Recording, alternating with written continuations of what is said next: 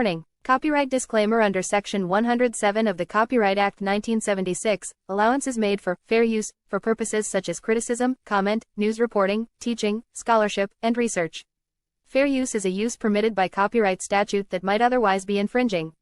Nonprofit, educational, or personal use tips the balance in favor of fair use. I would include Puerto Ricans and other minorities throughout our country, which have been similarly discriminated against, though not for so long a period of time as Negroes. Puerto Ricans weren't enslaved. Yeah, this is a problem that stems from slavery. And this compensation, yes, sir, this compensation is coming to people who were enslaved by the white man for 400 years. The Puerto Ricans don't even fit into this picture.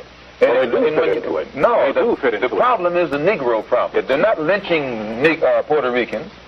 If a dark-skinned Puerto Rican went down to Mississippi, he probably would be lynched too. Spanish, he wouldn't be lynched. No, they don't. It's the Negro here, and as long as he can speak Spanish or some other language, or if he ties his head up with a turban or something, he can go anywhere in Mississippi or in your home that he desires. You're not aware of the fact, are you, that African students have been arrested in our demonstrations in the South? When they speak French. When they have been mistaken for the so-called Negro in America, they've been arrested. What?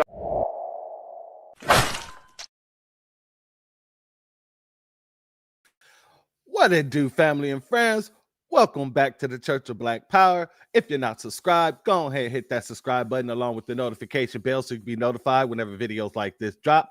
Please make sure you're hitting that like and share button so we can beat up the algorithm. Make sure we get this message out to the ears that need to hear.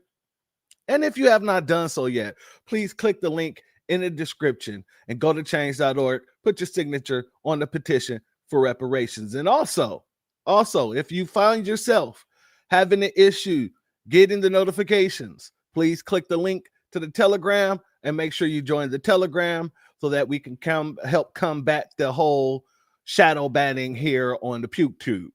With that being said, family, welcome back to another Sunday service, family, and it's going to be a great one. It's going to be a great one.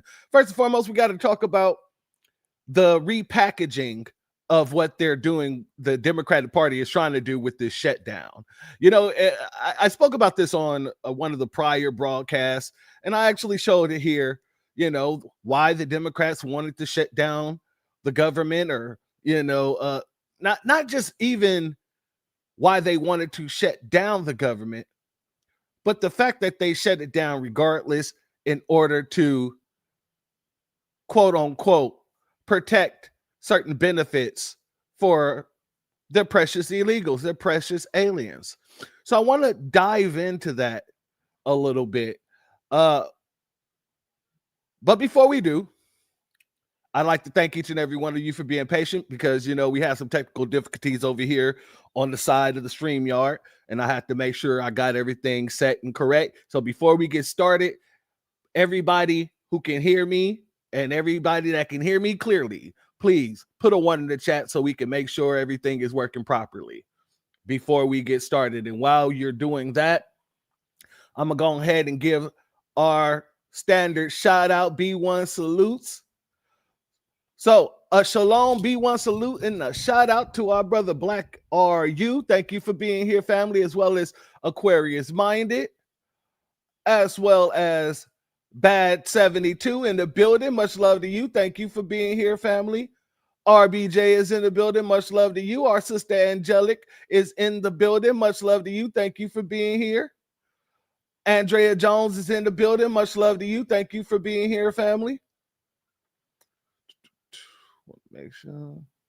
Our sister Key Prince is in the building. Much love to you. Shalom. Thank you for being here, family. Our brother Reparations Nation is in the building. Much love to you. Lavelle Storm is in the building. Much love to you. Thank you for being here, family. Our sister Shamika Gray is in the building. Shalom. Much love to you, as well as our brother Jesse Parrish. Much love to you. Thank you for being here, family. Our sister Felicia Haywood is in the building. Much love to you. Thank you for being here, family. Sybil is in the building. Much love to you. Thank you for being here, fam. Make sure we got everybody. Our brother DSA1 is in the building. Much love to you. Thank you for being here, family, as well as our brother Marvin C. Marvin Punk is in the building. Mr. P. Funk in the building. Excuse me. Much love to you, family. Thank you for being here. Dude, make sure we got everybody. JoJo1 is in the building. Make much love to you. Thank you for being here, family, as well as our sister Astarte Jones is in the building. Much love to you, my sister. Thank you for being here. Let's make sure we got, and we've getting to the one, so that means that everybody can hear me clearly. Thank you all. Thank you all. Shout out to Johnson. Much love to you. Thank you for being here, family. As well as Yaya Yisrael in the building. Much love to you. Thank you for being here, family. And for all those who are not, did I not? You gotta be kidding. Shout out to our sister, our queen sister, Hurricane Nisi in the building. I don't know what, I didn't even thought, I didn't know I missed you, my sister. You gotta accept my apologies. But much love to you and thank you for being here, my queen sister. As always, it is always my pleasure. God dang, I don't know what gotten over me to even see over my sister, because she already know. Now, family, let's jump on in here, because I want to start off with this clip here from, unfortunately, Conscious Fleroy. And this is basically showing you exactly where this whole narrative that the Democratic Party is now trying to push, they're calling this the Republican shutdown, because the Republicans are in office, I guess you could say. However, they're not owning their responsibility in the shutdown. So they're just saying this is all on the Republicans. So I want to play this clip here, and then we'll jump into it, family. Let's go. Government shutdown is Republicans' fault. Behind me, I have a visual that illustrates what I'm talking about. The top two longest times we've experienced a government shutdown has been when the orange man has been in office and his party has controlled both the Senate and the House. What we see is the other three times when it was a Democrat in office, they didn't have control of the House and the Senate. Now we having a shutdown because we don't have a congressional budget. The House and the Senate make up the Congress. Congress also controls the purse. It's one of the reasons why we knew this man was lying, trying to take credit for what happened, then stimuli check, because he doesn't control the purse. Congress does. So when we talk about who to blame the government shutdown, it's important to talk about who has a majority, aka who runs the House and the Senate. Who's running the other parts of the government? His party is. Here's what's actually happening. His administration is using the government shutdown to accelerate taking control away from people and giving more power to them. All things we're paying for right now. He can get a new ballroom. We can have planes renovated. We can have billions of dollars go to Argentina farmers. We can have billions of dollars go across the farm for a whole bunch of weapons. All right, family. This tether right here, he just gets on my nerves so much, but I'm glad that everybody is seeing the play with this guy. Everybody is calling this guy out. This guy is getting no type of room to breathe, and I'm so proud of my foundational Black American family for making sure that this man's name is mud in the waters, because that's exactly what's happening, family. He is now figuring out that his name is dirt. His name is dirt in the streets. And people are out here calling them out. Let's go here for a second, family. Let's go here. This is something Conscious Fleroy had to say. He wanted to bring out his little talking point. Shout out to our sister Cooking with Miss D in the building. Thank you for being here, family. Let's go here. So this is what Conscious Lee had to say the other day. This is the 23rd. Today's the 26th. And Conscious Fleroy says, Unconscious Fleroy, he says this man is a whole CIA informant running around calling folks Democrat puppets. I'm on to Tariq, overgrown weird ass. Who's really the overgrown weird ass? Anyway, we'll get there. We'll get there. Shout out to our brother Iron Will. I'm on to Tariq, overgrown weird ass. He felt that everything else in life, being an informant might be a good fit. Let me it's funny that he's saying that Tariq felt at everything else in life when he's had multitudes of successful documentaries. He's running a very successful museum right now that actually gives actual representation and actual history of our people. He just had a very successful documentary called Microphone Check. As a matter of fact, he's working on Hidden Color 6. What he just did, and this isn't me taking up for Tariq, because Tariq, his resume speaks for itself. It's just, you can tell when a person is projecting. Everyone's calling him an op. And so he tried to now project that onto Tariq. He says everything Tariq has done has failed. So being an informant would fit him better. I would have to say that's a projection. What is Conscious Flearoy known for, ladies and gentlemen? He's not known for being a solid dude whatsoever. He's known for being a goddamn shield, a paid one at that. So when he's talking about people being agents working for the CIA, you're the only person really being paid that can be proved is being paid. We definitely can prove it. A B1 salute and shout out to Shelly Rants in the building. Much love to you, my sister, as well as our brother Damon Reed. Shalom to you. Thank you for being here, family. T1 Productions as well.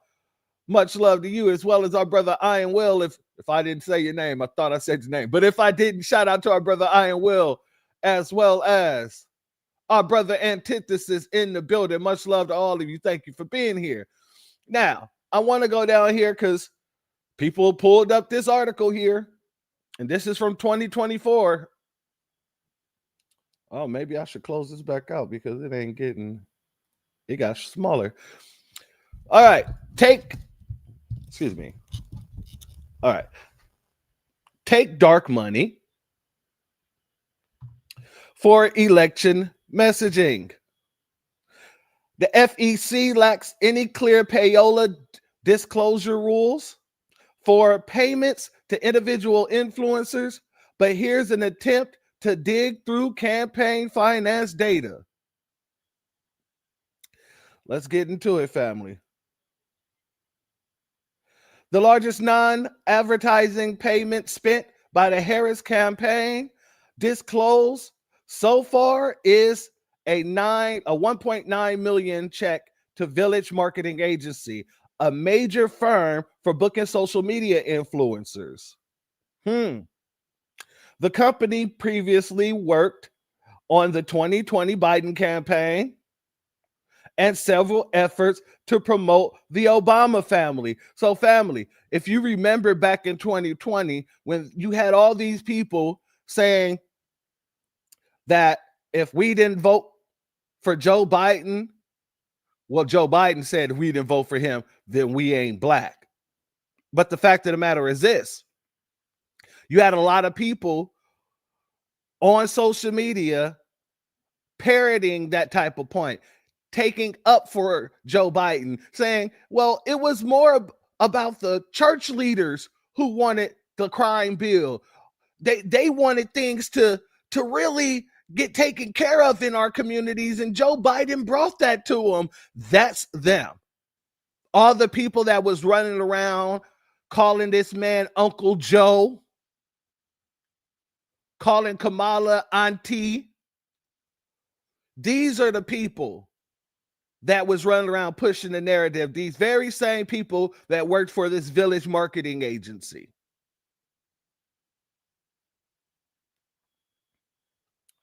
And I remember one time I called out Kamala's whole damn resume from California. And you know, somebody tried to tell me that I had to learn how to forgive. I told that woman, I said, politics isn't about forgiveness. What the hell is wrong with you? Politics is about one thing and one thing only. A fair exchange, no robbery. Politics is a business deal. You want my vote? What are you going to bring to my community? It ain't got a damn thing to do with forgiveness.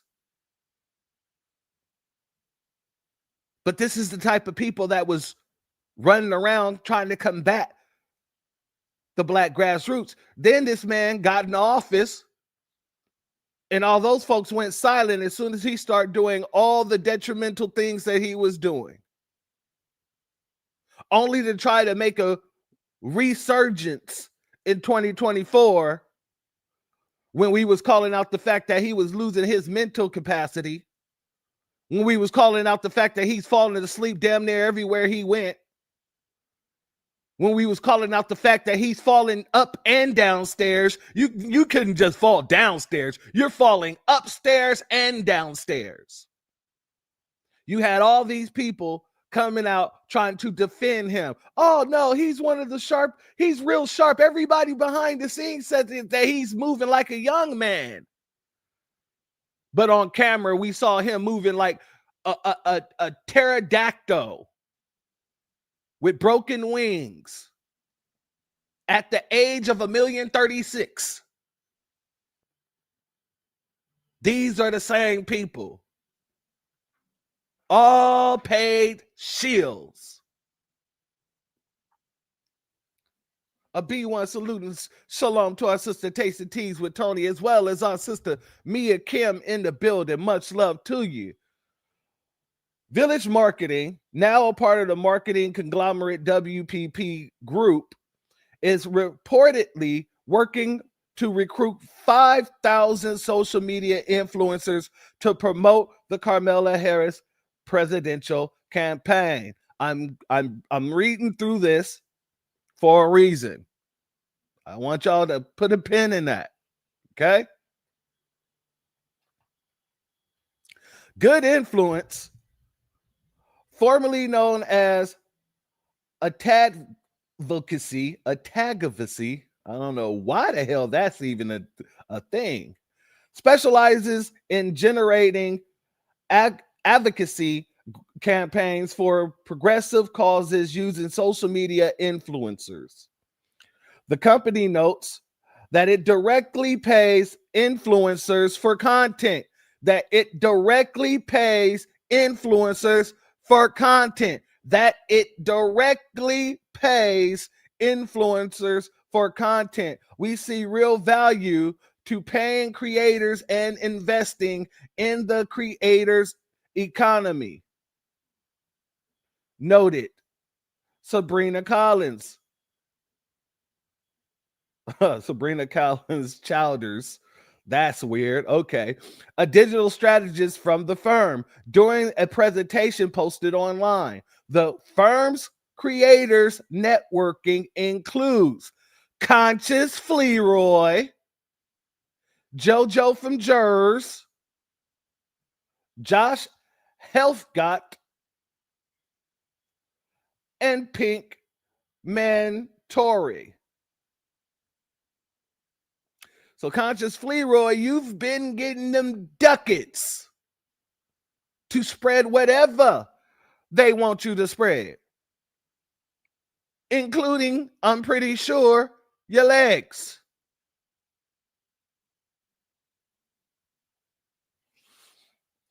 Shalom to our sister Priscilla Taylor in the building. Much love to you.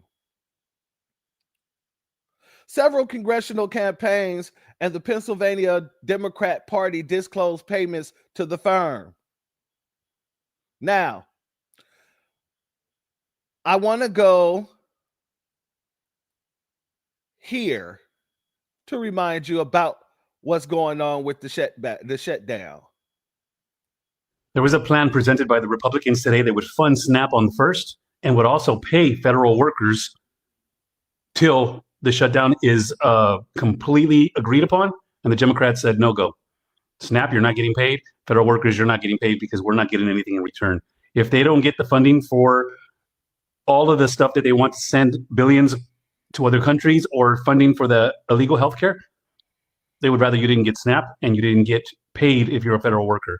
There's no saying. People are betting how long this shutdown is going to go, and many are betting that it's going to go into the next year, meaning if we don't get this taken care of, there won't be any funding in November nor December. There won't be any paychecks in November and or in December as the Democrats continue to stall progress to ensure those in need get their food stamps and federal workers get paid.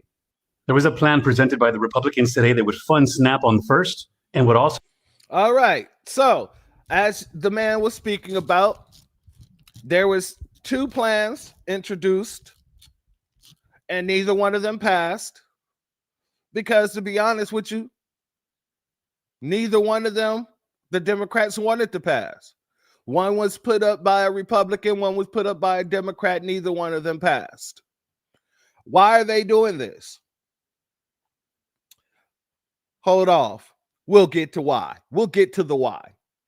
Let's go over here because I want to play what MSNBC is saying is going on with the shutdown. And they actually says the quiet part out loud. They just didn't know that they did. Let's go here.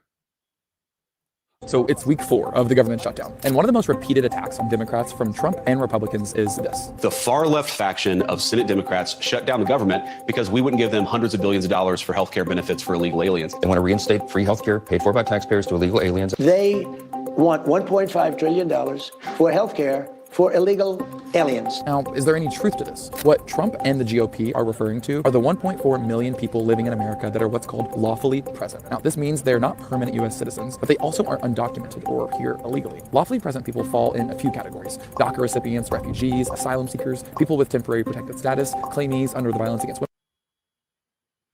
Now, family, look at all the categories that they just threw up there after saying, oh, these people that they're trying to give, health care to, they're not undocumented.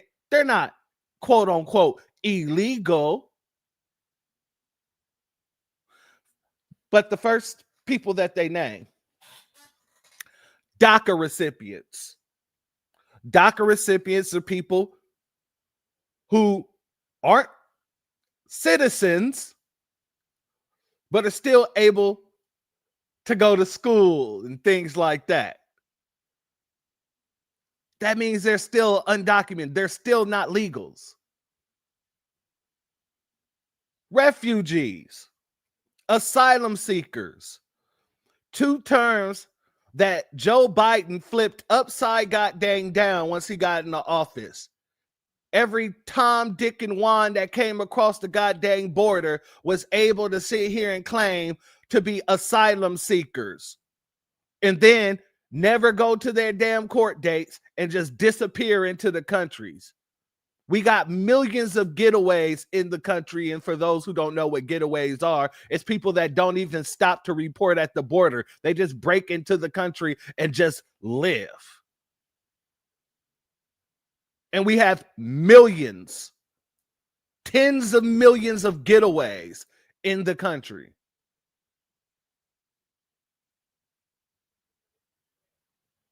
People with protective status, temporary protective status.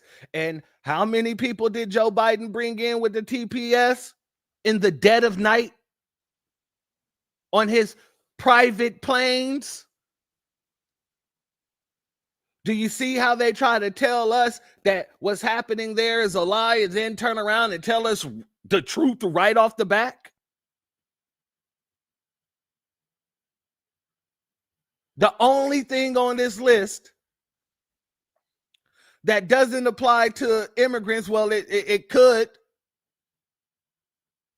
but just off of reading it, it doesn't directly tie back to the illegals. It could, because there are illegal women, but the claimees under the Violence Against Women Act. That's the only thing that I see here that you could say applies to Americans. But the other 4 categories only apply to illegals. DACA recipients, which means that you're here, your parents are here illegally, you're here illegally, but yet you can still go to college and receive financial aid and all this other stuff to go to college. Refugees and asylum seekers, people who literally at this point in time we have to look at with a side eye because everybody from across the world, around the world, came to our borders claiming to be seeking asylum, and their claims usually would get tossed out of the asylum courts. It's actually a waste of time for the people who's actually been waiting all this time to actually get into asylum court. because many of them don't show up because they know their claim is going to be dismissed. A B1 salute and shalom to our sister Val Hawkins. Shout out to you. Thank you for being here, as well as Joe. Shout out to you. Thank you for being here, family, as well as Golden Brown in the building. Much love to you. Thank you for being here, family, as well as it's me. All you got to do is put Mario at the end, and that would be awesome. No. All right. Yeah. So everything that this man is mentioning while sitting here bucking his eyes, trying to make us believe that, yeah, that wasn't really the case. These people aren't really undocumented. No, all of them are still undocumented. Just because you slap a refugee title on them, if they haven't been declared a refugee by the courts, or asylums are asylum seekers by the courts, they're still undocumented illegals. Let's let them continue. Act, all of these individuals were granted some form of temporary stay, and many are working to legally obtain permanent status. Many are working to obtain permanent status, which means they don't have permanent status, which means they are not citizens. They are still undocumented. And if their TPS is revoked, then what are they? The same thing they were before they had TPS, undocumented.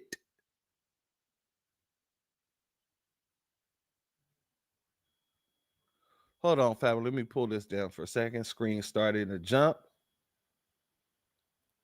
Yeah, hot second.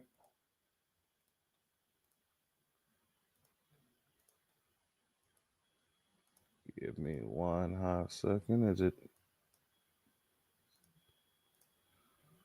Okay. Let's get it back here. All right. There we go.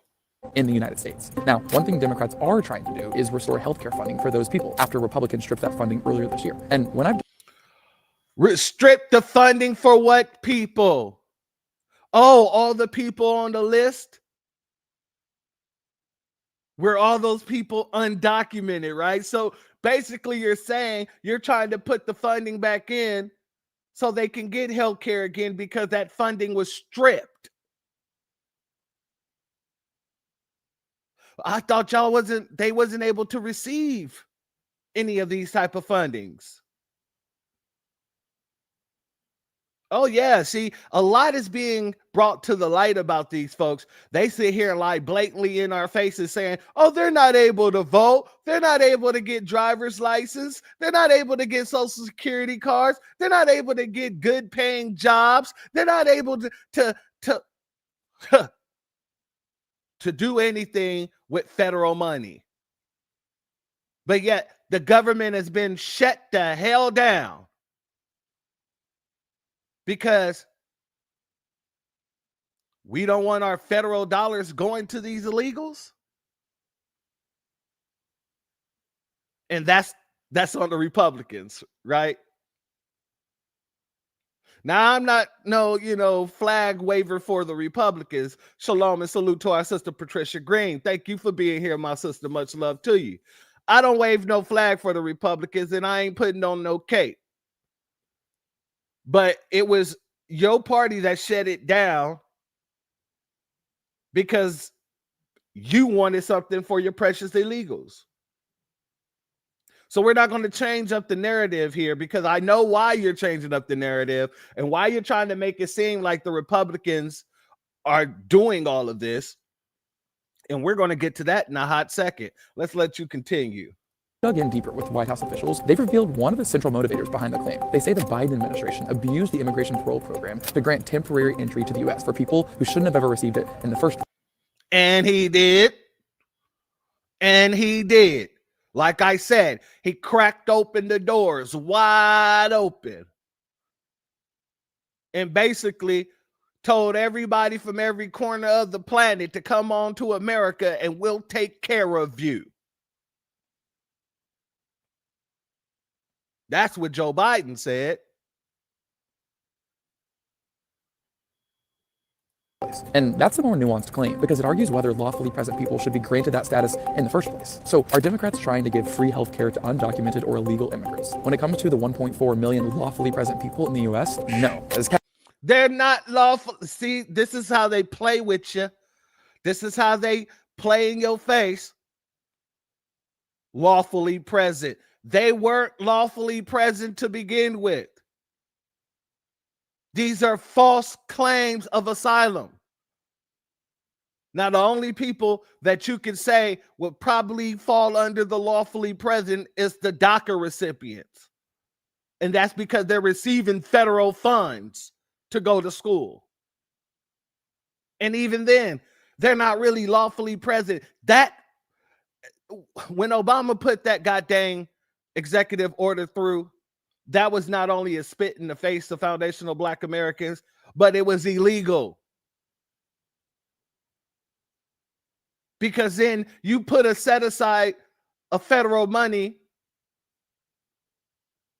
right to the side for a bunch of people who wasn't supposed to be in this country to begin with.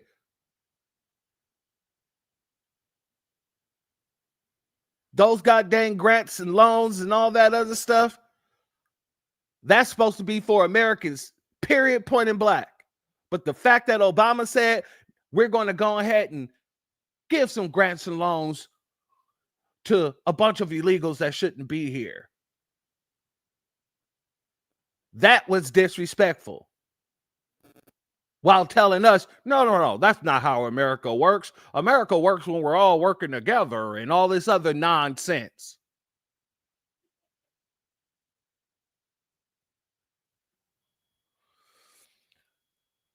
Let's go here, family.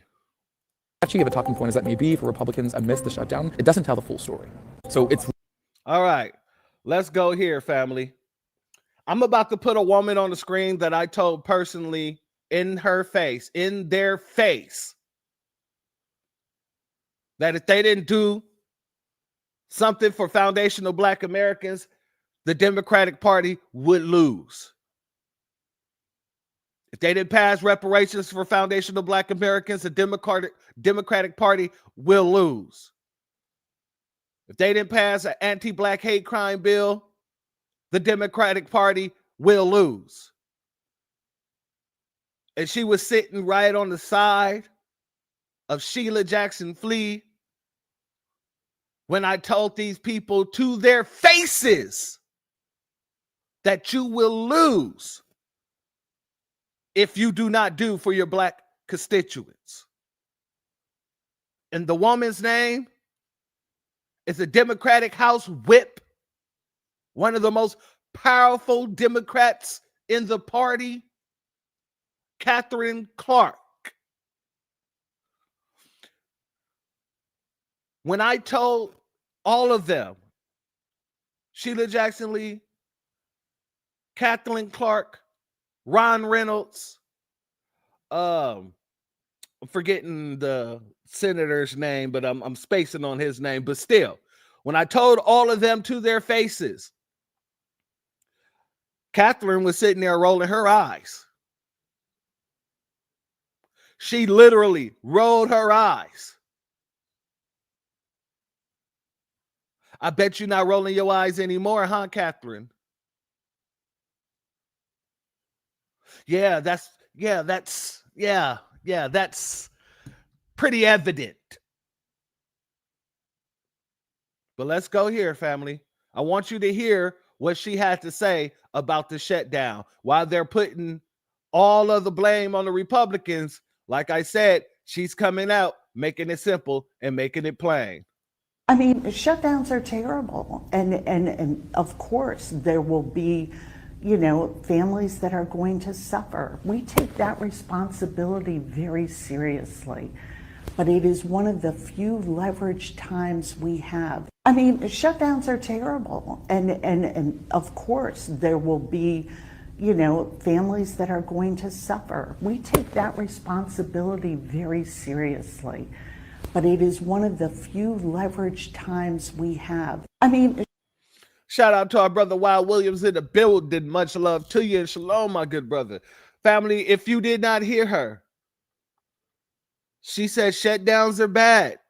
And of course, there will be families that are going to suffer. And then turned around and said, but it's one of the only leverages that we have. So that does that sound like a representative that cares about their constituents? You're willing to shut down the federal government for a group of people that aren't your constituents, that's not supposed to be in this country whatsoever. You're willing to shut down the ability of your constituents to eat, to have services, and to be able to get what their government is supposed to be doing for them. Not the illegals, for them. And you want to leverage that? You got the Department of Agriculture coming out saying that they're not going to use their contingency fund. And I think their contingency fund is somewhere around like $9 billion or something like that. They're not going to be using that after the food stamp situation goes out or the WIC funding run out. And they also said that they're not going to be reimbursing any state that decides to fund their food stamp program, their SNAP program, and their WIC program. So what she's telling you is that I am willing, and we are willing, to let you and your family starve for those who need those assistance, for those who are on those programs.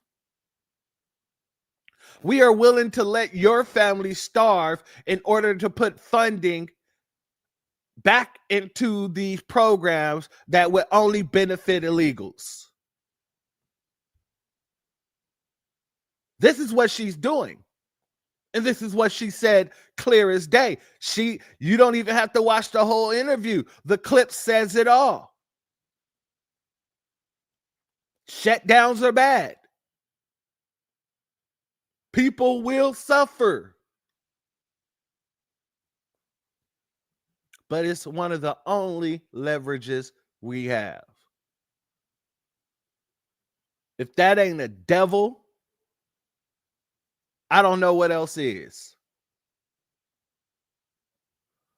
Shalom and salute to our brother Bernice Brass in the building, as well as our sister Tampa Bay. Much love to you. Thank you both for being here. I want to go over here to this sister because she makes it very plain as well.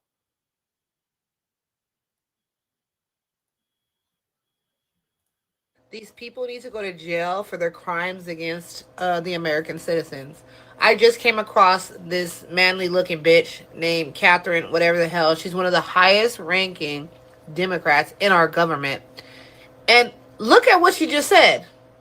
I mean, shutdowns are terrible. And of course, there will be, families that are going to suffer. We take that responsibility very seriously. But it is one of the few leveraged times we have. She basically said, oh, it's sad, yeah, that you're not going to get any food. Yeah, it's sad, but this is one of the only things that we can leverage to get what the fuck we want. You guys got to give us what we want for illegals. The fact that these people don't even give a shit about y'all, but y'all are over here trying to talk shit about President Trump when he is trying to make your life easier. These people, every day they play in y'all faces. Every day. Everyone that voted for a Democrat, they play in y'all faces. They don't give a fuck about you. They don't. This lady straight up said, this is leverage. They are leveraging your pain so they can get what they want for illegal aliens, not even for you. These people, they're going to have to answer to God one day. These people. Now, family, I will have to do a disclaimer. I do not agree with her where she said Trump is trying to make our lives better. I will have to see more evidence of that. As of right now, all I see is a bunch of buffoonery and coonery. However, I do agree when she says all these people need to be jailed. You are deliberately playing games with people's lives, and some people can't afford to play that game. Some people just can't afford to play that game. And my heart goes out to, all the brothers and sisters who actually need the help. But let's be honest. The bulk of the people that's going to be penalized is in Nabisco. It's going to be your illegals and your immigrant families. When you look at the percentage of who's getting these services, it's not a high amount of black folk. They keep telling you that, trying to hammer that in your head, but that's BS.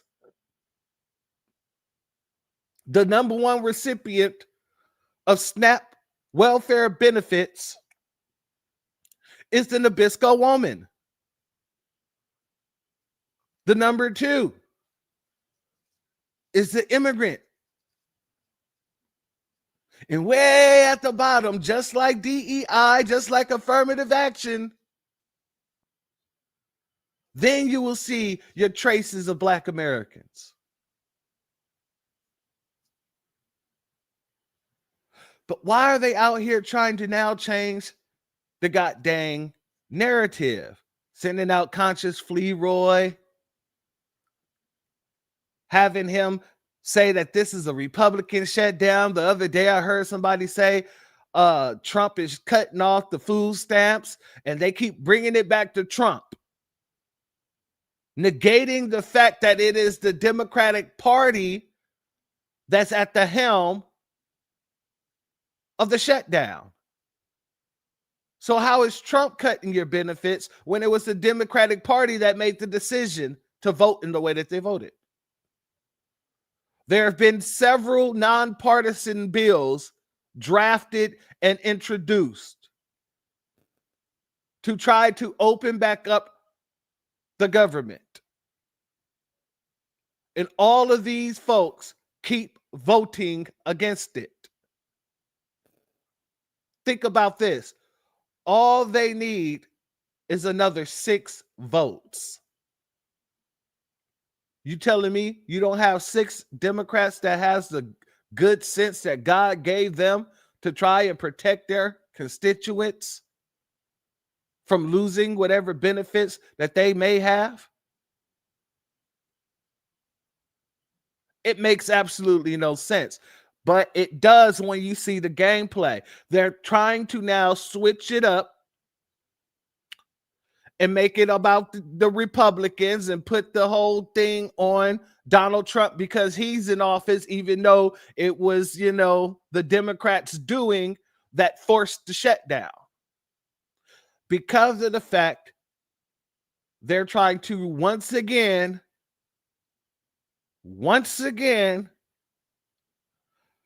bring out that cosplaying, tap dancing Kamami for a presidential run in 2028. If you don't believe me, family, Kamala did an interview. And we're going to take a look at that interview with the BBC. And I ain't talking about the one BBC that Kamala Harris is used to when she used to be on her knees. I'm talking about the British news organization. We're going to go over this. It's about 20 minutes, but don't worry, it's sped up a little bit just to make sure that we bypass the copyright, as well as make sure that we can get through it quicker, because can't nobody really stand the sound of Kamala's voice. But I want to really break this down, so let's get into it, family. you tell this roller coaster story of the 107 days of your campaign, and it's a rollicking read. I've read it 3 times. No kidding. Yeah, because it's almost like a thriller. But it's clear you don't think losing the election was all your fault. Oh, it's almost like a thriller. Yeah, I caught that little sly little dig right there. It is a thriller. It's called The Night Before Kamala Lost. It's called Nightmare on Kamala Street. Oh, family, get your popcorn. Let's go. So, Madam Vice President, you say you'd underestimated the public's dislike of a frail 81-year-old running again. Do you feel that President Biden and his team torpedoed your chances of a fair chance at winning the election? Well, as I've written, the buck stops with me in terms of my campaign. It always did, and I take full responsibility for what I did, and that's part of why I wrote the book, is to talk about the reflections that I've had on those 107 days, what I thought were strengths, but what I also thought could have been better. And, I wrote the book for many reasons, and primarily, this election in the U.S. was unprecedented. We had a president of the United States running for re-election and decides not to run 3.5 months before the election. You mean he was pushed out 3.5 months before the election? No, Kamala. Let's not do the revisionist history, Kamala. You mean y'all pushed him out 3 weeks before the election and you asserted yourself? Yeah, exactly. Kicked to the curb, threw out the front door like Jazz. They didn't even look both ways to make sure nobody was watching. They kicked him completely out of his damn position.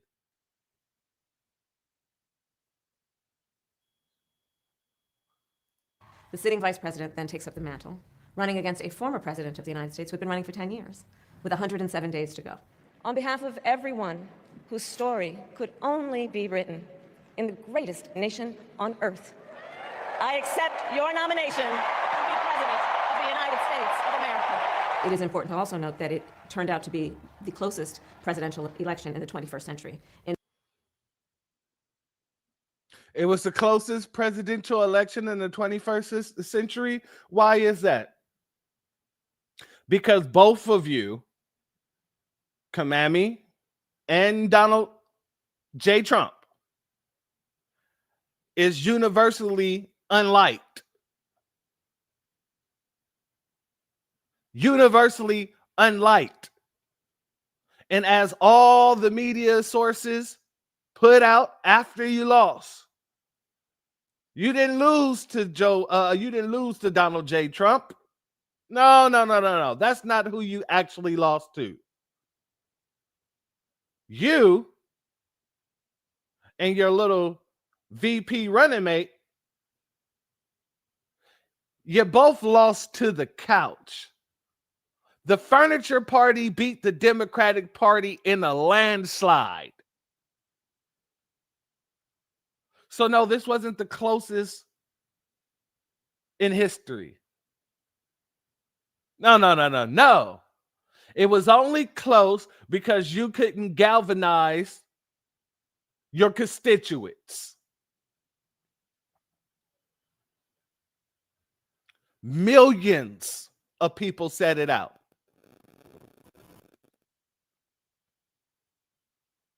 And if you had those millions and y'all was just so neck and neck, you could have been president. But you couldn't get the job done. You didn't know how to talk. You didn't know how to message. You cackled every 2 to 3 minutes when people asked you questions. You came out sounding like you just drunk a full bottle of Jim Beam with a side of Jack Daniels.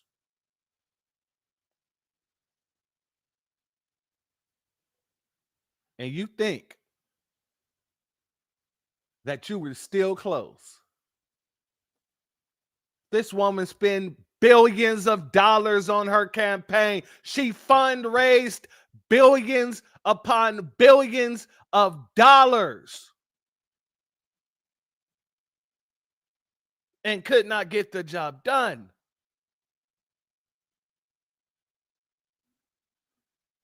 Oh, yeah, we're not going to let you spend the story.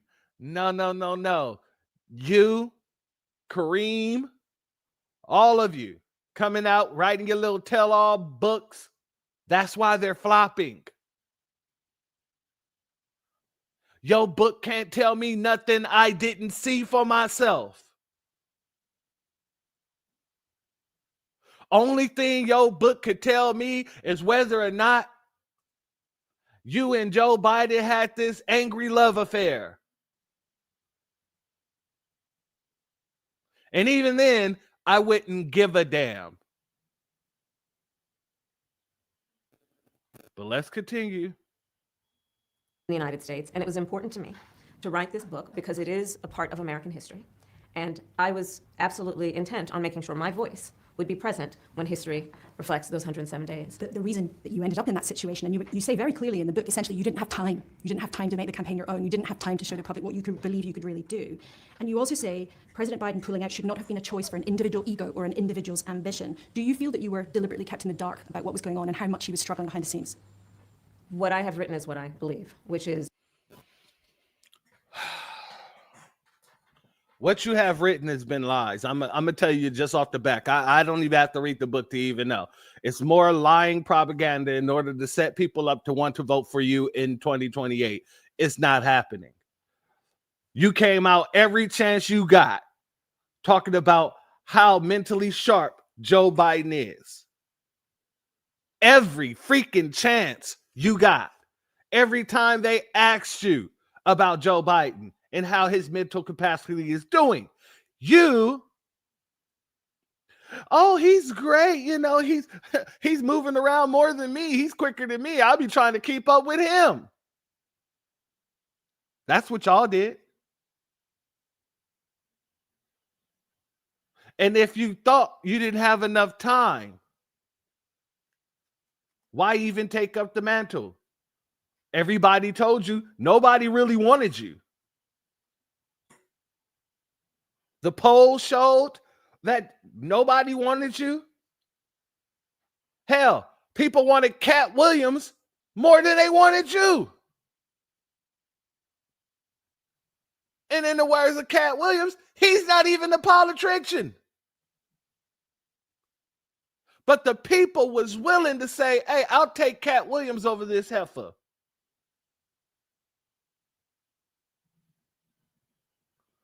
Oh, yeah, Nancy Pelosi, too. Nancy Pelosi as well. You're absolutely right, cooking with Miss D. Her little dirty ass was doing the same exact thing. Shout out to Majin Ju in the building. Much love to you. Thank you for being here. 1 hour on Oprah. Oh, yeah. 1 million over to Oprah. 350,000 to Roly Poly Martin.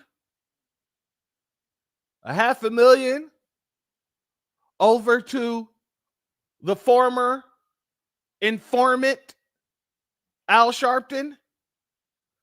Yeah, there was a lot being done in order to get you in the position that you claimed you didn't have enough time to get in.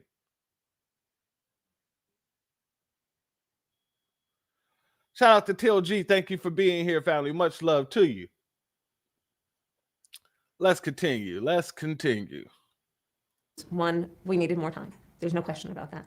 Two, there were many factors that contributed to the outcome of that election. But being mindful of the fact that there were extraordinary people who were involved in those 107 days in building up an inordinate amount for the time that we had, enthusiasm, and dare I say joy, around the possibility for our country. And that comes across, but the context here, I think, at this historical moment you talk about is so important because there had been months of speculation around the world, here in the UK too, even in April, long before President Biden pulled out. We asked Nancy Pelosi what was going wrong. This was a huge subject of discussion. Mm-hmm. And you write that President Biden didn't raise his frailty with you, and you write that you didn't really raise it with him.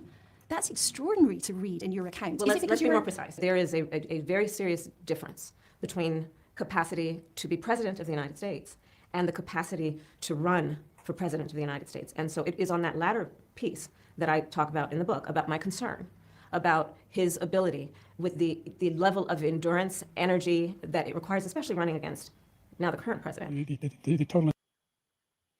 And then they go into hold the freaking phones.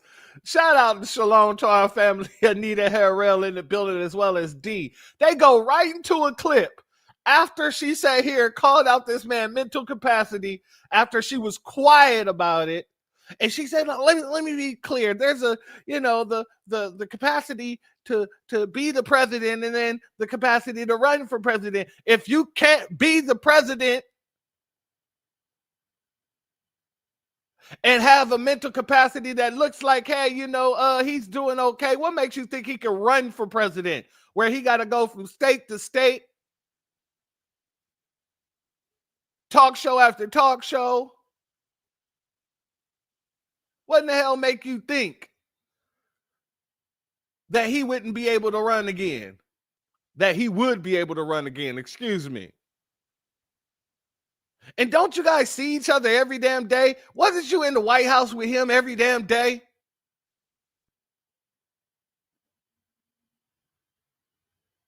I'm just confused.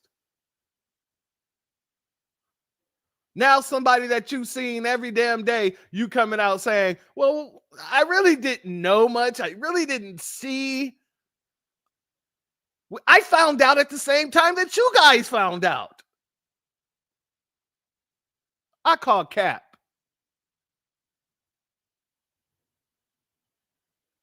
Shout out to C. Phillips in the building. Much love to you. Thank you for being here. Initiative relative to what we can do with more Border Patrol and more asylum officers. President Trump? I really don't know what he said at the end of that sentence. I don't think he knows what he said either. Now the current president. The total initiative relative to what we can do with more Border Patrol and more asylum officers. President Trump? I really don't know what he said at the end of that sentence. I don't think he knows what he said either. So that is what I speak of in the book. And you rightly point out that I, in reflection, realize that I ask, was it on my behalf grace or recklessness to not raise the point with him about whether it was right for him to run? But let's be clear, my question was never about his capacity to be president. But isn't it a strange? If he don't have the capacity to run, what makes you think he has the capacity to be president? If he's unable to hold a coherent sentence, what makes you think that he should still be president? That doesn't make any sense to me whatsoever. Now, it would only make sense if you guys knew he had a declining mental state and y'all used him to push agendas that he probably fully didn't understand or cared about. But that can't be the case because, when you start talking about illegals to him, he snapped right back into, come on, man. Come on, man. These people are here. They work hard. They built the country. Come on, man. So that would go to show that you all were in this together. You knew it. He knew it. And that's why he didn't step down. That's why the party didn't force him to step down, because usually that's what happens. If you don't have the mental state to be president, then guess what? You are going to be stepping down and your vice president is going to have to step up. And whether or not they did that publicly or behind the scenes, that's what would have happened. You would have seen less of Joe Biden and more of Kamala.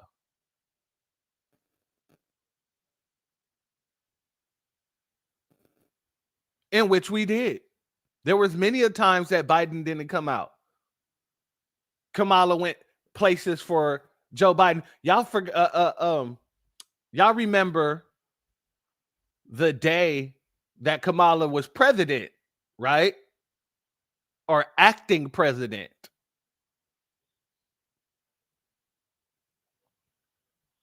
You telling me you wasn't seeing that mental capacity declining when you had to take over as acting president for that little bit amount of time?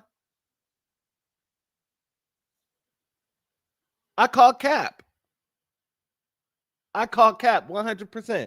Shout out to Drew Lasson. Thank you for your Cash App donation, family. Your donation is blessed tenfold, and I appreciate your contribution, my brother, as always. Let's continue. Message to the public to say, you know what, you need to be tougher and more able to run a political campaign than actually to be the person behind the desk in the Oval Office, to be the person making decisions in the Situation Room. So did you just not think it was that bad, or did you feel you just couldn't raise it? I was concerned about his ability to run for re-election, given what the campaign would require, and requires of any individual, regardless of their age, and to run while being the sitting president of the United States with all of the responsibilities that requires. There's a lot of very well-respected reporting now in the United States that uses phrases like cover-up, that talks about widespread concerns, and you yourself say in the book, it shouldn't have been a choice for an individual's ego. I do reflect on whether I should have had a conversation with him, urging him not to run for re-election because of what that would require, and given the stakes, most importantly. Because, as you know, I predicted just about everything that has now happened since the election. And we'll come to that. And so my concern, and especially on reflection, is should I have actually raised it? But as I've also written, part of the issue there was that it would it have actually been an effective and productive conversation, given what would otherwise appear to be my self-interest. You say you've reflected on whether you wish you'd had that conversation with President Biden, urging him to pull out. In the end, it took other people's voices, and even George Clooney writing an article in a newspaper saying it was time to pull the plug.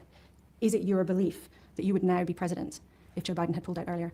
I can't speculate about that. I do know we needed more time, that I'm sure of. But if the answer to that is hell no. The answer to that is hell no. Joe Biden could have pulled out in the beginning of 2023 and say, you know what, I'm not going to run again. I'm going to leave this to my VP to beat Donald Trump because I believe in her.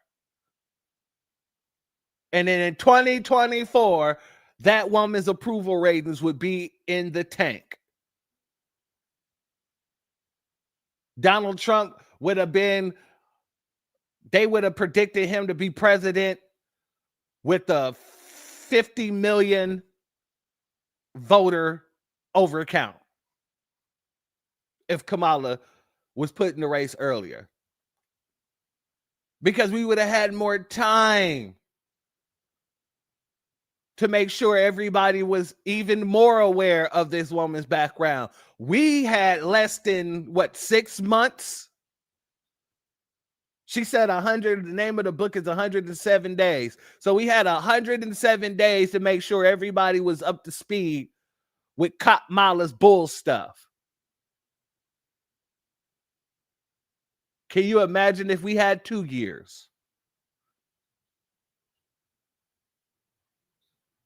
Shout out to Brenda Thomas. Thank you for being here, family. Much love to you. She said, let's be clear. Her special words. Let's be clear. She's a needle in the haystack. I feel the hell out of that. I feel the hell out of that. That is her word. Let us be clear. And that's exactly what Sheila Jackson Lee. I tell you, every time I spoke to Sheila Jackson Lee, that's one of the things she used to say. Now, let's be clear. As we all know, that was her other thing. It was let's be clear, and as we all know.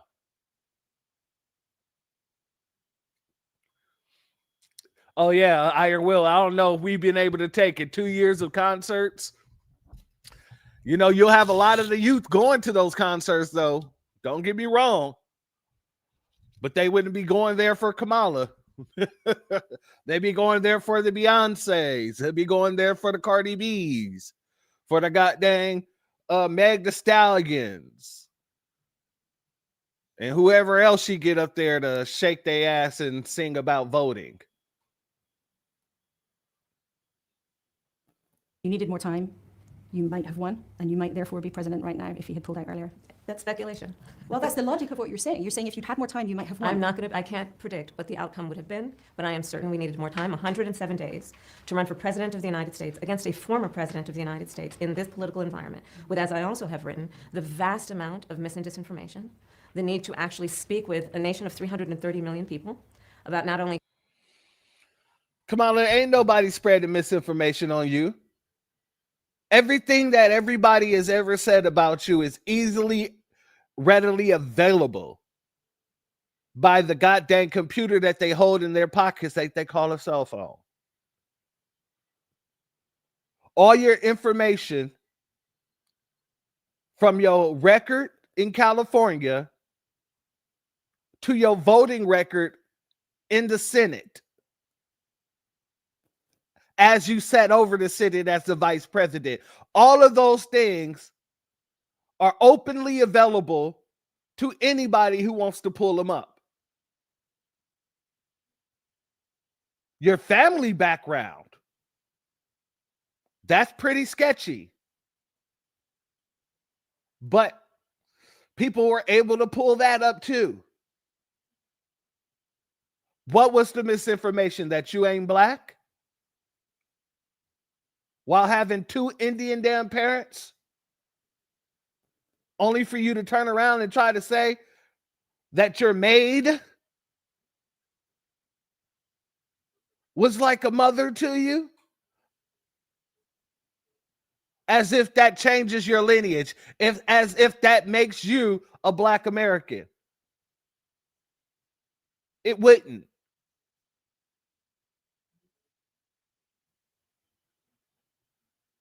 What could have been said that you are claiming to be misinformation? The fact that you come from an untouchable family in India, where your grandfather was the attorney general, and you guys ruled over your caste system there? The fact that you went to high school in Canada and only came back to America in order to get that scholarship over there to Howard. So I want to know exactly what she claims is misinformation. All these things can be just looked up right now. You can pause me, go and look on Google and pull all this stuff up. Well, you might need to use DuckDuckGo because Google, that's a democratic machine as of right now. But you could also go to ChatGPT and pull this stuff up.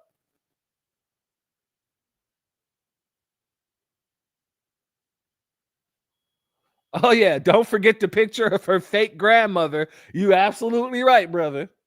You are absolutely goddamn right.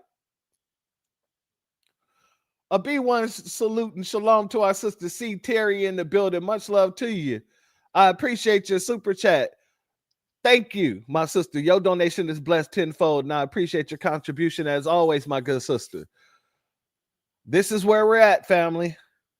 This is where we're at.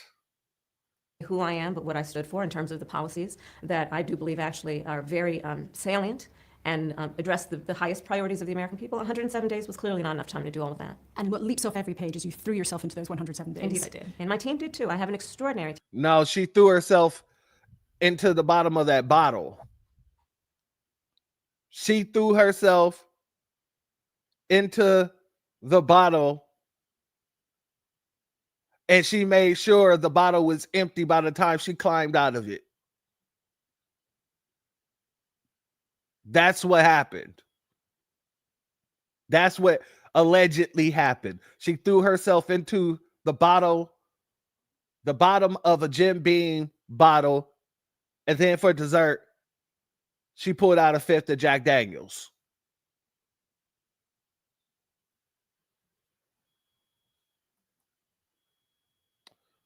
Let's get back into it. In fact, I've dedicated my book to my team. From the first day I got the call from President Biden on a Sunday afternoon while I was in my sweats with a ponytail, having made pancakes and bacon and sausages for my baby nieces. From that day and that afternoon when they all showed up, half of us had been working out and not had even a shower. And for those 107 days, they worked. So you were smelling like an Indian, huh? You smelling like old curried goat and must from 30 years ago. Okay. She said we was working out. We didn't even take a shower. I took my sweaty ass into the kitchen and I cooked pancakes for my nieces and nephews. Shout out to Curtis Price. Don't forget she was selected, not elected. 1,000. Amen.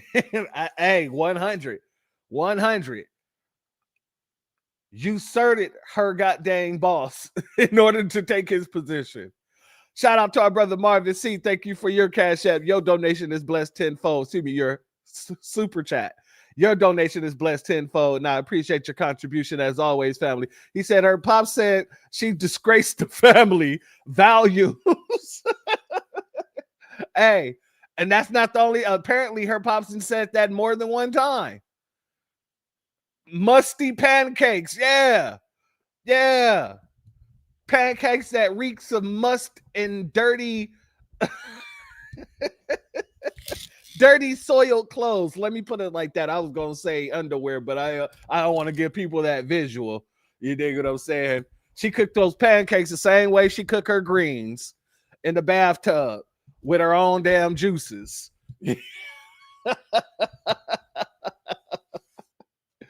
Let's continue. Exactly. She did not need to say that. That's the thing. She don't know what to say. She don't have a good grasp on how to answer these type of questions. She thinks that she's being more relatable. You're just proving that you're not a foundational Black American by everything, every word that you're saying, every story that you tell. We're like, yeah, if I wasn't sure then, I'm damn sure now. You telling me you've been working out the whole morning, and instead of coming home, taking a shower, then making you something to eat, you came home, sweat, dirty, musty, dripping. Then went into the kitchen.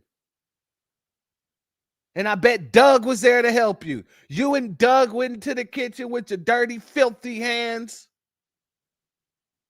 smelling like old curry dead goat. And then you made pancakes for your nieces and nephews. Yeah.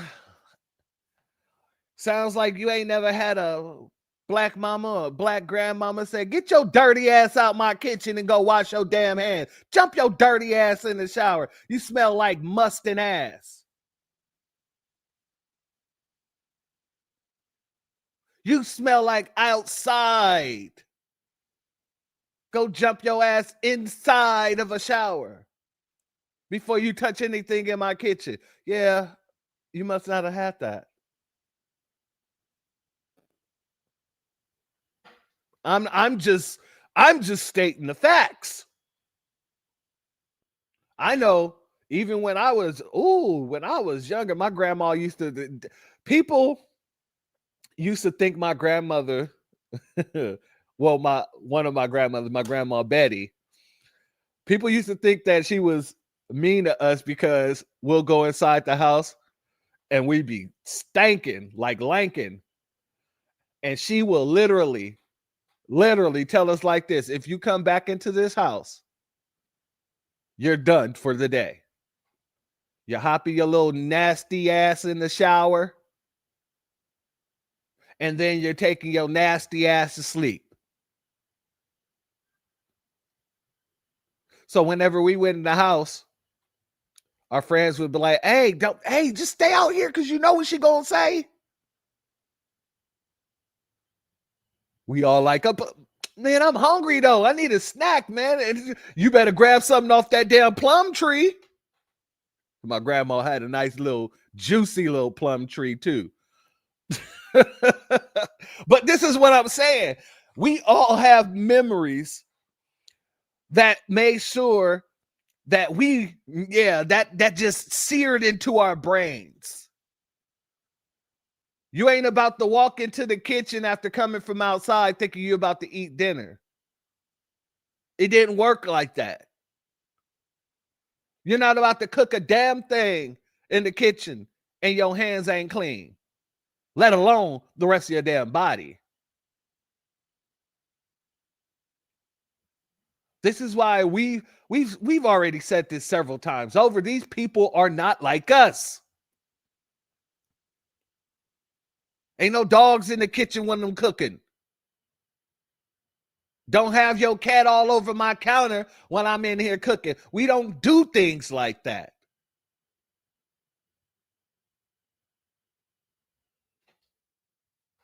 Shout out to our brother Still Kevin Trees in the building. Underarm man.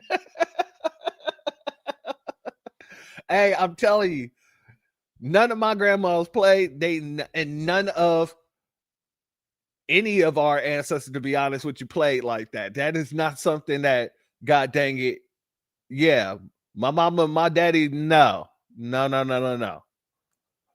paw, my grandpa, he ain't even gonna say nothing.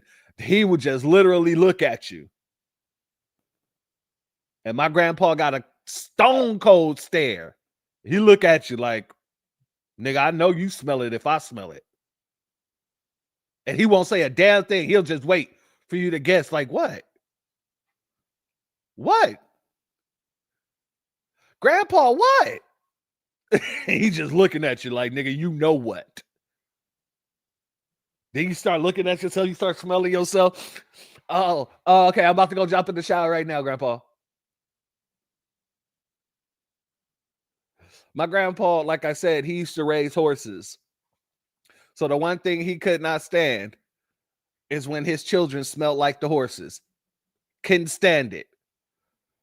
And my grandpa all of his grandchildren are his children. You know what I mean? Like when my dad wasn't around, my grandpa was right there taking care of all the children. So my grandpa look at us just like his kids, and we look at him like our dad too. And my grandpa said, he used to say it all the damn time, I'd be damn if I take y'all anywhere smelling like that. You got to understand the importance of having family like that, because by having family like that, you can hear stories from people like Kap Mala and understand, oh, we what the hell? You definitely didn't come up in any time that I came up. We definitely don't have the same type of upbringing. We definitely don't have the same type of culture.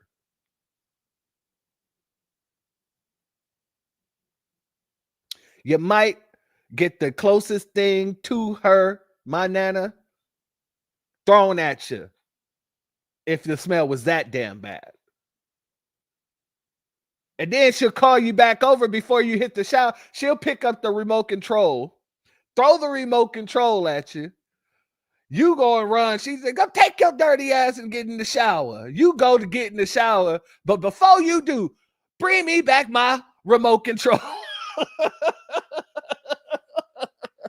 Like I said, we have stories and we have experiences that nobody will understand unless you've been there and you've had those experiences.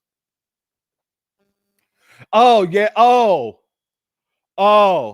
that's one of them too, brother. Smelling like a pot of yesterday's broccoli. Yeah, that's another one. Another one was like old lettuce in the sink.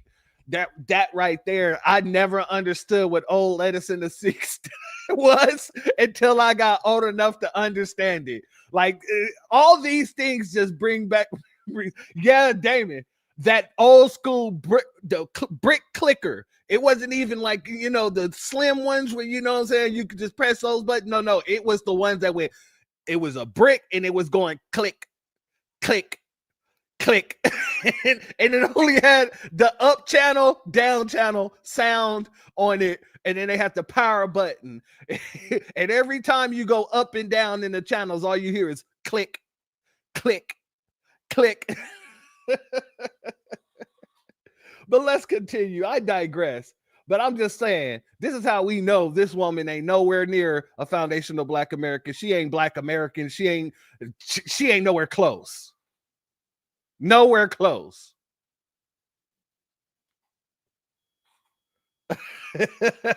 Raise them arms up. I know that ain't you smelling like that. Exactly. I know you ain't out here smelling like that. Not my child. Not my grandbaby. And then they get mad at you if you was at the neighbor's house smelling like that.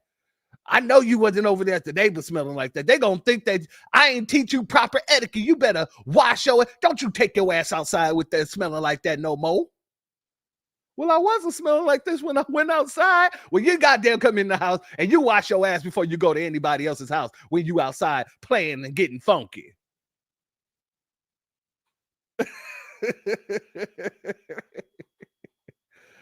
Exactly. Mom's to carry you to the bath herself on GP, like just off general purpose. Like, yeah, no. Bring your ass and grab you by the back of your ear. Bring your ass on. Get over here. What's wrong with you? Exactly. You ain't going to be embarrassing us at all. But see, this is an experience that we've had that this woman will never understand. So when she says things like, we had all just came back from the gym and, we didn't even take a shower, we just made pancakes for my nieces and nephews. That right there was a huge red flag. Bing, bing, bing. If I didn't already know you was a tether, that would have been one of those huge red flags. Exactly, antithesis. And show you how to use the washcloth. And these washcloths to these people are foreign. Like deodorant. Let's get back into this. Around the clock and left everything on the table, everything on the field. And when it comes to your campaign, you've already said the buck stops with you. Indeed. You had massively successful rallies, you had a crazy number of celebrity endorsements, you had Oprah Winfrey turning out for you, you had Taylor Swift backing you, but as little in... Are they endorsements if you're paying people? I can't call it an endorsement if you paid these people to be there. At that point, it's a job. You paid them to do a job. They came out, they did a job, and that's that. Would they endorse you if you didn't pay them? Just a question. Asking for a friend. The book about why you feel you didn't connect with ordinary voters, those people in the middle who could have gone either way. And indeed, during the campaign, Gen Z and Latinos in some numbers moved across to Trump. You stayed in your comfort zone, didn't you? That was the Democrats' problem. I received 75 million votes from a variety of people. But in the Electoral College, you were far outdone. I'm not finished. I received 75 million votes from people around the nation. Oh, she didn't like that question at all. I did not finish. She got snobby with her, like she got snobby with goddamn Charlemagne. No, come on now, Charlemagne. Now you know. Well, let's see how the white woman responds to Kamala wagging her finger at her. I did not finish. Let's see what the Nabisco does. Didn't you? That was the Democrats' problem.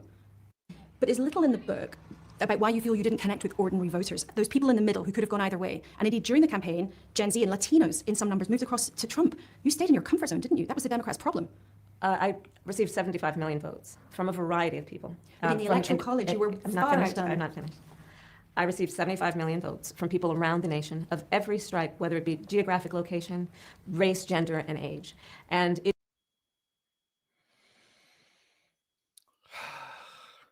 Miss D, you know what I gotta do. You know what I have to do. Send in the clowns. It is true, however, and I also reflect and write on that for probably a decade, Democrats have been losing certain sectors of society, and there's work that we need to get done. For a decade, you've been losing the black vote. Say it like it is. Say it simple. Say it plain. You've been losing the black vote for over 10 years, over a decade. Right after who? Barack Obama. Obama to be exact. Let's keep it simple. We've been losing demographics all over the globe, all over the United States. No, what you were really losing was your core base. Kamala, foundational Black Americans, the people who's been voting for you over 90 percentile for over 60 years.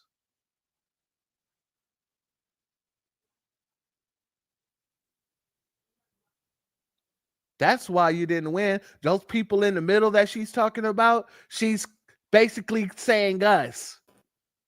In the very same way that article that I brought to you guys in one of my prior broadcasts, where it was saying that we need to redefine what the swing vote looks like. And in the article, it deliberately said the people who were willing to sit it out. Who were the people who were willing to sit it out and said, we are the couch party. We are the party of the furniture. President couch, vice president love seat. That was us. And she said it very simple, very plain. That was y'all problem, wasn't it? You wanted to stay in your comfort zone. You wanted to continue with benign neglect. You wanted to make sure that the black community knew that you wasn't going to do anything only to benefit black people. No.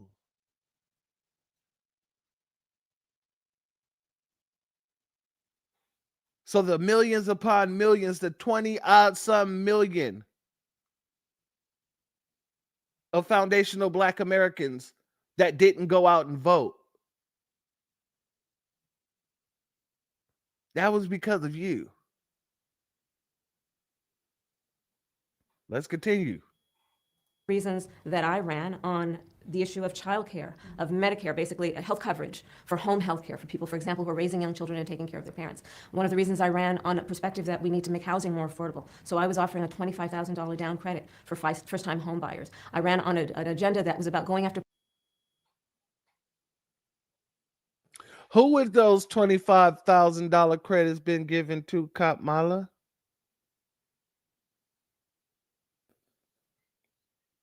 Who? Everything that you ran on was just social programs for everybody. And foundational black Americans told you, if you don't do something specifically for us, we're going to show you exactly what we showed you when you ran the first damn time. You know, when you dropped out the race. And then Biden picked you up as a VP. Yeah. All those lift all programs that you were proposing, it didn't get the grassroots moving one way or the other. All the way down to a point where you sat here and gave us some nonsensical bill talking about you were going to give black business owner, black men business grants. And then when you read into it, it was for everybody. Everybody? Everybody.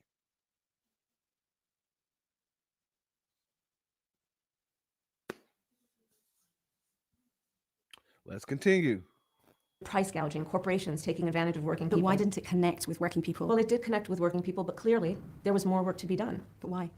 Because we needed more time to talk with more people, and we have to understand the context, which is that if you look at the trends that had been in play, probably at least since, if not before 2016, you were seeing for the Democratic Party that there was a shift taking place among the demographics you have mentioned. And that's work that needs to be done, and that's work that I and others are working on to remind people that it has always been the Democratic Party that has stood for working people. And the work we need to do going forward is also, frankly, to provide the contrast. Because right now we have a president in the Oval Office who is building a ballroom. Hold on. I'm gonna run that back in a second. We're going to get back to that. But I got to say something here because she just said that the Democratic Party has always been the party of working people. If that's the case, then why the hell do you keep bringing in illegals to usurp your working people? If Democrats have always been the party of the working people, then why are you bringing in illegals that are usurping and taking the jobs of these working people, that are literally bringing down the wages of these working people, that are literally taking spots away from these working people? If you've always been the party of the working people, why is it that you are deliberately going against the working people?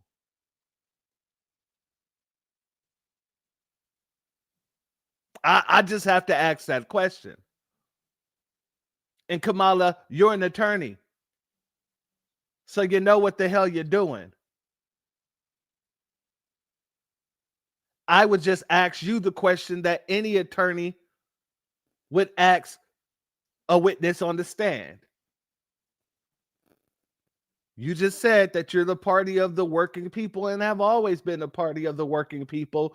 Then why does every goddamn labor statistic that comes out about illegals talk about how it harms working people and foundational Black Americans, to be more specific, but then you guys will double down on bringing in more?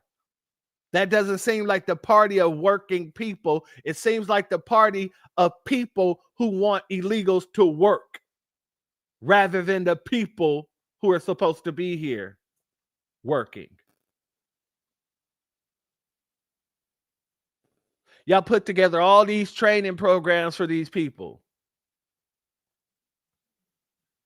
Why don't you have all these training programs put together for working people? You was giving them free housing, free clothing, free all of the nonsense, walking around change. Why weren't y'all doing that for working people?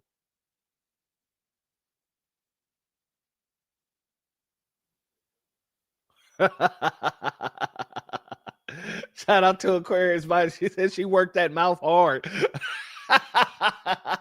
Well, Montel Williams might know something about that. Low down Willie Brown might know something about that.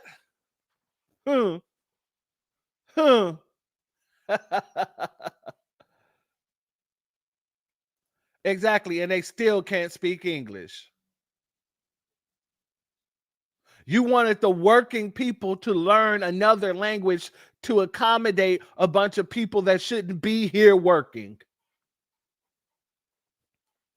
Let me say that again. You wanted a bunch of working people to learn a different language to accommodate a bunch of people who shouldn't be here working. Yeah, that doesn't seem like a party that's for working people. Shout out to Smoke City Radio in the building. Thank you for being here, family. Much love to you. Let's let it continue. Because right now we have a president in the Oval Office who is building a ballroom for his rich friends while he is depriving working people of health care during this government shutdown period. No.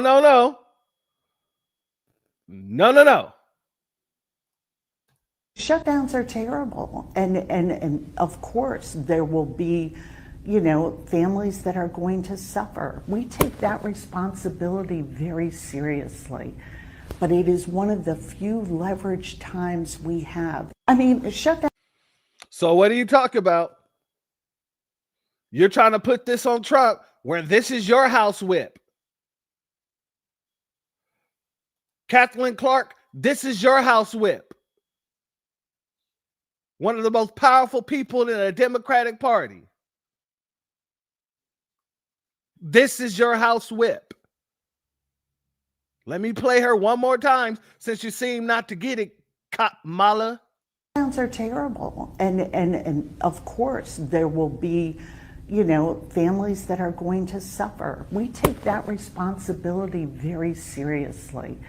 But it is one of the few leveraged times we have. I mean, Yeah, that means the shutdown is on you guys. If you can't leverage it, if it doesn't benefit you, it doesn't benefit the Republicans.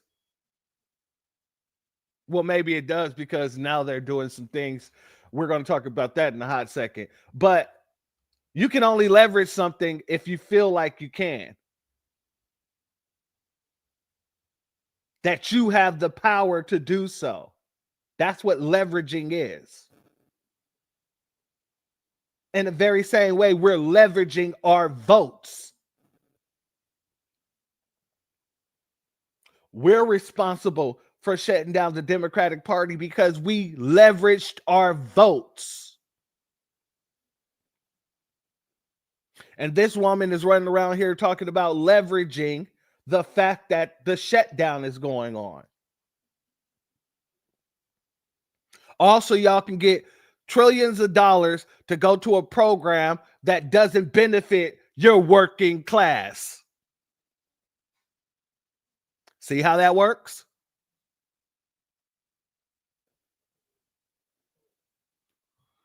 Let's get back over here to Kamala. Let's talk then about that. There's an evocative moment in the book where you realize you've lost and you say, my God, what will happen to our country? Yeah. And as you've mentioned, the Trump administration is pulling down the east wing of the White House, they're turning many conventions on their head. There's a shutdown in the federal government.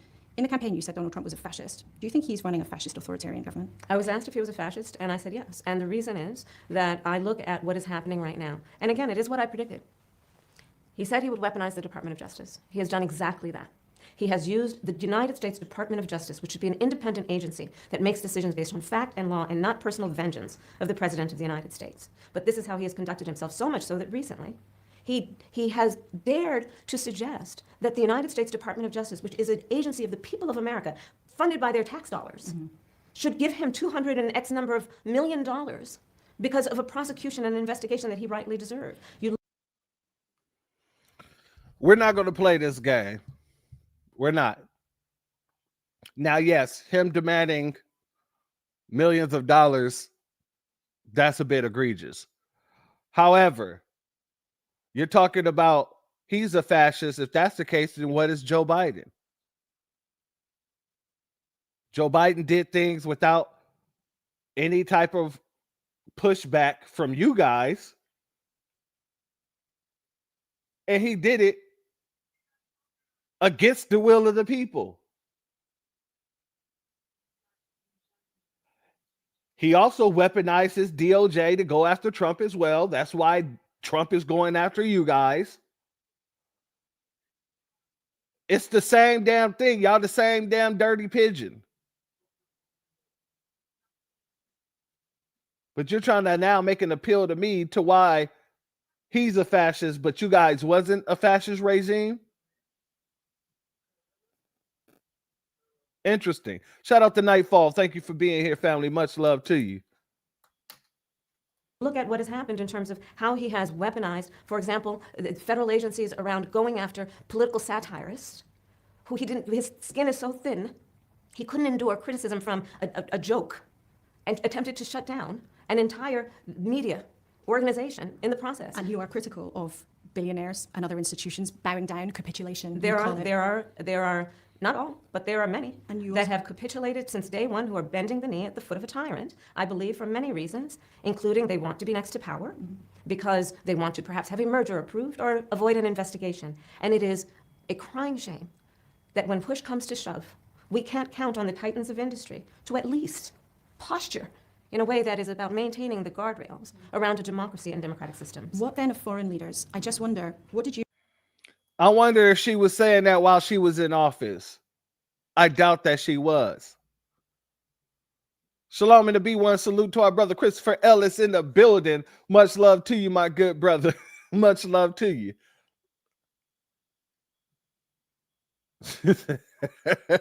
She said bending the knee. Yeah, she knows a lot about bending the knees, ain't it? Yeah.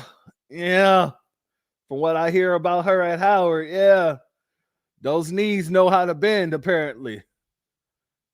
You feel when you heard that Keir Starmer had presented an invitation from the King to Donald Trump in the view of the world's media, in the guilt of the Oval Office? Did you think that was cheesy, or did it make you feel queasy, or was it obsequious? You know, is there a risk that foreign leaders are being played by Donald Trump because they have to show they're close to power? I do believe that Donald Trump, as I said on the debate stage before the election, and I maintain it to be true, has shown his very nature. In the foreign stage, he has proven over a long period of time that he invites favor and flattery.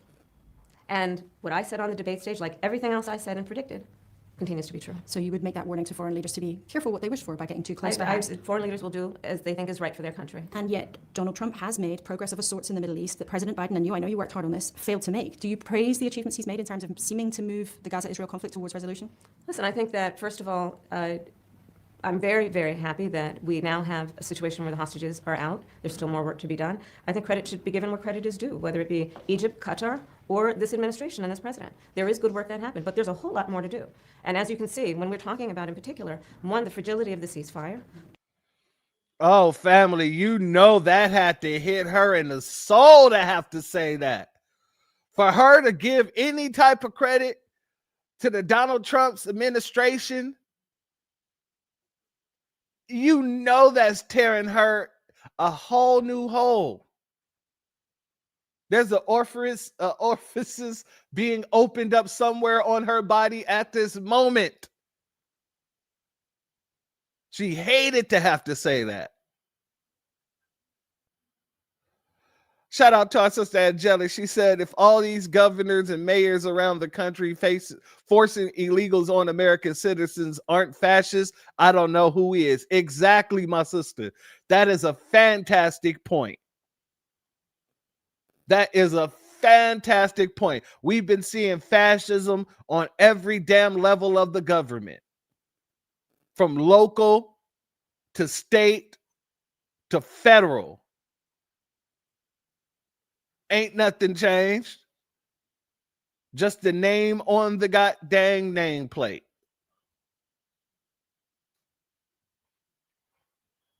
Thank you so much for that, sister. You're absolutely correct. Two, equally important, and something I've been working on since October 8th, what is the plan for the day after? Which includes the security, the governance, and the rebuilding of Gaza. Let's talk then about what's next for you and also what's changed in your life since then. Donald Trump stripped you of your Secret Service protection. At a time when there have been attempts on his life, of course there have been other political killings in the US, most notably recently the killing of Charlie Kirk. Has Donald Trump's decision put you in danger? I feel safe. Why do you think he did it? You'll have to ask him. Oh, you must have thought about it. You have to ask him. I don't pretend to know why people do what they do on a daily basis. In terms then of what is next for you, you write very powerfully about the differences that many women have made to your life, whether that was your meeting with Angela Merkel or the experience of growing up with your extraordinary mother or the stories of your baby nieces, Amara and Leela. When are they going to see a woman in charge in the White House? In their lifetime, for sure. Could it be you? Possibly. Have you made a decision yet? No, I have not. What about running again as someone else's vice president or maybe being part of another ticket? If Gavin Newsom, your fellow Californian, said, hey, come and be my Secretary of State, would you consider that? Right now I'm focused on my book tour. And I'm glad to know that you read it 3 times. I did. I read it 3 times. Translation, family. Translation. Hell no. She thinks she's going up against Gavin Newsom in 2028. That's why when she was asked, will people see a woman in the White House in their lifetime? She said yes. Could it be you? Possibly. No. No, Kamala. It can't be you. Because you're stained. And your name is mud. Only people that support you are people that are paid to support you. Them and all the little old folks who vote Democrat to protect their Social Security and their goddamn Medicaid. But the real ones, the black grassroots, ain't rocking with you. And if you think that 2024 was a fluke, let's do it again in 2028. What the song say? Let's do it again. We have no problem wrapping around and doing it all over again. Or what they say, ratchet around and ratchet off. We have no problem ratcheting around and ratcheting it off. We can hand you walking papers twice in your life. That would only make the movement stronger. Actually, it would be 3 times because you dropped the first time you ran in order to become VP. If you thought you could beat him, you wouldn't have did that. But your numbers was in the trash, just like your talent, just like your ability to speak. Shout out to SJ. Thank you for being here, family. Shalom. Let's continue. Because it's a great read. Thank you. But you say in your book, I'm not done. That is correct. I am not done. I have lived my entire career a life of... Nigga, please. Kamala, you may not know this, but you're washed. You know that thing you should have did after you got back from the gym? Yeah, you're washed. You're done for. You can say you're not done, but the truth of the matter is, if you wasn't done, you wouldn't have to write a book. If you wasn't done, you would be in the White House.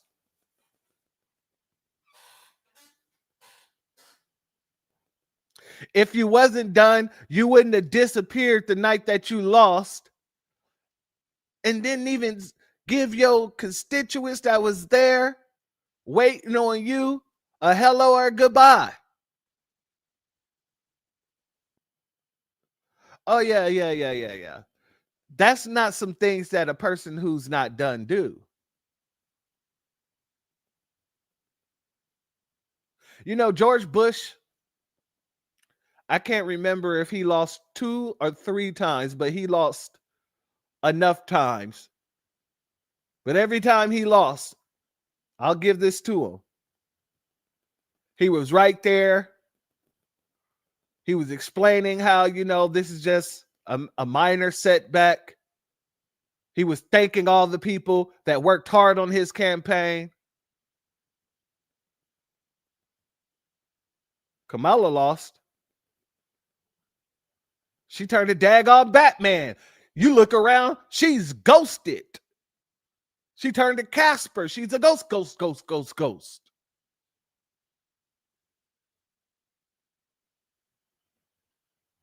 So yeah, you're done. Because people who are not done don't do stuff like that. Then when you put out a video, you were so incoherent, everybody just came to the conclusion that you were just drunk, stone cold drunk on the video that's supposed to be sitting here addressing the fact that you lost. Stone cold drunk.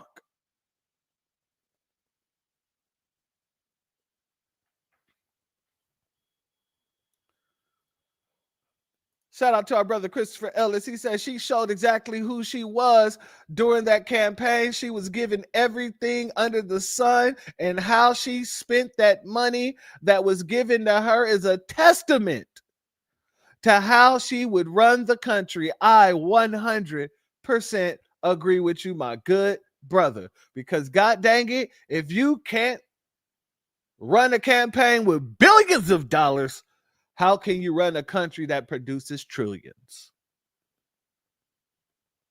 Now, what the damn reporter should have asked her about is all the money that was going over to these countries using the U.S. aid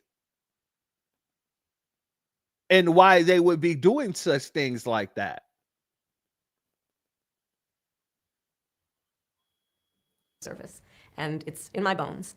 And there are many ways to serve. I've not decided yet what I will do in the future beyond what I'm doing right now, which is meeting with many people. Obviously, right now I'm in the UK, but otherwise I've been spending a lot of time in our country. Most recently, I was spending an incredible amount of time in the South. I was in Georgia, North Carolina, and Alabama, and talking with people and mostly listening, and I'm enjoying doing that. I think the people want to be heard right now.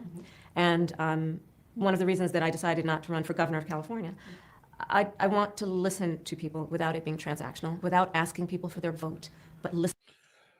The reason why you didn't run for governor of California is because we would have handed you your ass. Everybody in California is well aware of you. People in Oregon is well aware of you. People in Washington is well aware of you. The West Coast is well aware of you, Kamala, and you're well aware of us. Now, I'm not in the West Coast anymore, but you could bet your bottom dollar I'd be one of the most avid phone dialers you've ever seen. I'd be calling everybody that I know in California. Just like I did with the 107 days. Just to remind everybody, hey, this is who she is. Don't forget. This is what she's done. Don't forget. And if you would have went to California, shout out Leonard Yuta. Thank you for being here, my brother. Shalom to you. If you would have went to California trying to run for governor and lost that too, oh, your presidential aspirations are absolutely tossed out the window. You're not going to lose the presidency, the governor's seat, and then go back to try to run for president again. That's too much losing. That's way too many L's to take. And you think the Democratic Party would put you up to do it? You think that you will win the nomination after you just lost the presidency as well as lost the damn campaign run for the governorship?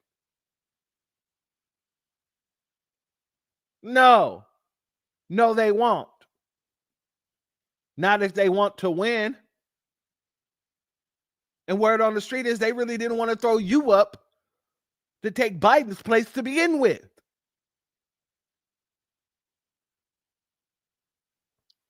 Let's be clear about that too. Shalom and B1 to our brother Earl in the building. Much love to you. Thank you for being here, family.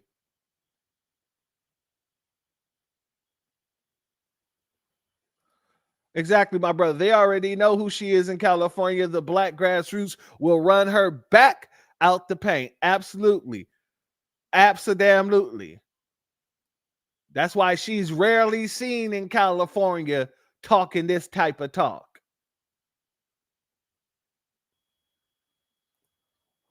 Kamala Harris is weak and incompetent. 1,000 amen. Much love to you. I agree with you 100-fold. I agree with you 100-fold. All that lying she's been doing, she needs to put some collagen in her lips. Oh, man. Hey, you make a good point. While they running around here trying to convince everybody she's black, she got the lips of a goddamn Nabisco. She got the lips of a Reese's monkey.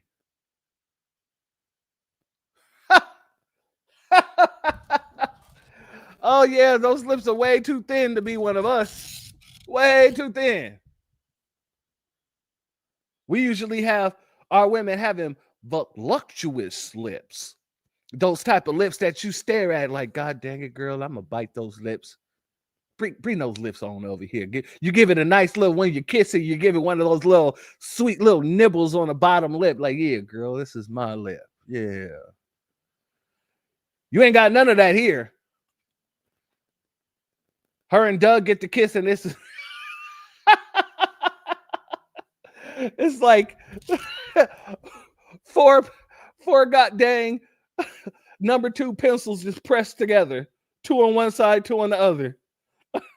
I am over it. What you say? Her lips will cut you. Yes, she married that white man. That's right. That's right. Probably because she knew how those thin lips worked. Soup coolers only. That's right. That's right, Key Prince. That's right. God dang it. I feel uncomfortable with a woman with no lips. Like, what do you do with that type of stuff? Like, it's bad enough worrying about the teeth, but the no lips. Let me stop. Let's move forward, family. Let's move forward. Listening to them. I think the American people have a lot to say right now. But you've been very... Okay, let's get to that point right there. The whole, I want to run around listening to American people. Why wasn't y'all running around listening to the American people the 4 years that you and Biden was in office? We wanted to be heard then. Better yet, why wasn't you listening to the American people before you and Biden got in the office? We wanted to be heard then. Y'all was acting like our issue was a non-starter. As a matter of fact, you had Joe Biden telling goddamn quote unquote civil rights leaders that they were going to have to learn how to deal with the Mexicans. Y'all going to have to learn how to work with the Latinos that make up a larger portion of the population than you do. And that's only true because people such as themselves is flooding the goddamn zone with all these damn illegals.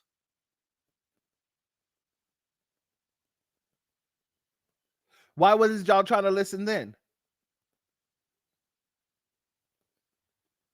I mean, you could have came in the office. Y'all had the House. Y'all had the House of Representatives. Y'all had the Senate. Both parts of Congress. Both houses in Congress. And you had the federal president seat. Y'all could have came into the freaking White House and did sweeping renovations when it comes to the law. You could have came in and passed the reparations bill. You could have came in and passed the anti-black hate crime bill.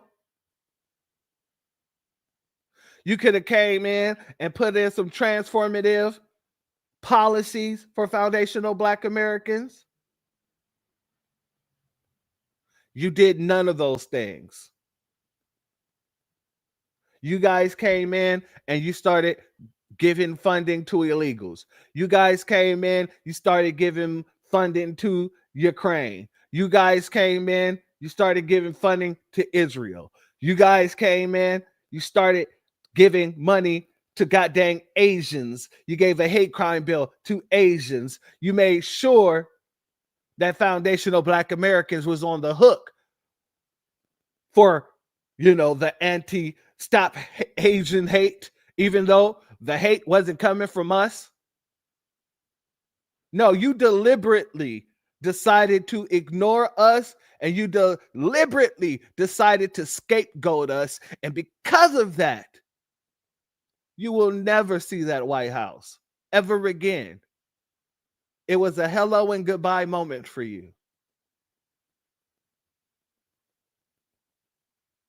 And we're going to make sure people remember. We're going to make sure people are going to remember as if Denzel Washington is our coach and we on the field singing, "We are the Titans, the mighty, mighty Titans." Ooh, ah, ooh, ah. Because it's important for everybody to know who the hell you are. That's our jobs. Let's let it continue. Clear that it's a possibility you might run again to become president. And in my experience interviewing politicians, when someone says I'm not done, it means they are thinking seriously about running. But when you look at the bookies' odds, they put you as an outsider, even behind Dwayne "The Rock" Johnson. I mean, is that underestimating you? Family! Family! Oh!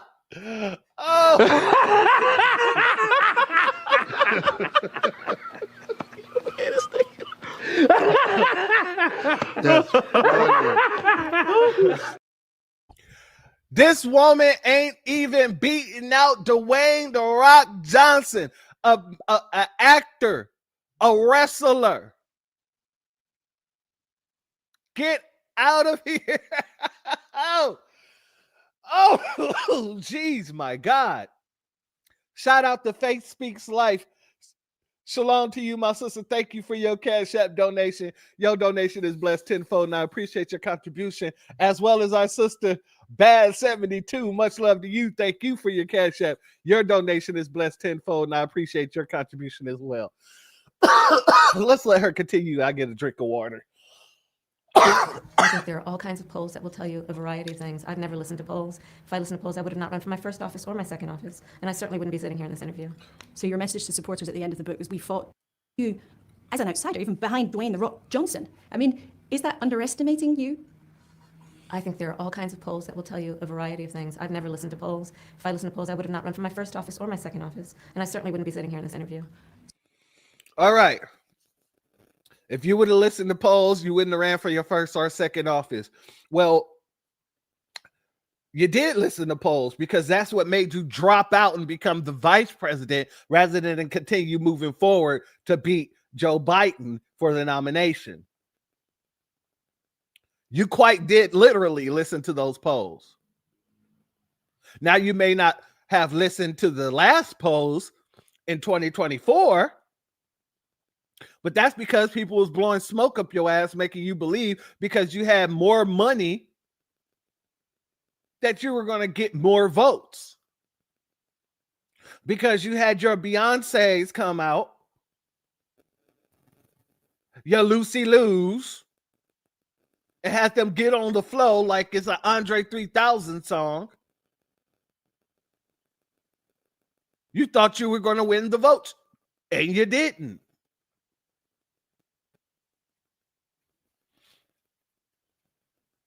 But you listened to the polls before because you didn't have billions of dollars backing you at that time.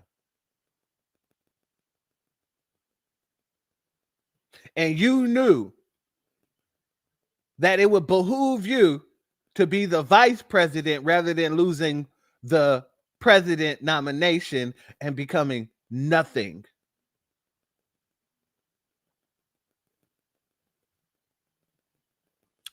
Bring me your Gavin Newsoms. Bring me your Kamala Harris.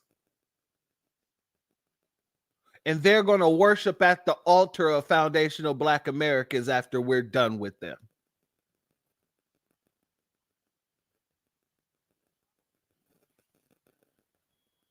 So your message to supporters at the end of the book was, we fought, if you fight, you win. You fought and you lost, but next time. No, my message is as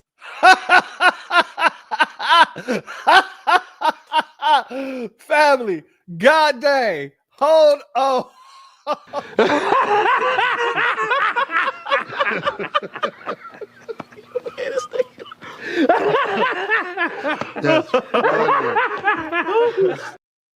I'm liking the way that Nabisco turned that back on her.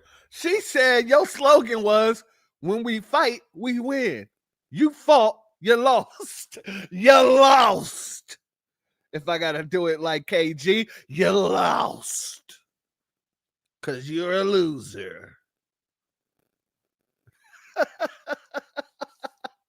Oh, let's see what she says to clean this up. and I certainly wouldn't be sitting here in this interview. So your message to supporters at the end of the book was, we fought, if you fight, you win.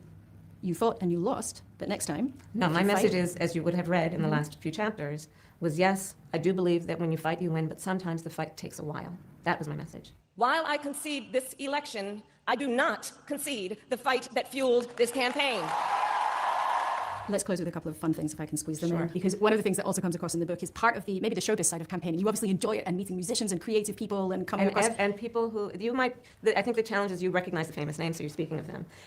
But there were millions of people that you wouldn't recognize their name, who I met with, who gave me an incredible amount of joy and really continue to give me a sense of confidence in who the American people are. And white folk, and it looked like tethers. This woman definitely look, I don't care what anybody say, she definitely 100% looks Caribbean to me. So does this woman with the afro back here. Now this woman, I can't see her face, but I'm betting Caribbean as well. Their optimism and their fight and their endurance and their love of country. Is Kamala still Brat? I think we're going to have to ask that beautiful artist who said it over a year ago. Maybe we'll ask Charlie XCX. Yes. What do you miss most about being vice president? I worked with wonderful people, and that was great. The work that I do because I want to solve problems, and there was good work to be had. And what do you miss the least? I don't know. These are high-class problems to talk about things like that. Madam Vice President, thank you so much for giving us your time today. I'm glad to be with you. Thank you. Thank you. All right, family. So like I said, they thought that they're going to come out and start pointing at Trump and saying this is his shutdown and all this other stuff because they want Kamala, or Kamala at least, she wants to run again. Yeah, it's a no for me, dog. And it's a no for us. I think I can say this definitively. Yeah, try again later. And every time you try again, we're going to toss your campaign into the trash where it belongs. These folks think that they're going to be talking against us, showing up and showing out for everyone else but us, and think that we're going to be going to the polls to put this woman into office. They got people running around here talking about Jasmine Crockpot is a favorite to be put into office to run in 2028. Not with her running around here speaking like this. Like, I'm gonna just call a thing a thing. Like, this administration is racist. That he has always been a racist, and that is what we are enduring in this country. Let me give you some facts behind this racism. And they get mad when I say the things that I say, but I will not stop speaking the truth. Number one, I said that what we were experiencing in this country felt like what I would imagine slave patrols to look like. Mm-hmm. And frankly, anybody. Once again, you can't sit here and talk about your displeasure for what you're seeing in this country without tying it back to the history that has nothing to do with anybody outside of foundational Black Americans. Nothing to do with anybody outside of foundational Black Americans, but yet you bring up our history in order to gaslight us into believing that, God dang it, we should be supporting these illegals who don't have a claim to this land. We have a birthright. And you're trying to take our birthright and use it for other people. And you think that we're going to go and vote for people like this? Let's let her continue. That knows anything about slave patrols, this is exactly what it was like. We're talking about lawless people that are going around with no warrants or anything, and it's all about rounding people up and disappearing them. Many of these people have orders of removals. Many of these people got in this country and thought that they were going to be able to skate, so they didn't go to their quote unquote asylum hearing. Many of these people don't even care to go to their asylum hearing as long as they can actually just stay in the country.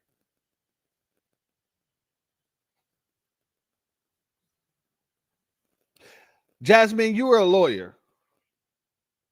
You work in the government. You cannot tell me that you're so stupid that you don't understand how things work. That you don't understand how the law works, how the court works, how immigration works. But let's let her continue. That is what's currently taking place. And interestingly enough, even though modern day policing was born out of slave patrols, when I was speaking with one of my friends who is a federal law enforcement officer, he told me that one of the things that he has observed is that the culture is created at the top. And when I think about it, it absolutely makes sense. If you have somebody at the top that will not tolerate the types of things that we're seeing, then maybe those under you won't do it. But we know that we have a racist at the top. He has called himself the head law enforcement agent in this country. So you can identify a racist at the top when you're not sitting under one, huh? You can identify a racist sitting over you when you're not in that party, huh? When Biden was sitting there doing all this stuff and your constituents, the Black community, was calling this nonsense out, you were sitting there saying that we were hating and we were bots and, child, this ain't how people talk in real life.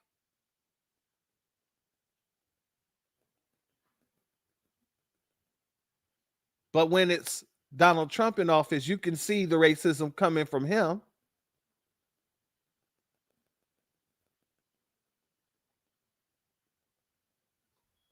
And therefore, everybody has decided that it is okay to take off their hoods and mask up as ICE agents. Now, we've talked about how they have hidden themselves, but again, it reminds me of the Klan. That is why I propose the Clear ID Act to make them identify themselves, because it is dangerous for law enforcement as well as individuals, because you don't know, especially with ICE going around and doing the things that thugs do. ICE going around doing the things that thugs do. You mean their jobs? ICE is going around doing their jobs and you're equating them to thugs? Shout out to Christ is a Black Man, because that fits so well into what she just said. And yet when Biden gave money to the cops, you were silent. As a church mouse pissing on cotton.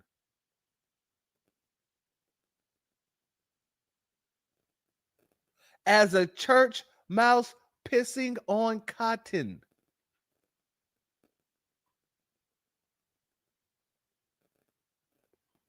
But you're so loud and proud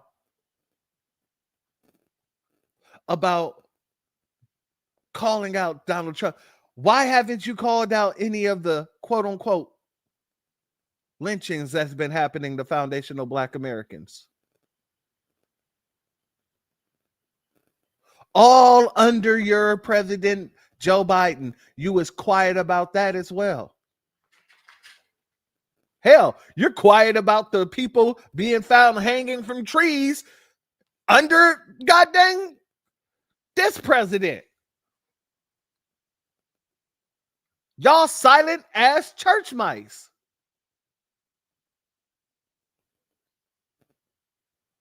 And y'all think that y'all going to get any type of support from us. The only way any of you will get back into those offices is if you guys pull another 2020 and do some weird stuff. Like hiding ballots, allegedly. Shout out to you, Christ is a Black Man. Much love to you for that comment, and I appreciate it 100-fold. As well as shout out to Jason Taylor. Thank you for being here, family. If they weren't here illegally, then they wouldn't be subject to the abuse. Exactly. They're getting what criminals deserve.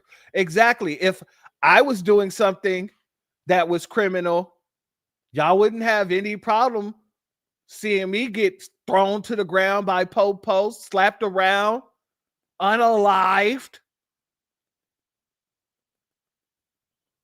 Y'all wouldn't have any problem. Shout out Capricorn FBA. Much love to you. Thank you for being here, family. And shout out to Milwaukee. I got some people up in Milwaukee.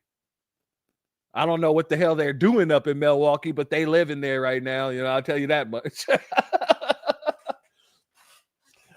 Shout out to you guys. They're busting out windows. They're breaking into homes. They're breaking people's arms. This doesn't sound like law enforcement. It sounds like thuggery to me.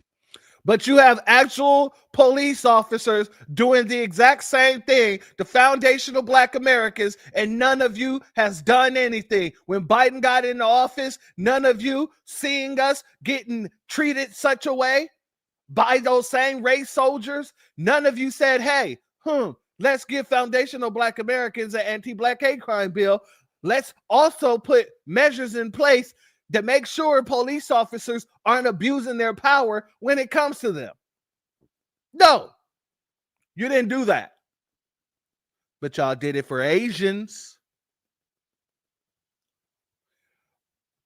The FBI crime statistics show that we were going through the most hate crimes at the time, and y'all still gave a hate crime bill to Asians, and just looked over our anti-black hate crime bill, gave no shits about it.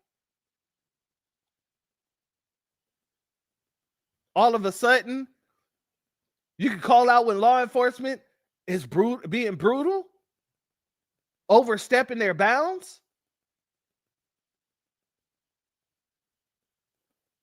Yeah, these people aren't going to be around very much longer. None of these people are going to be around much longer.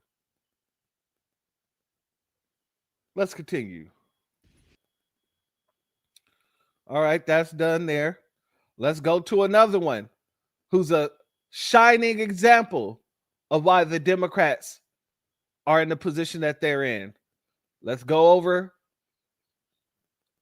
to the Tether mayor, Brandon Johnson. We don't have illegal aliens.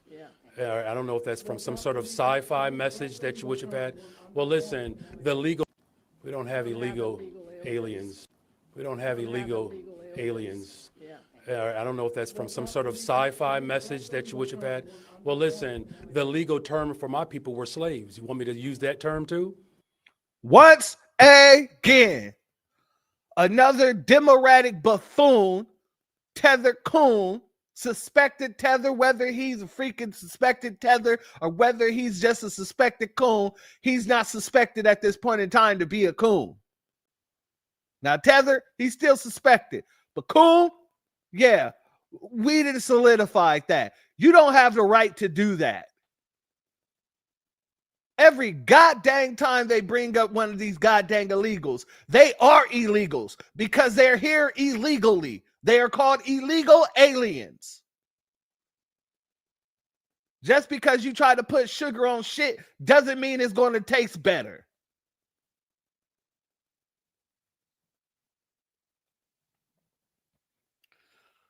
Salute and shalom to Dolores Lipcombs in the building. Much love to you. Thank you for being here, family. So look, let's just get the. We don't have illegal aliens. I don't know if that's from some sort. You know what I gotta do, Bernice Brass. You know what I gotta do. Send in the clowns. Sort of sci-fi message that you wish have had. Well, listen, the legal term for my people were slaves. You want me to use that term too? So look, let's just get the language right. We're talking about undocumented individuals that are human beings. The last thing that I'm going to do is accept the type of racist, nasty language to describe human beings. And so as far as our spending, we don't have illegal. Yeah. They're done for. We're not going to keep on dealing with these type of people. Hell no. Bye-bye. Bye-bye. Anybody who's willing to literally take the history of our people and try to shine a light on someone else while negating our people, but using our history. Yeah, you're going to the wayside. And that's a guarantee it. Shalom and salute to our sister Donna C in the building. Much love to you. Thank you for being here as well as Eddie Foster. Much love to you. Thank you for being here as well as I'm just going to say it. Thank you for being here as well, family.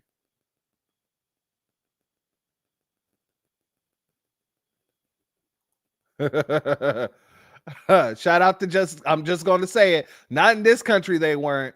Word on the street is he's aware Haitian immigrant. The nerve of this clown. Absolutely. Absolutely. And this is what I'm saying. Until we get some goddamn certification of who you is, I'm just going to call you a Haitian Tether. In the very same way that you and Jasmine Crockett are speaking the same kind of nonsense. Speaking like a bunch of Tethers. And coons. To coons, to Kethers, yeah, there you go. Let's go here, family. Got to do this one more time. Send in the clowns. We've made clear in the House that we will consider anything that emerges from the Senate in good faith in a bipartisan way that both reopens the government while at the same time addresses this healthcare crisis and extends the Affordable Care Act tax credits in a meaningful way. The 90% or so of the people who benefit from these Affordable Care Act tax credits make $63,000 per year or less. And a significant number of small businesses and entrepreneurs across the country rely upon the Affordable Care Act tax credits in order to provide health insurance for themselves and for their families. So this is an issue that needs to be addressed. In fact, we know that red state residents actually are disproportionately higher represented in terms of the Affordable Care Act tax credits than any other part of the country. And so we're fighting for the American people here, and hopefully we can find a bipartisan path forward. We've made clear in the House that we will consider. Well, you said you wanted to find a bipartisan way forward. Well, there was 2 bills brought to the House to try and move you guys forward bipartisanly. One introduced by a Republican, the other introduced by a Democrat. You would think that the one introduced by a Democrat would get Democrat support, but it was still shut down. So what does that tell you about how you feel about this shutdown? It only tells me that you guys not just enjoy using the shutdown as leverage, but you enjoy trying to point the finger to the other side as if it's not you that's holding the situation up. And family, let's get to how Trump feels about this shutdown. Let's get over there, because you know there's a few folks that want to know what Trump thinks about the shutdown. So we're gonna go ahead and get on over there. Let's see what he has to say about the shutdown. Do you feel any urgency to end the shutdown in the next week, 2 weeks, or would you be fine if this stretches into November? Now notice, family, they start off by asking Trump, do he feel any urgency to end the shutdown? Trump didn't start the shutdown. Trump don't even have control over the shutdown. It's the Republicans in Congress and the Democrats in Congress that controls whether the government opens back up or not. Now, Trump does have some say, so he can whisper in the ear of Mitch McConnell. I don't know why I was about to call him Bill McConnell. Mitch McConnell, and he can whisper in the ears of other Republicans and say, hey, you know, what's going on? Do this or do that. But the truth of the matter is he don't have any control over it. It's the Republicans and the Democrats in Congress, in the Senate, that has the control over whether or not the government's going to reopen or not. So them asking that question in general is disingenuous. They're making it seem like it's him that's doing it. Exactly, Jason Taylor. It's all about the wording.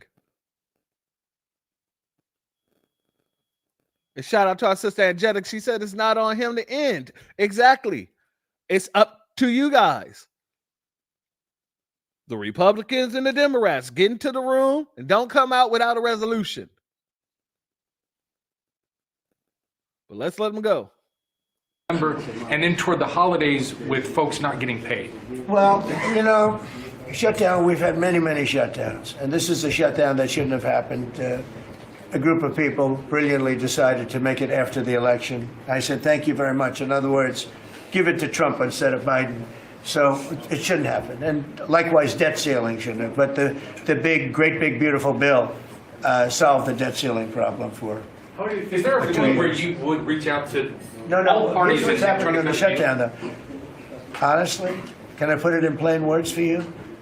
And yours. Trump, make it plain, Trump. I want to hear you.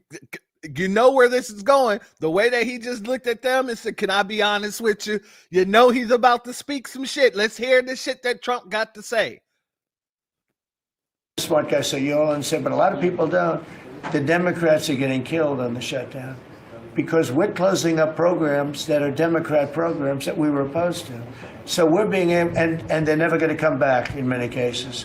So we're being able to do things that we were unable to do before. So we're closing up programs that are Democrat programs that we wanted to close up or that we never wanted to happen, and now we're closing them up. And we're not going to let them come back. The Democrats are getting killed.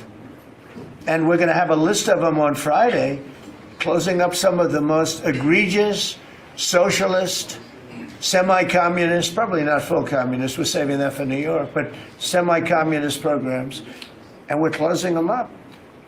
We're not closing up Republican programs because we think they work.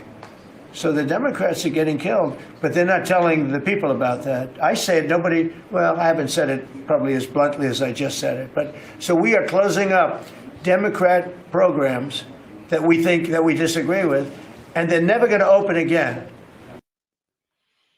Family, Trump said he don't even give a damn if the government is shut down. Y'all giving me more action to take out the programs that I was targeting in the first damn place. And now I can do it without pushback. So who's really on the hook right here? Yeah, you're going to have some constituents that suffer. But the Democratic Party as a whole, oh, you're going to suffer. You're going to be down bad.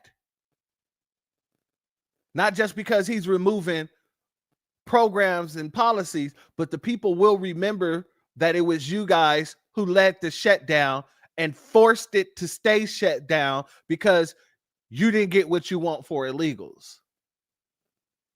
And family, there's some rumors in the street, in the grapevine, that's basically saying, hey, this really don't have nothing to do with the illegals. This has everything to do with the big money corporations, the health insurance companies, and what they were supposed to be getting, the billions of dollars that was supposed to go to them.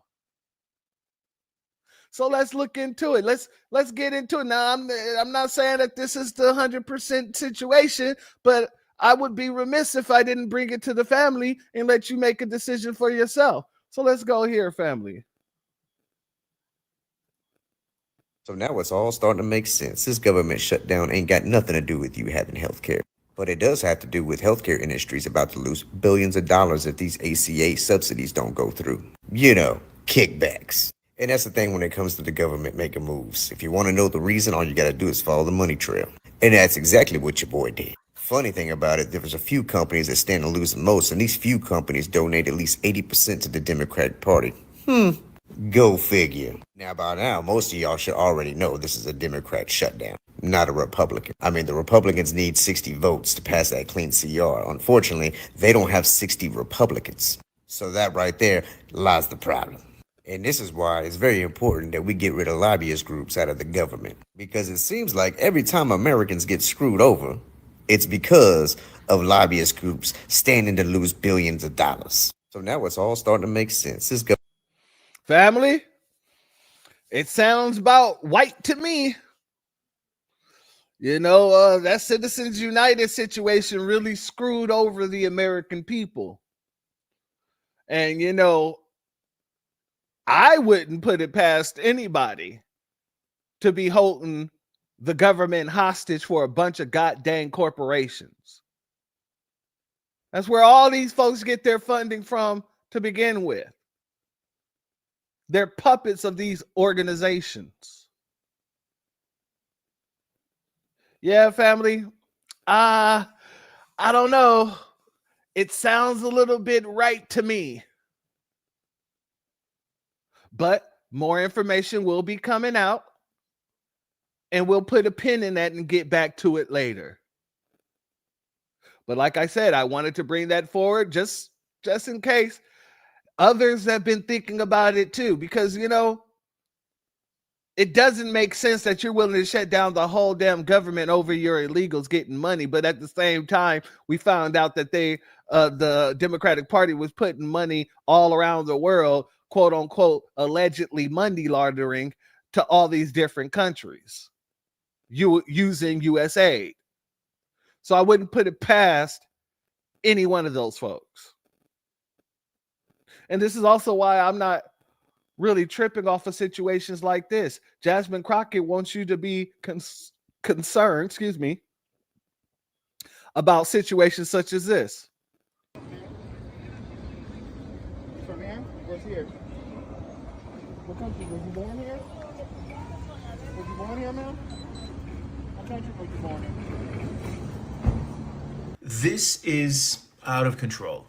Masked men, 2 of them, descending on a woman with no warrant, judicial or administrative, and a barrage of questions for one reason only: she looks Hispanic.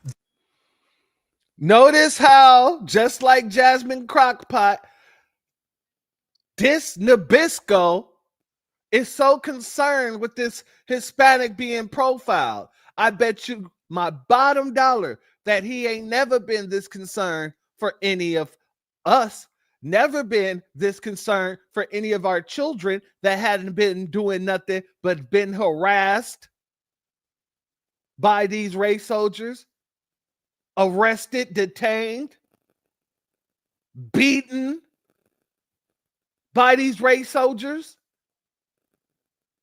All of a sudden, here comes the Nabisco, so concerned about racial profiling, but when it was happening to foundational Black Americans, nobody opened their damn mouths.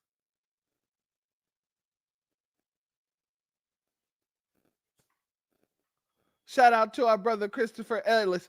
He said, you're messing with his slave labor class. Exactly. Exactly. Cap Keebler. They stop Black people and ask the same things. Exactly. Aquarius, the story of FBA's life. And we ain't have nobody talking about this is egregious. Look at, they're just stopping her because she's Black. They're just stopping him because he's Black. You got a video coming out every other day of us getting harassed, of every other day of us being profiled.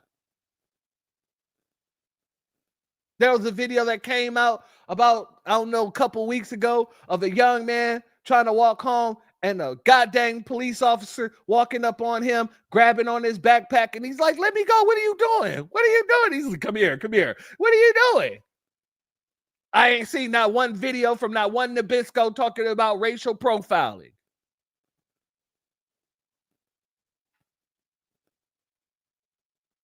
This should go to show you. This should go to show you exactly who it benefits. Because the damn show don't benefit us. A B1 salute and shalom to our brother Ayo. Thank you for your super chat, family, for the church. Much love to you, family. Your donation is blessed tenfold, and I appreciate your contribution as always, my good brother. Let's let this pale man continue. This is not law enforcement. This is harassment and prejudice and discrimination dressed up as law enforcement. Not even in the most relaxed interpretation you can give of the recent Supreme Court ruling that says that ICE can detain people based on the color of their skin or their language and their location. A decision, by the way, that will go down in history as one of the most unjust and unfair decisions out of the bench. Not even in the most relaxed and loose interpretation of that can this be justified. And yet she is targeted by Trump's private police because she's brown, because she's Hispanic, because she probably has an accent. And this, ladies and gentlemen, is the result of the dehumanization process that this administration has planned and executed. Hispanic now equals undocumented, it equals unlawful, criminal, undesirable. It means targeted, wanted, hunted. And the hunter is an untrained, uneducated, masked man. But saddest of all, he's also cheered on by a segment large enough of this population that should have no place at all in a democratic society. All right, before we get to the next point, I want to give a shout out to Curtis Price. He said, "Thank you, church. Your generation is way smarter than my generation. Keep up the good work, young man." I want to first let me thank you for that comment, my good brother. I just want to say this. It's not that this generation is smarter than the last generation or vice versa. I'm going to be honest with you and say that I believe this generation, we have the privilege of hindsight, right? We got to see everything that was done in your time. We've seen the mistakes. We've seen the good things. And all we right now, what we're living through a time where we're utilizing the notes from the previous generation. We're able to see the videos of the previous generation. We're able to see what was said to you guys and what the trick bag language. So studying those things, you know, and you got to understand also, people such as myself, we have grandmaster teachers like Dr. Neely Fuller Jr., even though he isn't a doctor, I always call him Dr. Neely Fuller Jr., Dr. Francis Cress Wilson, Dr. Amos, Dr. Joy DeGrees, excuse me. We have several people that we stand on the shoulders of that made sure that we was ready to fight the white supremacist system. So I appreciate your comment, family. But if it wasn't for people in your generation making sure that people such as myself and other people in the black grassroots was ready for this type of nonsense, then we probably wouldn't be here today. So everything is a domino effect. Some things may not have worked for people in your time, but we were able to see what things worked and what things didn't work. Exactly, my sister, Dr. Claude Anderson. God dang, what's his name? I'm spacing. I'm not spacing. Dr. Khalid Muhammad. We had so many people who brought us not just information, but strategy, tactic. And we're just listening at this point in time. And I'm glad that we had people from your era that was able to bring us this information. Because like I said, this is just well, in the words of Nipsey, it isn't a sprint, it's a marathon. And the baton has been passed. And it's our job to get the baton to the next generation and make sure that they're ready to run that race as well. But much love to you, Curtis. I appreciate your statements tenfold. Let me give a B1 salute to our brother Zavon Scott in the building. Shalom. Thank you for being here, family. And thank you for your super sticker. Your donation is blessed tenfold. And I appreciate your contribution as always, family. Let's exactly, Malcolm X, Martin Luther King. We can go down the list and we can pick apart some of the things that would apply in this day and age and some of the things that wouldn't apply, right? We could say Brother Malcolm was right about X, Y, and Z, but he wasn't too correct on A, B, and C. You get what I'm saying? We can go back with that, as Brother Afro Elise say, that red pen energy, right? And we can look over all the things that was said, all the things that were done, all the people we were trying to unite with, all the things that we were doing, and we can mark off, okay, that didn't work, so we don't need to be united. We all we got. You know what? Boycotting, that works. Let's keep boycotting on the table. Make sure we're not giving our funds to anybody else. Yeah. Let's see here. Protesting, protesting is off the list. We're done marching in the streets unless, we're getting active. Let's mark that off, and that's what we're doing here. We are not playing around with people because we have all the information from our people. So shout out to each and every one of you, family, because trust me when I say this is not only the movement, it's the only one that matters.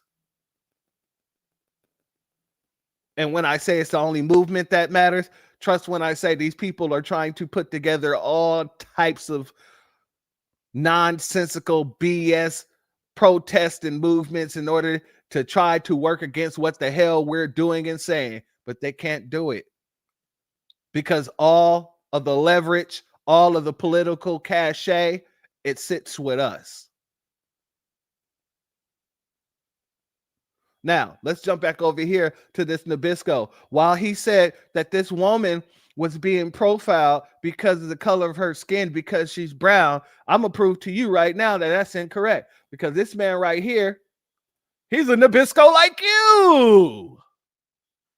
Yes, yes, yes. And the Nabisco like you is about to learn a hard lesson.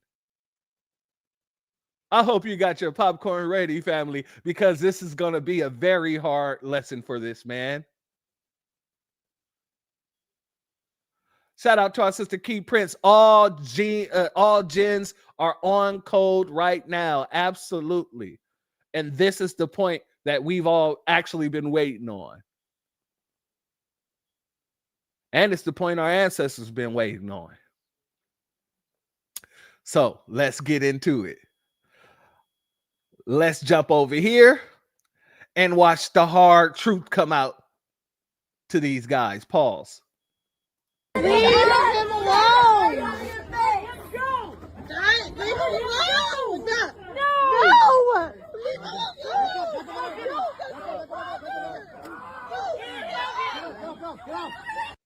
Did Nana fall into? He got slammed to the ground. Nana fell to the ground with him. What's going on here? Nana, why are you in this business? Why are you in this business? Let's go back. I want to watch Nana go down. No!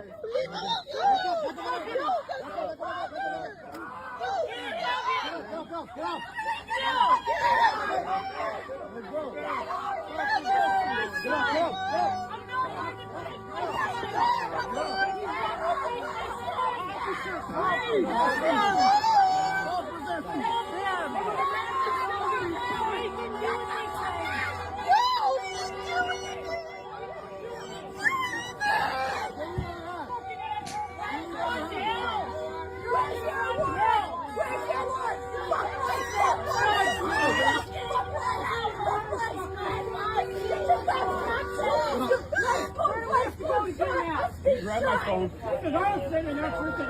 Officer, you're letting this happen. You're just as much the fucking Where am I going? We have to go to get out. You can check my papers right here. Oh, family. Oh, family. Yes, Key Prince. You know we got to do it again. We got to do it. Let's do it again. Leave him alone! Leave him alone! No!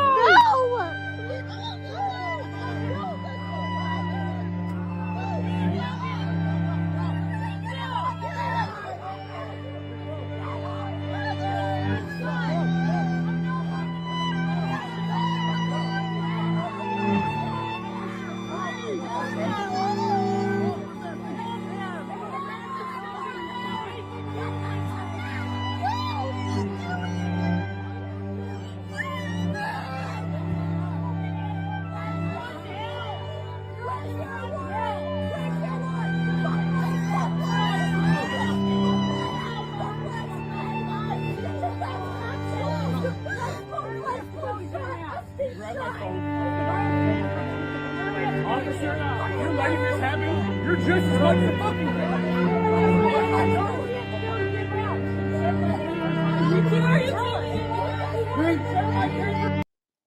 If you notice, family, he needed that amazing grace.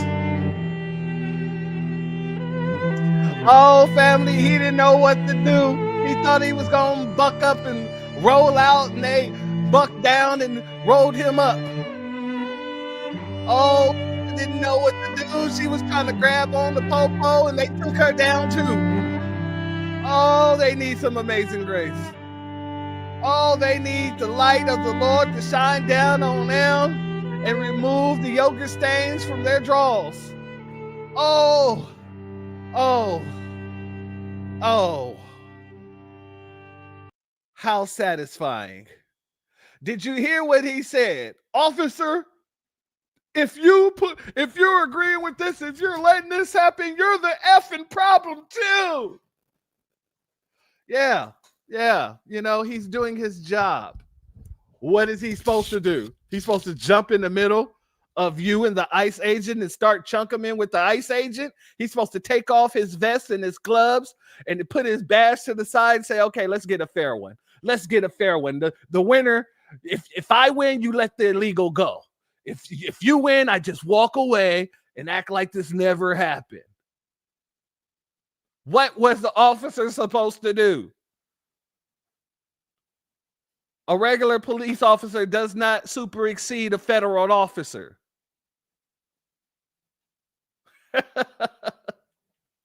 Shout out to payroll in the building. Much love to you, family. Thank you for being here.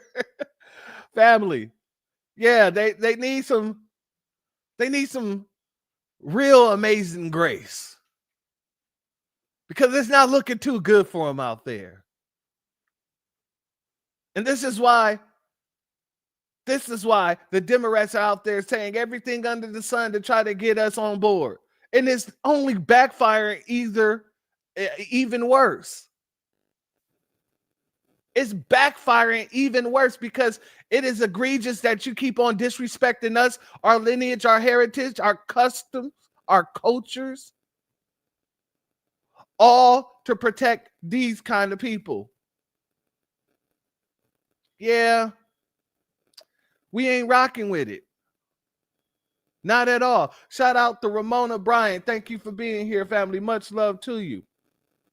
Because while you guys are sitting there acting like, oh, they get nothing, y'all just overreacting.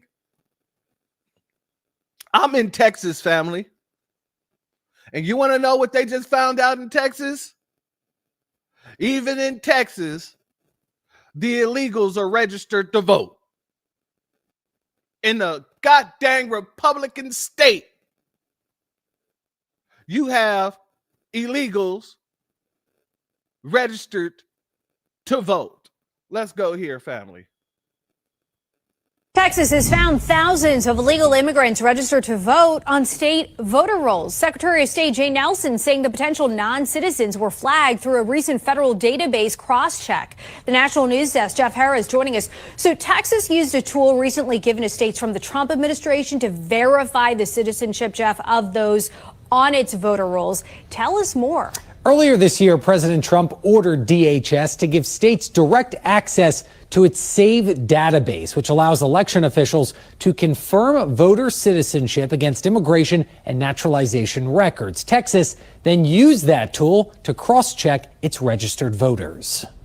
Texas Secretary of State Jay Nelson announcing this week a cross-check of the state's 18 million registered voters against federal citizenship records in the SAVE database found over 2,700 possible illegal immigrants registered on its voter rolls. The SAVE database has proven to be a critically important data set and one of the many that we will continue to use in Texas to ensure that only qualified voters cast a ballot in our elections. That is quite a change from prior administrations, which always put up red tape and tried to prevent this. The findings now leading to an eligibility review across the state's 254 counties. Governor Greg Abbott also chiming in, saying since Senate Bill 1 was passed in 2021, which introduced new voter roll restrictions, over 1 million ineligible registrations have been removed. We will continue to actively safeguard Texans' sacred right to vote while also aggressively protecting our elections from illegal voting. The announcement in Texas comes amid growing national scrutiny of voter rolls. Georgia, Arizona, and Florida conducting similar audits. Spakovsky telling us Virginia is also taking notice. They announced that since 2014, they had removed more than 10,000 aliens from their voter rolls. Plus in Ohio, election officials announcing earlier this year, it's removing thousands of inactive voters SAVE identified as deceased And in Louisiana, officials identifying 79 likely non-citizens who voted in at least one election since the 1980s. I know for certain that there are other states like California and New York who have no interest in this. Now, Texas was among the first states to partner with U.S. Citizenship and Immigration Services to compare its voter list with that saved database. Nelson says each flagged voter has 30 days to provide proof of citizenship. And if they can't, they should be immediately deported. As a matter of fact, every state, well, every city that allowed them to be on it, because 9 times out of the 10, they were registered by somebody within the city, probably somebody sitting somewhere giving away Obama phones or something like that. Yeah, whoever signed them up, that needs to be accounted for too. And that person needs to be arrested for violating federal voting laws. That's what I say. So we know that they're voting. If they're doing it in Texas, they're doing it in New York. They're doing it in New York. They're doing it in California. If they're doing it in California, they're doing it in Florida. If they're doing it in Florida, they're doing it in Washington. If they're doing it in Washington, they're doing it in Colorado. They're doing it in Colorado. They're doing it in Utah. If they're doing it in Utah, they're doing it in Nebraska. If they're doing it in Nebraska, they're doing it everywhere. And that also means that they're getting benefits everywhere too. There's been an uptick of a lot of different people in the illegal alien department coming out crying about not being able to get food stamps in November. I want to give a shout out to Donnie on Timeout, because he breaks it down very simple, very plain for all the people who don't get where we're coming from on this. Why am I seeing immigrants and undocumented immigrants talking about November 1st they're not receiving any SNAP benefits? Y'all are hard workers. What are you talking about? You're on SNAP and receiving EBT. You came over here and built the country. Y'all did the work because Americans were so lazy. I should not be seeing any immigrants of any race, of any creed on here talking about they're losing their SNAP benefits on November 1st because y'all are hard workers. And they told us that y'all wasn't receiving any government assistance. Y'all shouldn't be on here crying. Y'all should not be on here crying because y'all hard workers. Remember that? But that's all you see on here. A lot of immigrants on here. Oh my God, Trump is cutting off the SNAP benefits. They told us, your peoples told us, all these political officials was like, yeah, undocumented immigrants and immigrants, they're not receiving any government assistance. They're hard workers. Come to find out, they lied to us, y'all. They lied to the American people. We are not lazy, and they're receiving, the immigrants, first gen included, are receiving government benefits. I'm so disappointed.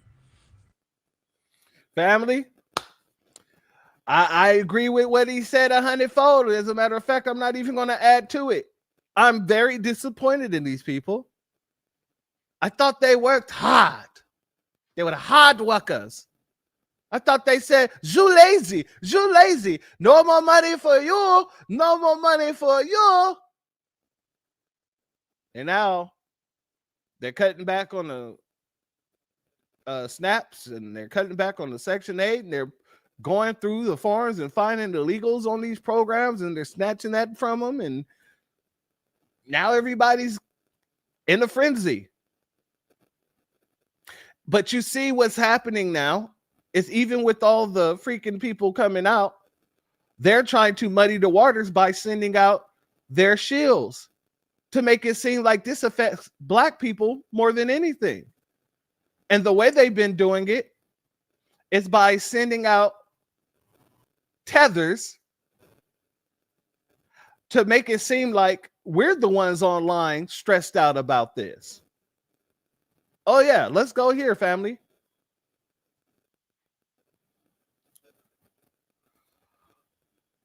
I'll let you tell me where this tether is from. All I know is that she ain't from here. Notice, she's using the ER. Let's go. Watching all of these niggers lose their EBT is hilarious. Nobody told these women to have multiple kids with multiple niggers. And I also love how they're all saying that they're gonna commit a crime on camera. Shit, I'ma walk out with my shit and I ain't paying nothing. Y'all took my EBT. Okay, Shaniqua. You wouldn't have to steal if you were a productive person in society. And we all know niggers do not fit that description. I think we should keep taking all of their benefits until they get up on their fucking feet and stop depending on people to raise their niglet. EBT and all these benefits are enabling and making these people even more entitled. Notice what she's doing, family. She's trying to make it seem like it's all about Black Americans, right? She's not mentioning that the majority of the beneficiaries who receive EBT are Nabiscos. And then after, it's immigrants. But yet she's sitting here talking all this nonsense, calling us the N-word with the hard ER, while trying to put on a show for Zaddy. Look at me, Zaddy. I'm gonna get on these Negroes' heads. I'm gonna deter the conversation away from the white women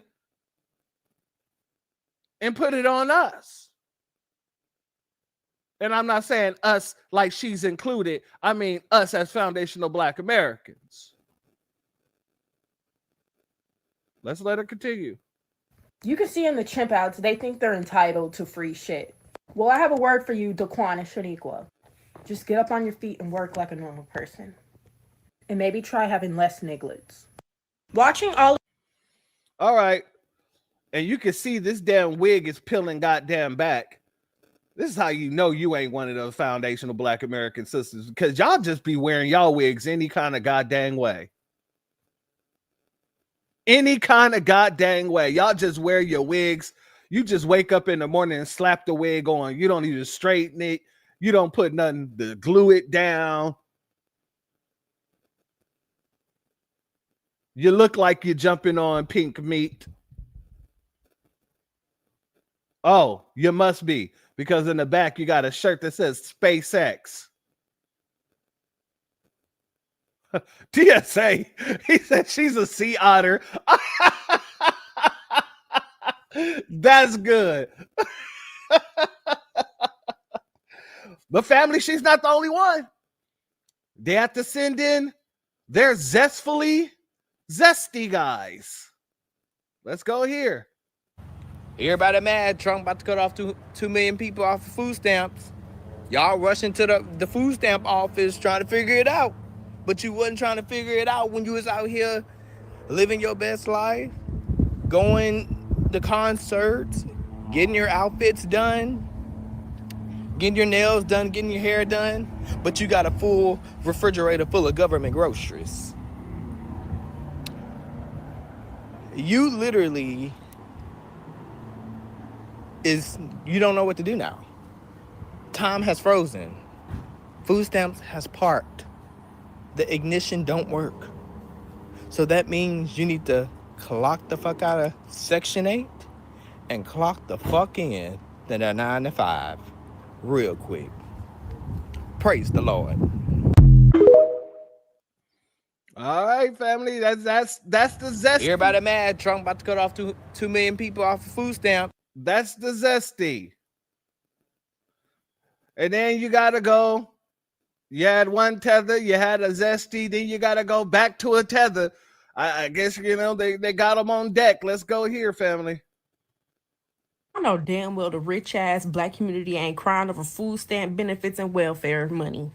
I just know The rich ass, designer wearing ass, trip taking, wig wearing, nail wearing, lash wearing, 3 chains on, Rick Owens stepping, Balenciaga stepping, new shoe drop stepping, 1942 and Don Julio buying, big timing, black community, and crying over no motherfucking food stamps and welfare money. Next motherfucking case. I know damn well the First and foremost, you're Caribbean. I could tell that off the back. You're projecting, aren't you? You're projecting. Because why would a person get on here and act in the manner that you're acting when there really wasn't a lot of foundational Black Americans even tripping off the food stamps? Now, they are explaining what happens when you take away food stamps. Like, you know, think it's like 9 million people or something like that that's on SNAP benefits or something like that. And there's it's $90 billion that subsidize the American dollar when it comes to SNAP benefits. So there are people that are going around explaining the fact that that money will be removed from the economy. Not only that, but the store will then have to go up in their prices for groceries. Not only that, but then the store won't be able to pay some of their employees, so they're going to have to downsize. So people are going around explaining the ramifications of taking away a program such as food stamps when the government in itself counts that towards the GDP. But this woman, she's trying to make it seem like, oh, y'all crying over it. No. It just seems like to me that you're projecting. You know that you aren't going to be able to get it. And you're trying to make it seem like you don't care. That's how it comes off to me, family. But I got to remind you guys, these folks, they're good at picking ops. They're good at picking ops. They're good at picking ops. They're good at picking informants. They're good at making sure that they put people in front of you to say things that pushes a narrative that may not come from you, but it may affect you because that's what they want to do. They want people to believe that it's going to affect you so you can go and run out and put yourself on the front line to make sure that the Nabisco woman get her food stamps. I want to remind you of a well-known informant. We spoke about him earlier today. Al Sharpton. Let's go here. Reverend Al Sharpton has come clean about his secret past as a government informant. CBS 2's Dave Sharpton has come clean about his secret past as a government informant. Reverend Al Sharpton has come clean about his secret past as a government informant. CBS 2's Dave Carlin tells us the activist admitted to helping the FBI bring down some of New York's most wanted. I was not and am not a rat. The Reverend Al Sharpton identified as confidential informant CI7, now admitting he wore a wire for the FBI. He helped the government go after boxing promoter Don King, music executives, and mobsters, including Vincent the Chin Gigante, who famously wore his robe and pajamas in public. I was cooperating. Sources say that cooperation likely started after he was nabbed in a drug sting caught on video. Helping the feds may have helped him. But Sharpton says he went to them because members of the mob wanted him dead. They were threatening to kill me. Sharpton is kicking off his National Action Network convention this week with headliners President Obama and Mayor de Blasio, who defended Sharpton. I think he has done a lot of good for the city of New York and for this country. Retired NYPD Detective Sergeant Joseph Jackalone says unmasking any confidential informant troubles him. You never want this because we need people to help cooperate, so this is an unfortunate incident. Sharpton said he has no regrets. He'd do it all again. Dave Carlin, CBS 2 News. Yeah, we know he'll do it all again. That's why we're seeing it happen in real time, where you can have somebody like Kamala Harris pay you in order to give her a softball interview, and you sit there and act like everything was above water. Yeah, we've seen this. We know you, Joe. Excuse me, Al. Can't tell one racist from another all of a sudden. Al. We know about your background. We know that you were a rat. Not just an informant, a rat. And they were threatening to kill you because you were doing business with these people, and then you turned state evidence like a rat.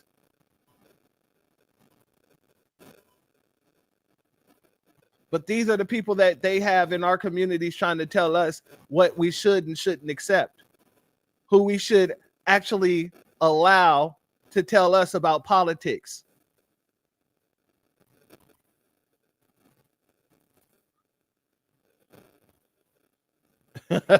I'm convinced he's on dope because how did he lose all that weight? A lap band.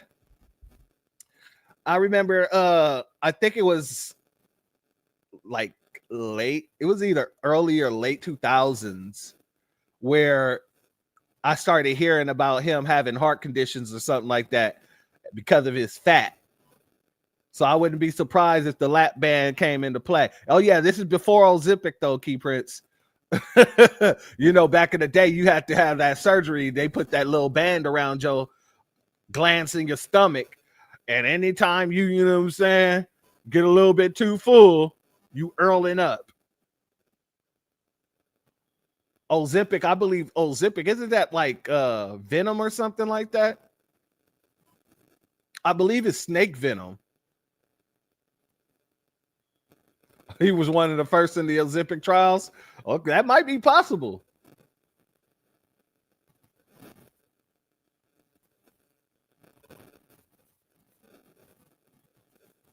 Shout out to our brother Bernice Brad. He said, Sharpton got the 1 in a million chance of a lifetime Larry Graham perm. Not the Larry Graham perm.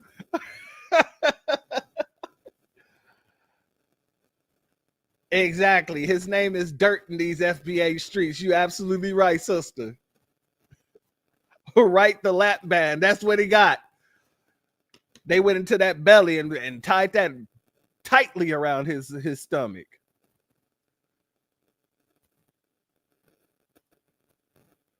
What's going to happen next is those teaching jobs. In San Francisco, California, it was AI teachers, really, in the classroom teaching. Yeah, I wouldn't be surprised because California is like at the forefront, one of the states at the forefront of pushing AI. That is, you know, Simi Valley and all that stuff. Family, I want to go over here to another person that I believe is a paid op. Whether people like it or not, and if not a paid op, an industry plant. Let's go over here to Chopper City. Chopper Young City. The man who was signed to Diddy, a part of the band. And the Haitian. Let me say that again. The Haitian. I'm going to say that one more time. The Haitian. Feels like he has something intelligent to articulate to us. I'm going to let it play through. And then we're going to go over this again and break this down piece by piece. Fool. What matters is credit. Do we need reparations, Joker? I'm asking you, do we need reparations? We. Hell yeah. Why? Because what our forefathers went through. Did you go through it? I read books about it, though. I'm asking you a question. I did not go through it. You know why you didn't go through it? Shit, because we fought a war and we won. Shit, I don't know why either. But I'm gonna say. No. Because before we can't just breeze past this. I feel like we deserve reparations because they gave everybody else some motherfucking money. I used to feel like that too. They gave the Jewish community some money. They gave the Chinese when they did what? When they did what first? When they came here, right? Yeah. They ain't getting no Indian Jewish nigga reparations because he was born here. They only give you a certain reparation situation when you come to America. Right. Because they feel bad. But see, they not don't really. feel, Because that's what they're supposed to do. no, but it make They supposed to give you a head start here, especially when you're an immigrant. But yeah, I don't nigga. right. No, check it out. We got the short end of the stick, and we will always get the short end of the stick until we learn how to manipulate and pimp the system. This is what's crazy about it. We can pimp the system if we realize that it is a system. Like what I just said just now. What's the difference of every last one of us black kings in here going to go get our credit fixed? Do that. All right, family. So you heard it, and I was trying my hardest not to interrupt. I did a good job because I was about to say some things, but I just let it play through. I threw in a couple of the clips, the drops from here and there, because I wanted to be very clear that we are not the fucking same. We are not the same. You don't get to speak for foundational Black Americans. You're a Haitian. But you can hear exactly what he said, and you can hear his Haitian, the tether scamming ways in everything that he says. Let's address the first thing he said. Fool. What matters is credit. Credit doesn't matter. As a foundational Black American, you can have an 820 versus a Nabisco's 540. And the bank will select the Nabisco to give him the loan over you. Give him the business loan, the housing loan, or whatever, grants. They will give the man with the 540 credit score all the amenities because he's a Nabisco. And the man who has an 820, who is a foundational Black American, they will literally decline. For those who's never read the book, I want you guys to go and look up a book, and I want to make sure I have the author correct. Give me a hot second. The name of the book is The Black Tax, The Cost of Being Black in America. The writer of the book is Sean D. Rochester. Sean D. Rochester. The name of the book, once again, is The Black Tax, The Cost of Being Black in America. This book meticulously details all the disparities in places like the banking system, in places like the housing market, in places like the government, in places like the credit area. It details it meticulously and give examples of why credit, when it comes to being a foundational Black American in this goddamn country, means absolutely nothing against the Nabisco and his white skin. That's the first thing. Let's continue. Do we need reparations, Joker? We? We. You don't need reparations because nothing happened to you here. You came here by choice. Your parents came here, brought you here by choice. Y'all did not suffer anything that the descendants and the actual ancestors of those descendants suffered in this country. Period, point and black. I'm asking you, do we need reparations? Hell yeah. Why? Because what our forefathers went through. Did you go through it? I would have said to him, it don't matter whether I went through it or not. It is a debt that has been passed down to me, and every debtor must be paid. You can't just go and toss a debt away. If you owe me, then you're going to pay it. Otherwise, that debt will be passed down from generation to generation. That debt it never goes away. It never goes away until it's paid.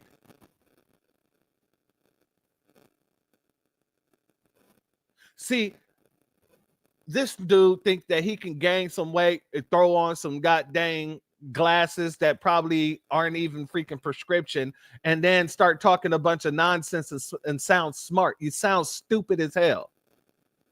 You sound like a person that don't understand the political space that you're talking in. And we know that you don't understand the political space that you're speaking in because you keep saying we when you aren't owed anything here. So you try to put us in the damn category with you who's not owed anything because you say it didn't happen directly to us, but it affected us all throughout the history of this country and still affects us to this very day.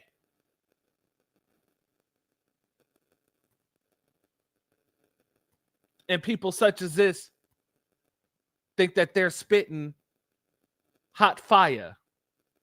You should have saved that for Dylon. I thought he was the person that spit that hot fire. Top 5 rappers in the world. Dylon, and Dylon because he spits that hot fire, man. So why do you think that you're spitting that hot fire? Read books about it though. I'm asking you a question. I did not go through it. You know why you didn't go through it? Shit, because my ancestors fought to make sure we didn't go through it. In the very same way, our ancestors was fighting for what? Reparations. Cutting the damn check. This time when we come to DC, we're coming for that check.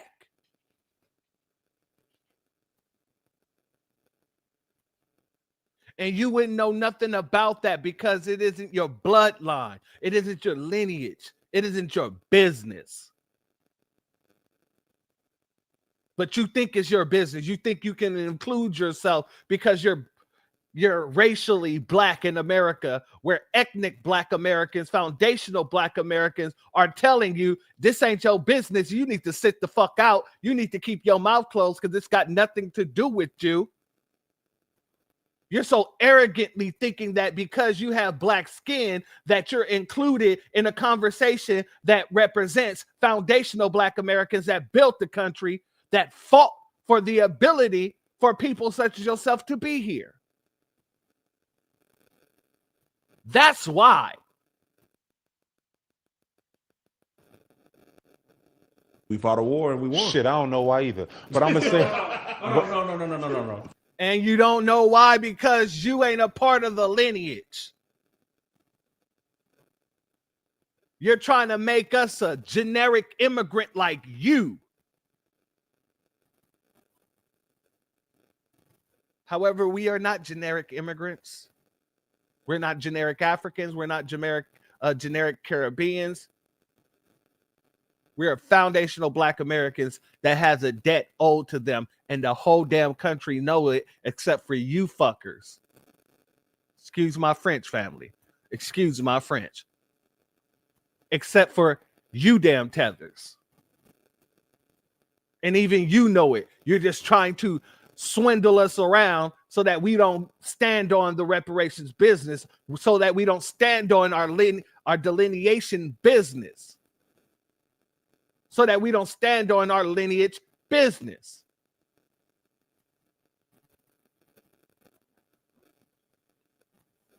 Oh, you know what we gotta do? Bozo the clown, so you got to send in the clowns. Let's continue. No. Before we can't just breeze past this. I feel like we deserve reparations because they gave everybody else some motherfucking money. I used to feel like that too. I used to feel like that too. I don't know why you felt like that. You literally, quite literally, you're not owed anything here.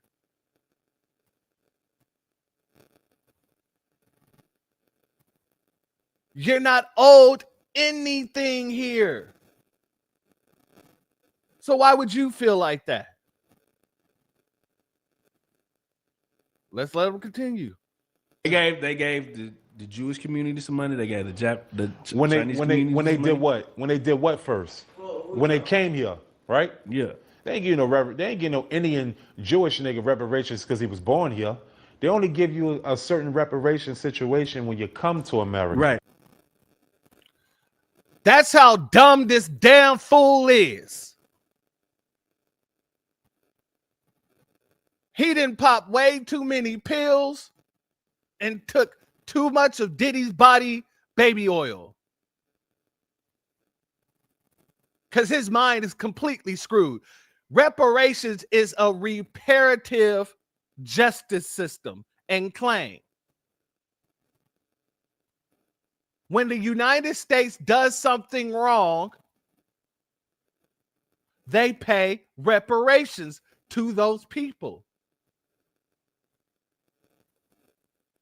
You don't have to come to America to be paid reparations by the American government. I think last year, was it last year? Yeah, Biden's last term. Was it Biden's last term? It was either Biden's last term or his second year in office. Not his last term because he's only one term. But either last year or the second year in office, they were giving reparations to people over in Cambodia. So when you say they got to come here to get reparations, you dumb as hell. That's number one. Number two, reparations is only owed to one group of people on this goddamn continent. And I say the continent.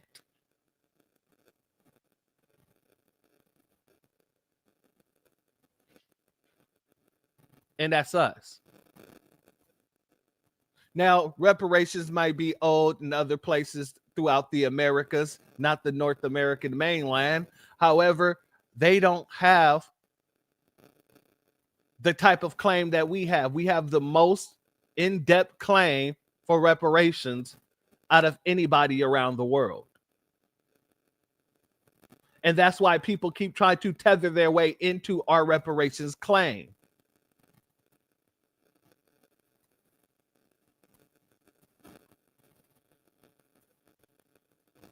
Shout out to Dr. Claude Nilly Fuller Amos. Much love to you. Thank you for being here. I will never say progress is being made. If you stick a knife in my back 9 inches and pull it out 6, there's no progress. The progress is healing the wound.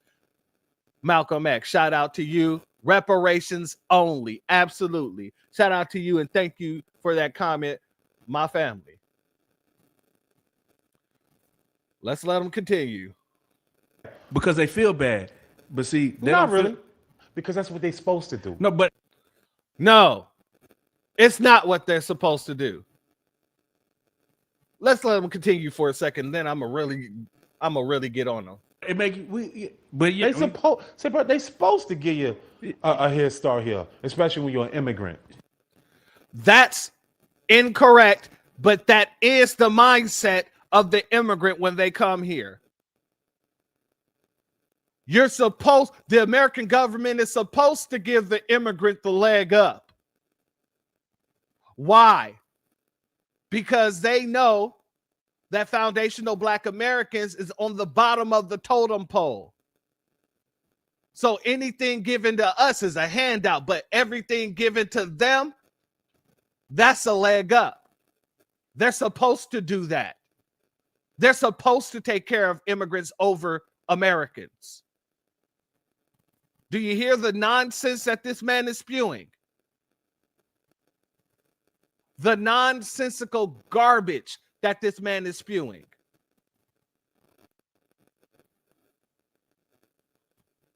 But yeah, I don't think right. No, check it out. Check it out. We got the short end of the stick, and we will always get the short end of the stick. Who the hell is we? You, as an immigrant, got a leg up. Your parents got a leg up. You just admitted that's what they're supposed to do. Because if you didn't think that was, if you didn't see that happening in your household, you would not have thought that that's what America's supposed to do. When did we become the dumping ground for everybody else's problems? When did we become the daycare for everybody around the globe?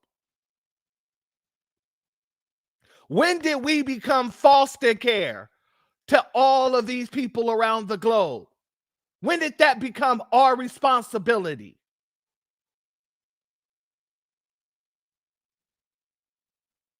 Just a decade ago, when Obama was in office, he was locking up illegals left and right and deporting them left and right. He's the deporter in chief. So when did this start?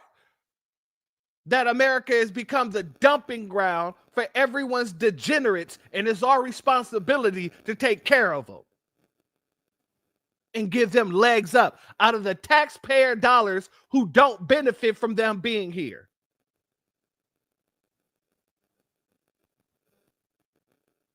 Since when? If anybody can give me an answer on that, I got a goddamn Kit Kat bar for you. Because I can't figure it out.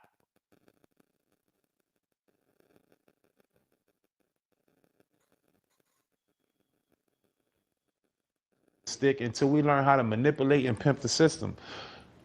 Notice what he said. Until we learn how to manipulate and pimp the system. That's that tether stuff. Scamming. I got to pimp the system to get mine. You got to pimp the system. The system owes us.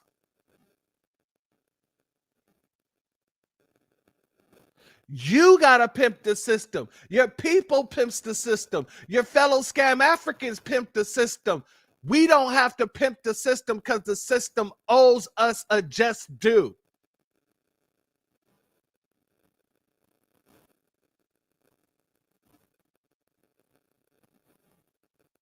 It's you guys who need to scam every which way.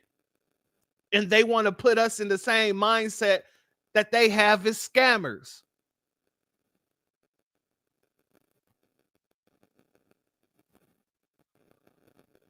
Shout out to our sister Sean C in the building. Much love to you.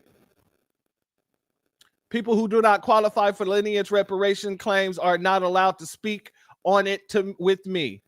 I'll educate and want them to stay out of our way. And I agree with you 100% fold. None of you should be speaking on something that doesn't even pertain to you.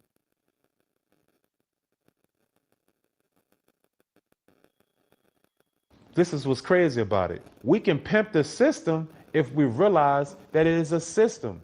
Like what I just said just now. First and foremost, You people are the only people that didn't realize it was a system. Foundational Black Americans know about the system of white supremacy. So what you're saying is we can pimp the system of white supremacy if we realize it's a system of white supremacy. No, idiot. You can pimp the system of white supremacy. Why? Because of the fact that they use you as a buffer. And as you said, they're supposed to give immigrants a leg up. Obviously, you saw that in your younger life. And so you believe that here today. So for you, that's pimping the system. Foundational Black Americans, we have to fight against the system. Y'all want to pimp it. And really, the system's pimping you.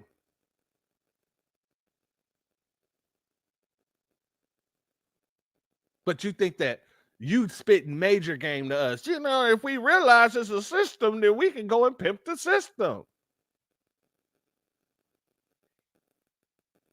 That very same system, I believe, had you in Diddy's room with your pants down to your ankles, getting baby oil rubbed all over your backside. Allegedly.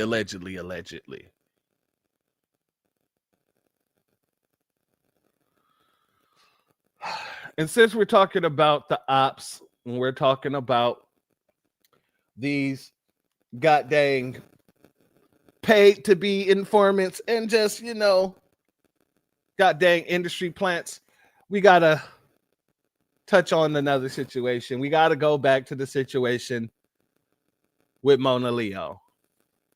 I know, family. I know. We spoke about this woman twice already, and now we're going to do it for a third and final time because I fully expect that anything that happens from this point forward would not interest me. The next time I will be reporting on Mona Leo is when she flops. When she gets her nigga wake up. And that'll be a black and petty. But we got to go here because it's the last time that we spoke about her. New information that hit the scene about her manager, the Nigerian, Uncle Toby. Let's go here.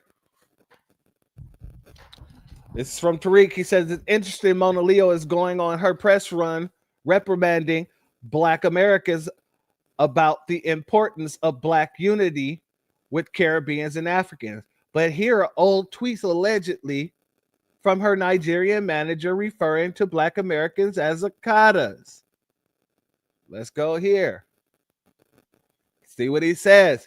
True. Back to Akadas. Okay. F y'all at Ricky G. Whoa. Let's not turn this into Igbos versus Yorubas. Excuse me. We're on the same team. It's the Akadas we don't like, remember? Here's another one. Akada. Here's another one. LOL. Akadas will always do things the hard way. But where do you sit in poli-sci?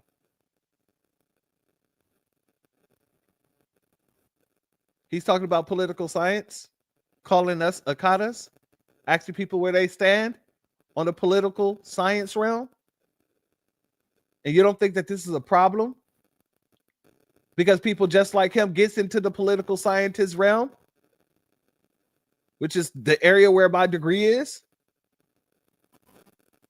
and they start practicing anti-black racism in the political realms.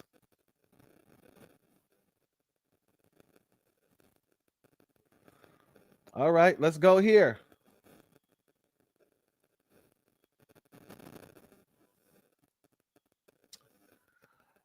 I need to get back on my white girls.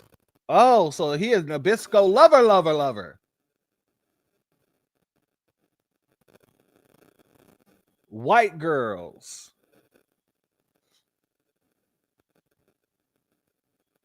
Damn, I need to get back on the white girls. I mad miss private school now. I like my girls like my drugs. White. So not only do you have an anti-black, bigoted racist as your manager, you got a whole tether that got an affinity for Nabisco women. Interesting.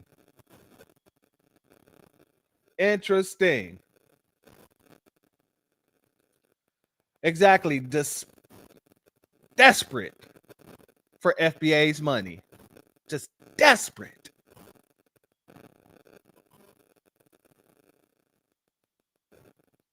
FBA confidence is intimidating. Absolutely. Because we don't need validation. Becky didn't want it. No, she didn't. That's not the one she wanted. If she want a Negro, she's gonna go get an actual one. A whole weirdo, absolutely. And a whole dope fiend, absolutely, my sister. Cream of wheat tether Toby. Toby the tether, absolutely. Absolutely. Her coked up tether manager sniffed up all of Montezero's future. He put it on the table and chopped it into blocks. He was doing major lines. Becky said, "What's that smell?" She probably didn't because, she got her own stench. Her stench probably outstench his. The dog smell, the wet dog smell. I don't know, but that's, they've got some powerful musk. So, it might be a toss-up. It might be a neutral. The Nabisco get together with the African, and it might neutralize the room because each other's smell just cancel each other out.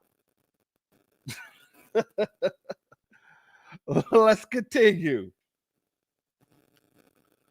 I rather surround myself with white people and Africans.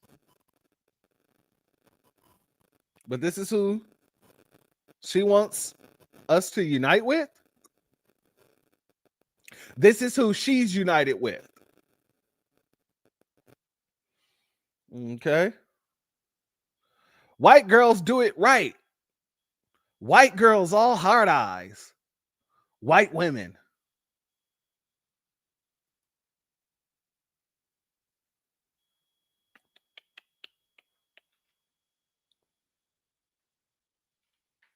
Here we go. This bottom one here.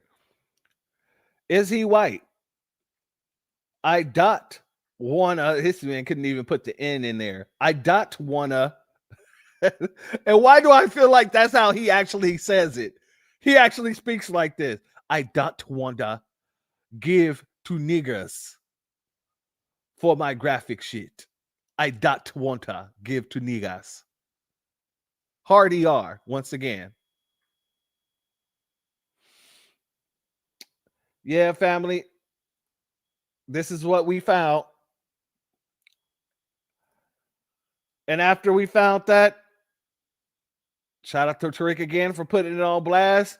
Mona Leo's Nigerian manager had to lock his page down after everyone started pulling up all his anti-foundational Black American tweets. These posts are protected. Yeah, protect those posts because you're getting called out left and right. Let's go here. All right, y'all. Y'all know the new hot late not hot rapper, Mona Leo's Nigerian manager exposed for multiple anti-black tweets dating back to 2012. I'm gonna let y'all look at that for a minute so y'all can see what's going on. All right, now check it out. She is she's coming. She's been doing her thing, but all non-blacks to the back. Solon Sexy. That joint took off. How everybody going crazy. A lot of people like it. They love it, right? But then you got other people like Tariq Nasheed and others. They like we ain't rocking with this, right? And they start digging into her manager's tweets, as you see. Akatus, and for y'all who don't know what Akatus means, basically that means like a stray cat. Like a stray cat can't find his way back home. It means cotton picker as well. Straight from the mouth of a Nigerian, it means cotton picker. They tell us it means stray cat because it's less derogatory, he said.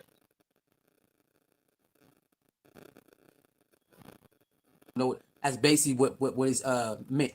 So it's like African Americans, they don't know their roots, so they call them Akatas. Basically, you a stray cat or a stray dog, whatever. You don't know where your real home is, so he don't rock with African Americans who don't identify or come back to their African roots, so to speak. So that's what that means. And a lot of people took offense to that, and they upset, and they pulling out they and they bumming on it. Also, they saying that Mona Leo is like an industry plant type of thing, and she doesn't represent the American black woman. She wants to use the stereotypical, and I ain't gonna as a man, if a woman says that, I ain't finna fight it. They're allowed to speak their speech when it comes to Mona Leo's image, and I'm not saying everybody, but there are quite a few American black women said she could have came out with a different image than just using the typical stereotype with the ghetto black girl. I'm not gonna fight that. Those women have a right to voice their opinion. I'm a man. I ain't finna fight it. Let's get back to the Uncle Toby, Nigerian. I seen more. It's a lot of tweets, y'all. It's so many tweets that he said about us that he don't rock with us at all. He don't rock with us at all, y'all. I mean, not even a little bit. He used the ER word too. He also used the ER word against us. I want to stay away from those ERs, and I would have a white man tattoo me. I want to be next to those ERs. So he's been doing that, and I think what is it? 2012. It's 2012, right? That's how far they went back to 2012. He been doing this, and this is her manager, and she says she loves him. Now it's gonna be very hard for us to believe that she don't know he like this. It's gonna be very hard for us to believe that she don't know he like this, unless he just hide who he is. But most people like this can't really hide who they are this long. We in 2025. Are you telling me that she been around this man and he ain't showed no type of he haven't showed no type of ways that he don't rock out with us Americans? And y'all do know all of us is not African anyway. So this doesn't bother me because I'm not African. I ain't upset. I ain't African. So I don't know what he ain't talking to me. I grew out of that. I know I'm American. I'm American, period. American, that's it. I'm not African American, bro. I'm American. So this doesn't bother me. I don't care if he don't like us. It is what it is. But he's talking about he's pretending, and now since he got found out, he had to what's it called? Hide your tweets or privacy your tweets where people can't see him no more. Because it's so many of them. This man said so many nasty things about us, y'all. It's ridiculous. He could not erase all of them in time. He had to lock his tweets because it's so many of them. And she got a tweet saying, I love my manager, man. I don't know, y'all. This is sad. This is embarrassing. This is sad. But again, what else is new, man? Everybody want to eat off us, man. Everybody want to eat off us. You already know they talk shit about us, but they can't live without us. They talk shit about us, but they can't live without us. They always want to get some money off us, though, right? They just can't leave us alone. I wonder what's going to happen, though. She did an interview talking about anybody who mad about the black unity, F y'all. I wonder if she do an interview about this. I wonder if she do an interview about this, though. About her disgusting, racist ass manager. I don't know, man. You know how people move out here, man. They pick and choose when they want to stand for something. Her manager is calling us the Nigger word, and I'd rather be next to a white man than an African than these African Americans who don't even know who they are. They disgust me. Ew. Is she African American? I'm confused. Is she an American woman? Like, what does she identify as, bro? I don't know. I'm confused. And you got other people saying, why you got that imagery with that flag when that flag is for slaves, bro? Chattel slaves, bro. That You know, that's representation of something else, not this. I can't be mad at it. They saying that flag does not represent your imagery in your video. It represents people who went through hard slavery, blood, sweat, and tears. Why your imagery can be better than this? I ain't mad at that either. I ain't mad at it. Some people have a right to say you could have put a different imagery in there. What are you talking about? And there's other women out there who going hard body on top of her head. And there's other men out there who saying, man, what's up with this? What is this? That's why she did her video. I don't care, man. I don't care. F y'all. It's Black Unity. That Black Unity stuff ain't real, y'all. If you live in America, you already know. You rock out with people, rock out with you, and then you just live on with your life. There's no super real Black Unity in this world. There's like everybody under every flag on the rock. That's cap. I know that, and you know that. But again, everybody got their own agenda. Everybody got their own perception. All right, their own perspective, perception, and all of that. So cool, do whatever you do, whatever. But we all know better than this, man. So would she do a video on her disgusting manager that she says she loves so much, who don't rock out with us at all, and call us the ERs? But he in America right now, amongst us. He in America right now, amongst us, picking up that money though. He making sure he around us right now, picking up that money. Want to sell out shows and everything, and pick up that money. Why he call us the ERs? What?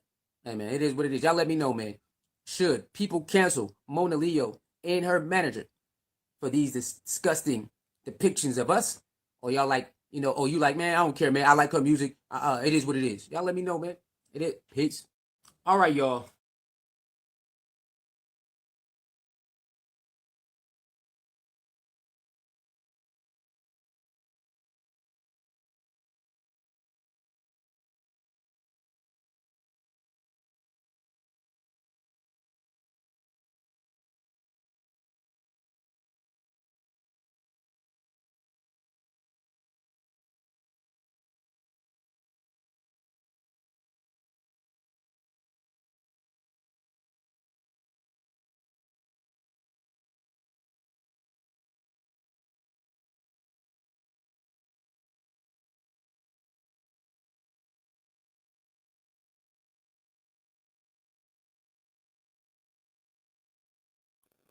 I'm sorry, family. The microphone just shut off.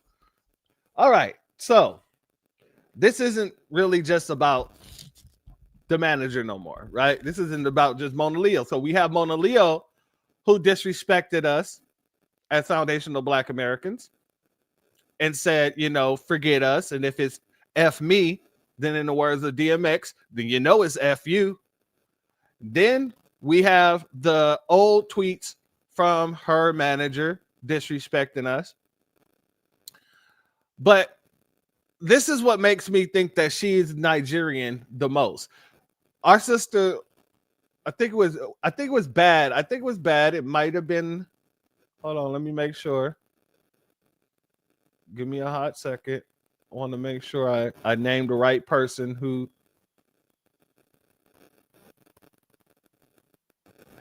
I think it was Key Prince. I think it was Key Prince who said, yeah, there you go. Said, I saw her father in the wedding. He looks Nigerian to me. This is what makes me think that she is Nigerian. Not just the situation with the manager, not just what she said, not just a picture of her father with his hairline starting in the back of his pork chop neck there. It's the fact that apparently the whole damn crew have no problem disrespecting foundational Black Americans. Let's go here. Here's another thing Tariq didn't put out or dropped on us. Mona Leo's Nigerian manager represents another artist named Maxo Cream, who is also Nigerian. Maxo has the same anti-Black American tweets as the manager. See a pattern? Let's get into it, family. I hope I never have kids with a bopping ass Akata bitch. I will be disowned. F you dumbass Black bitches. I'm going back to African women. Akata killer. Akata killer. It be my African side that keeps me going in school, because my Akata side be saying, F this shit.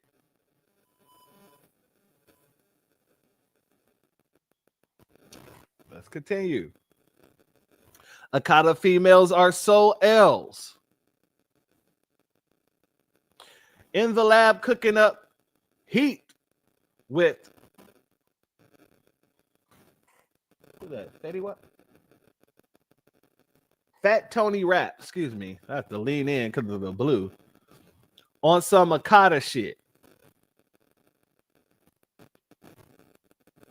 African gang, Akata killer. This is what her immediate circle is. So it's bad enough that she has a father who looks like his hairline starts on the back of his neck. It's bad enough that she comes out disrespecting foundational Black Americans as if it's all good and dandy, sweet as candy. As if her career is going to make it after that. It's bad enough that her manager called us all kind of Akatas and N-words. But not only is this a pattern, it's damn near solidification. Because now you have another artist that you work with, that you're close with, who's disrespecting our lineage consistently.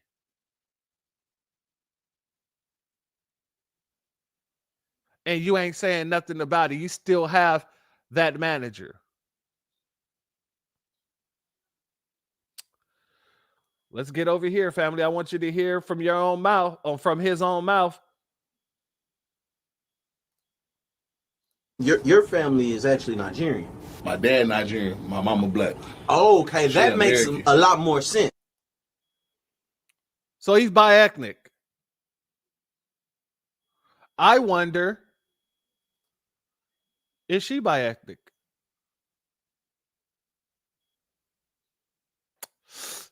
Just wondering. Let's go back here.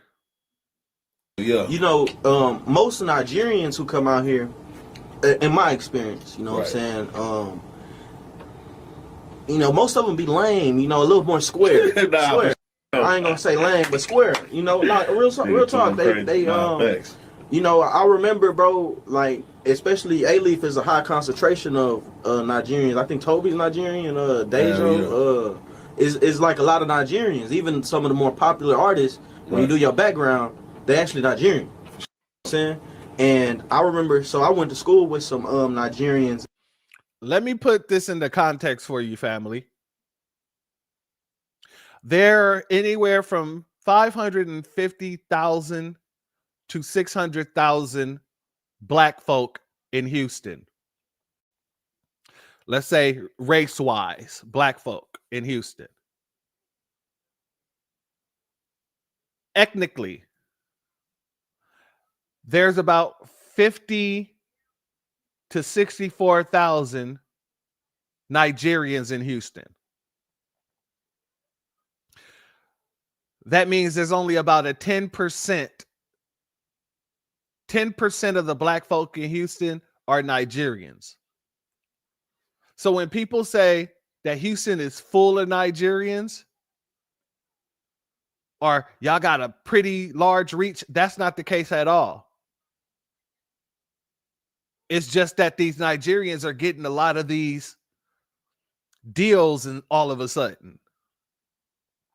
But if you miss our brother Black Alpha's broadcast on Friday, I'm not going to, enlighten you on that. But our brother did. You need to go back and watch that, because our brother did break down the tie in between Mona Leo and this nonprofit organization that's out here training tethers. That's what it looks like here. It looks like they're going out of their way to put funds in the pockets of these tethers. But let's let them continue. And I just remembered like they were very square. Right, you know right, what I'm saying? right. And but you kind of defy those odds, you know what I'm saying? Like Right. I don't is that because your mom's black or is it Because my mom black, and plus like on my Nigerian side, my auntie snitched on my daddy. Like, you know what I'm saying? They had like, you go look it up, all this dudes, like all the paperwork. Like, you know what I'm saying? Like your Nigerian auntie snitched my on your Nigerian Nigerian daddy. His sister. Yeah, his sister. You know what I'm saying? That like, and then so they really made me despise my Nigerian side because with my black side. Wait a second, you despise your Nigerian side? But you out here talking about your foundational Black American side like this? You're not talking about your Nigerian side like this. I don't see any tweets of you disrespecting and denigrating your Nigerian side.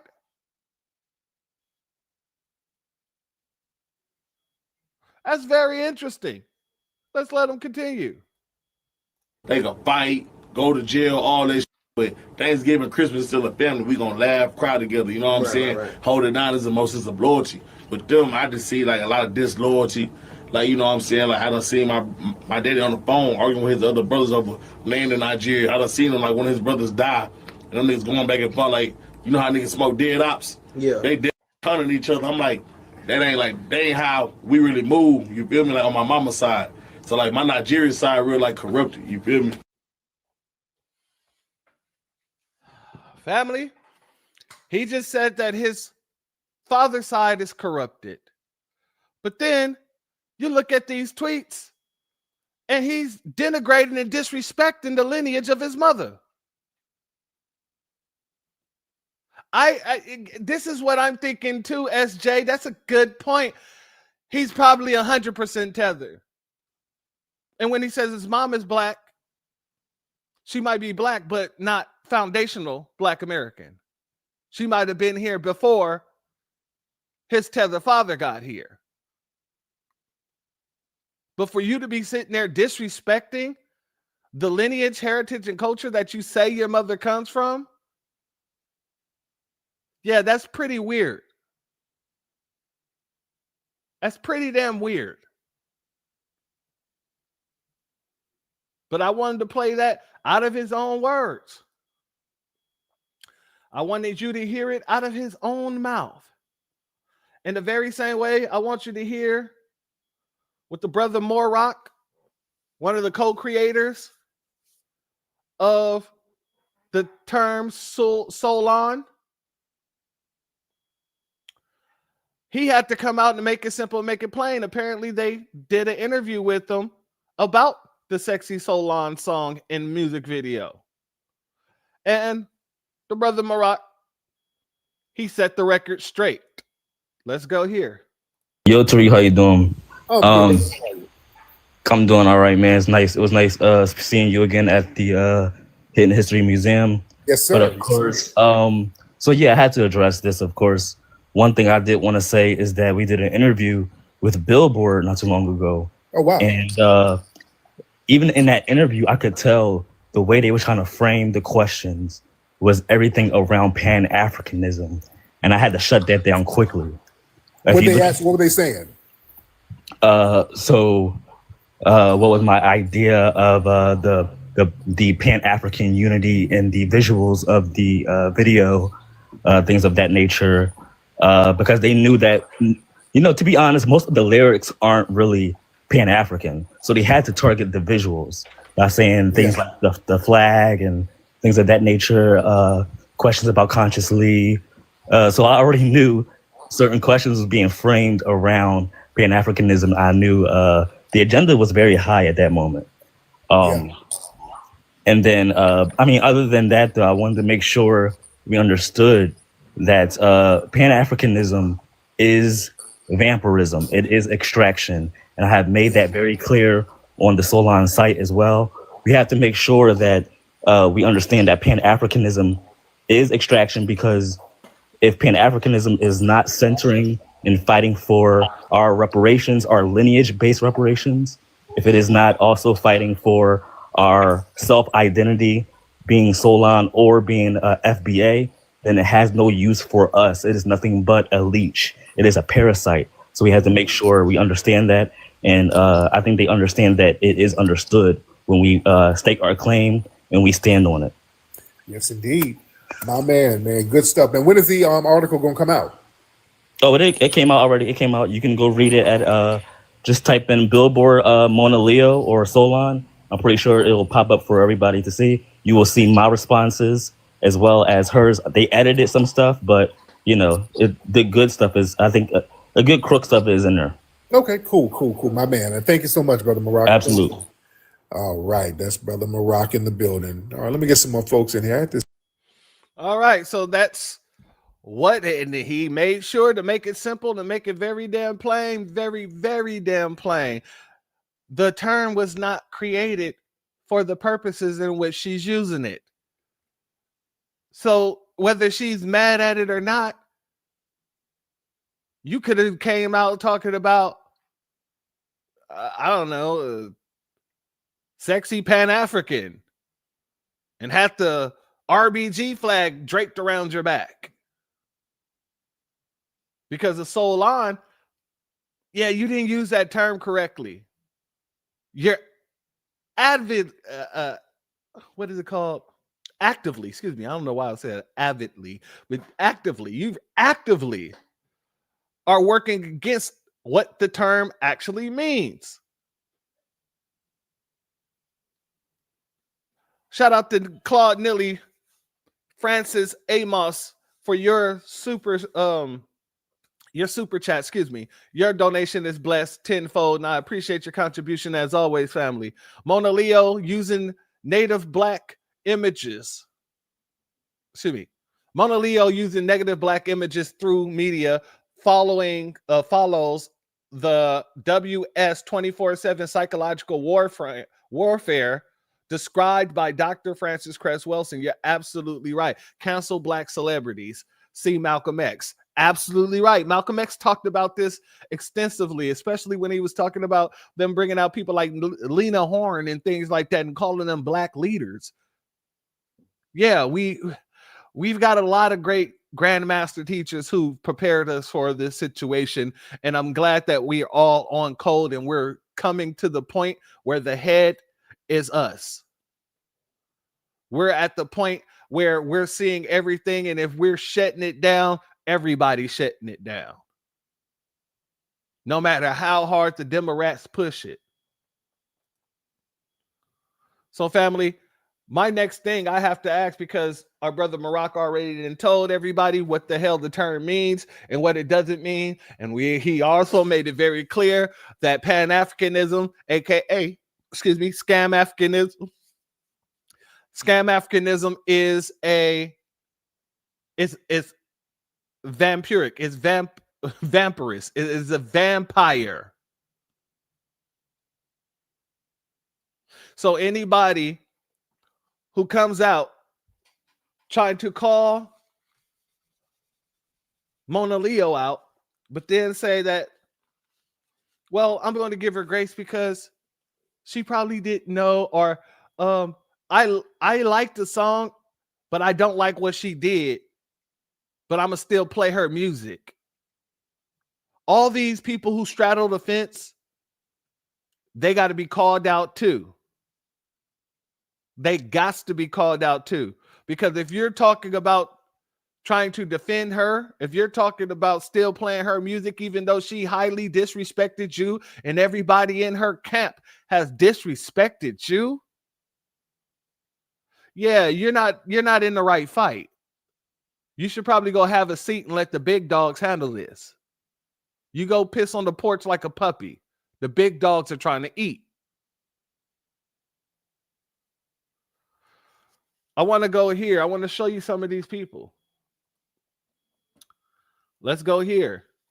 This is from an account called G's Up. I'm not picking any sides. I'm just asking for an honest response.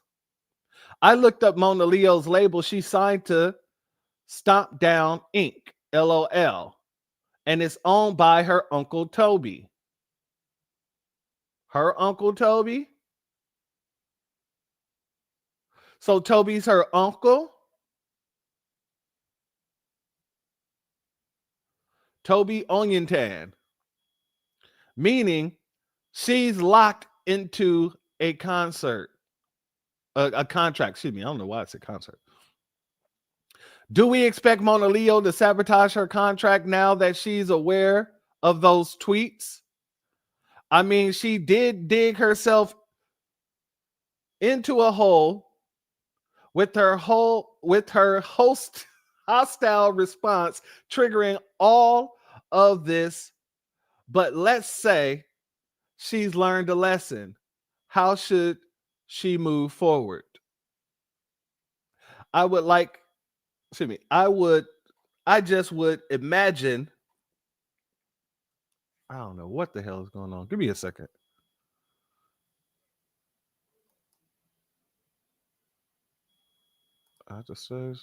There we go. All right. I would just imagine this ain't this anteater tether invested a lot into her, and he's not letting her leave because of his mistake. Well, how to move forward? You take him to court and you sue him out of your contract. Why? Because him doing what he did and having the tweets that he has, it hinders her career. And you can actually go and argue that to the court. At the time that I signed this contract, I was unaware of this man's statements. I signed a contract with him in order to get X, Y, and Z in goods and services. However, because of the fact that my association to this man is now leading to me losing money and losing fans, I would like to get out of this contract. And even if the judge does not let you out the contract, you can still go and shop your stuff to other record labels and allow them to purchase your contract. Now, if he wants to make his money back, he'll sell the contract off. And if he just want to be petty, he'll hold on to the contract. But here's the thing. Nobody that signed to this dude is going to get any shine whatsoever. You're going to be losing money. For hence, this day forth, you will be losing money. Everybody who's connected to you and everybody who's connected to that fat fuck from Nigeria who's claiming to be half Black American. You're going to lose a lot of people money. So the smart thing to do would be to sell her contract to a different label. Hell, you can even get a percentage off of each album sold. But it wouldn't be smart as a businessman in order to keep this person on your label knowing that, yeah, you didn't messed up big. And that's going to fall back on her. Plus, she messed up by running her mouth in the way that she ran her damn mouth. So maybe she'll stay on the label because she has, respect and loyalty to those tethers. Brother Alpha brought up a beautiful point. He said maybe her father linked her up with these tethers. Either way it goes, it matters not to us.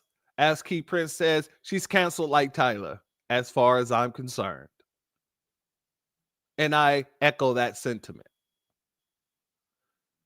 Shout out to Star Child. Thank you for being here, family. Much love to you. As soon as I saw the video, I deleted her from my Apple Pay. My Apple Play, excuse me. I tried to give her a chance, but she is done. Absolutely. Absolutely. I understand it. These are the people right here. They're the apologetics. They want to try to give her some sort of damn leeway. And notice the man down here is a white man. He didn't even have a black emoji here. So who's to say this is even this person here? Oh, it's not, because it's a freaking rapper. So yeah, this might just be a Nabisco.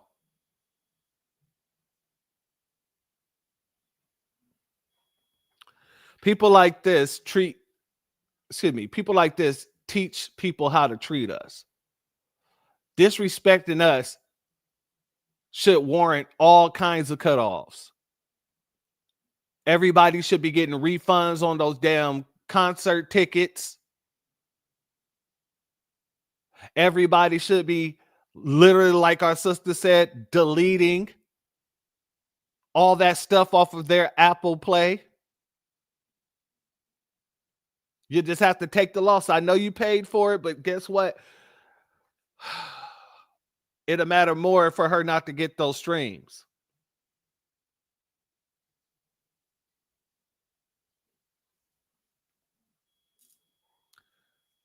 Our sister Cooker with Miss D says she can give two shits, and I understand that 100% full.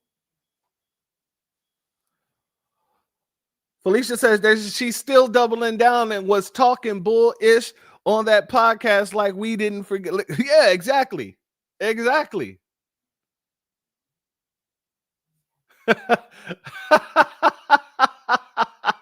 Shout out to Still Kevin Trees. He says, all FBA sisters, take your edges back. Stop lending your edges to these people. See, Philip says her and her music is whack. Hey, I feel you. I feel you. Shout out to you, family. Let's go over here. Because this was another one who's talking about she was still going to play her music, even though she was one of the people calling her out. And so other people, such as myself, told her, I left her a message on the damn post and let her know straight off the bat, you're a part of the problem. If you're going to sit here and call her out for the disrespect and then turn around and say, I'm still going to listen to her music, then you teach people how to treat us. Nobody should be getting our money after disrespecting us. What's wrong with you people? That was my exact comment. This woman didn't use that comment. She waited until somebody else posted a comment saying something similar to do a response. You still gonna play the song? ? Let's hear what she has to say. So I keep getting this comment, right? And another thing that I wanted to speak on is the cancel culture. I don't agree with the cancel culture. I agree in removing my attention from anything that I do not want to grow or develop. And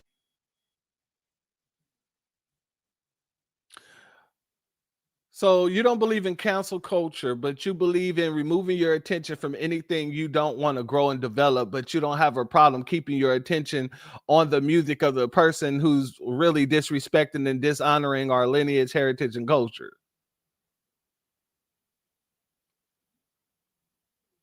So you want to further the disrespect of our lineage, heritage, and culture? Do you see how backwards these people are? Let's let it continue. based off of my spiritual perspective, me being one single person playing that song is not going to do any real harm to her. It would have to be the... Hold on. She said based on her spiritual perspective. Let's just start there. Let's just start there. The ancestors in me, in my spiritual perspective, is telling me to cut this broad the hell off and everybody around her. Your spiritual perspective is telling you that it's okay to still listen to her. And she's about to get into the spiel about how her personally Walking away from Mona Leo won't do nothing. It's up to us in order to make her pay for her atrocities.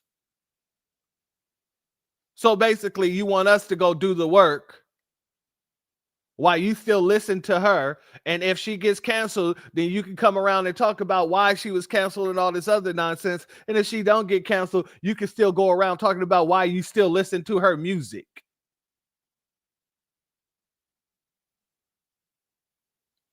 People like this should not be taken seriously and should be pushed far away from us, because this is not a game. This isn't a joke. This isn't for play. This ain't for fun.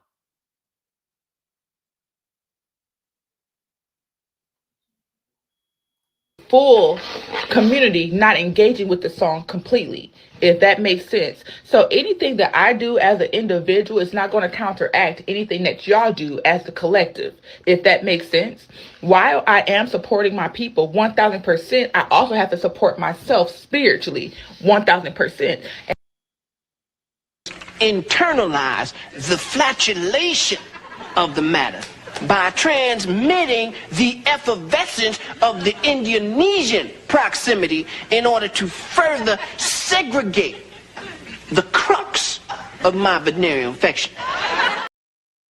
So your spirit's not telling you to stand up for your lineage, heritage, and culture. Your spirit is not telling you that you're being disrespected as a foundational Black American woman. Are you foundational Black American? Because our spirits aren't saying the same thing. Let's let it continue. And I have to be honest, that song specifically does something to me spiritually. Anybody that says that song or anything followed by Pacifically, I automatically got to write you off. Automatically write you off. Don't talk to me about anything like you got knowledge and then you turn around and say Pacifically. The term is specifically. Specifically. Let me say it one more time for the kids in the back that didn't pick up the book. The word is specifically.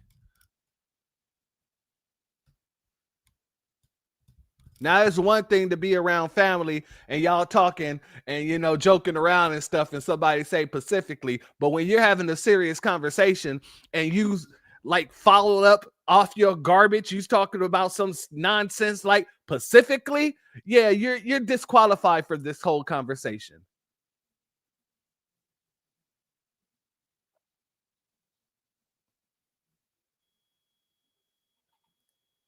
She's a recovering femocrat. That might be the case. That might be the case. Right? Where's your family from? That's what I want to know. Because my soul, my spirit is telling me that this is an atrocity and it got to be handled. Your soul and spirit is telling you, yeah, you can talk about it, but it calls to me. It calls to her like it's crack cocaine. We got one person who like his drugs, like he like his white women, white. And then you got another person who sounds like she like her drugs, white. Maybe off-white, a little yellow. The color of a shaved macadamia nut. Don't ask me how I know that.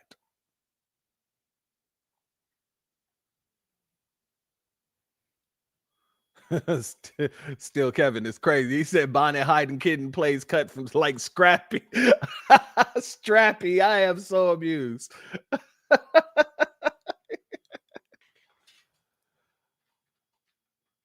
Macadamia. You have to shut her off now. Exactly. Otherwise, you're still putting money into her pockets. Money that she doesn't deserve to have, that's coming from us.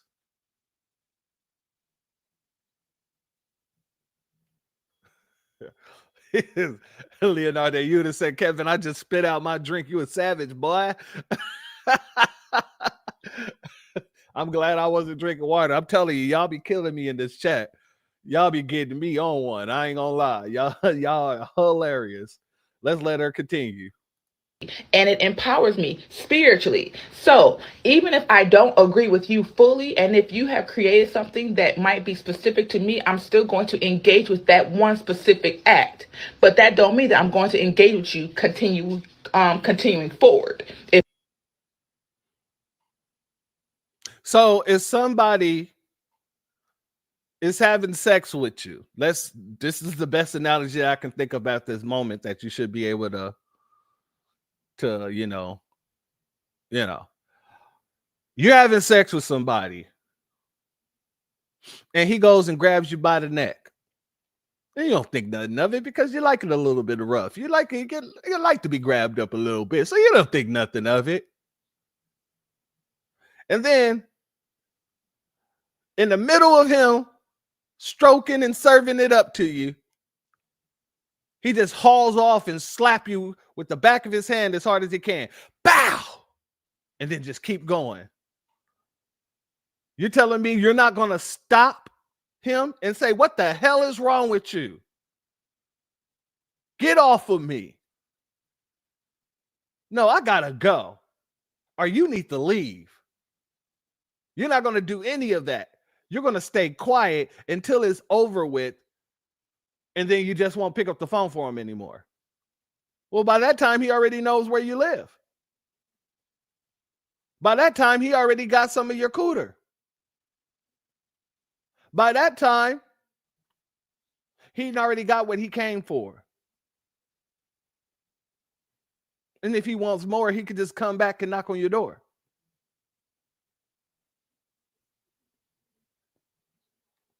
That's the nonsense that this woman is talking about. Just because I partake in it once, right? It doesn't mean I'll throw it away, but doesn't mean that I'll partake in it again. No, that's exactly what it means. It means you're undecided and you're on the fence.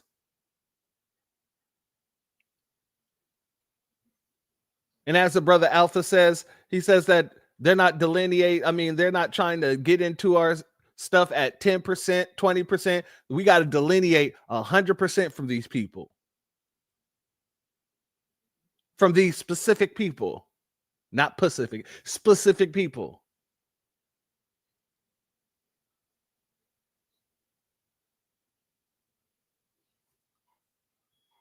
If that makes sense. As a Black American. No, it doesn't make sense. But go ahead. But as a Black woman who has a relationship with the Creator, I'm not here to cancel anybody. I am here to move my attention from that person. I am here. She put Jesus in it, ladies and gentlemen. And then she went on to say, I'm not here to cancel anybody. Then goes on to say, I'm here to remove my attention from them. But just a few minutes ago, she was saying she's not going to remove her attention because she's still going to continue to listen to the person. Exactly, C. Phillips. She's slow. Slower than a car without the motor in.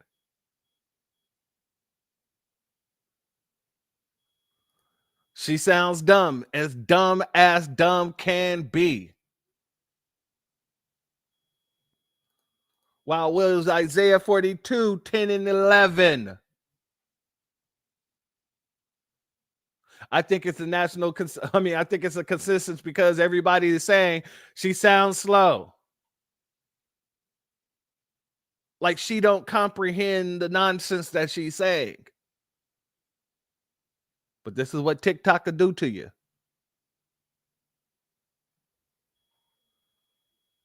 Here to share a message, and if the rest of the collective choose to not engage with it, that is the bigger impact that I am trying to hold, if that makes sense. It does not make sense. Why do you keep saying if that makes sense when it does not make sense?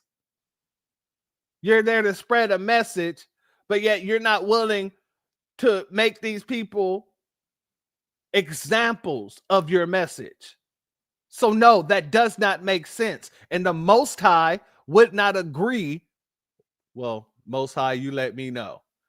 But I feel the Most High would not agree to you doing such things. The Most High, several times in the Bible, has given orders. And many of the time, it's to segregate yourself from other people because you are not the same people. Do not eat with them. Do not sleep with them. Don't even eat their food. You got to bring your own food. So no, it does not make sense.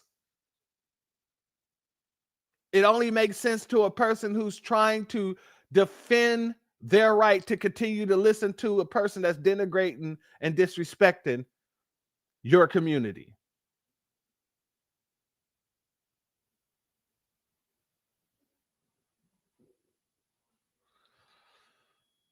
Now, family, I want to show you a real FBA sister, a real FBA queen.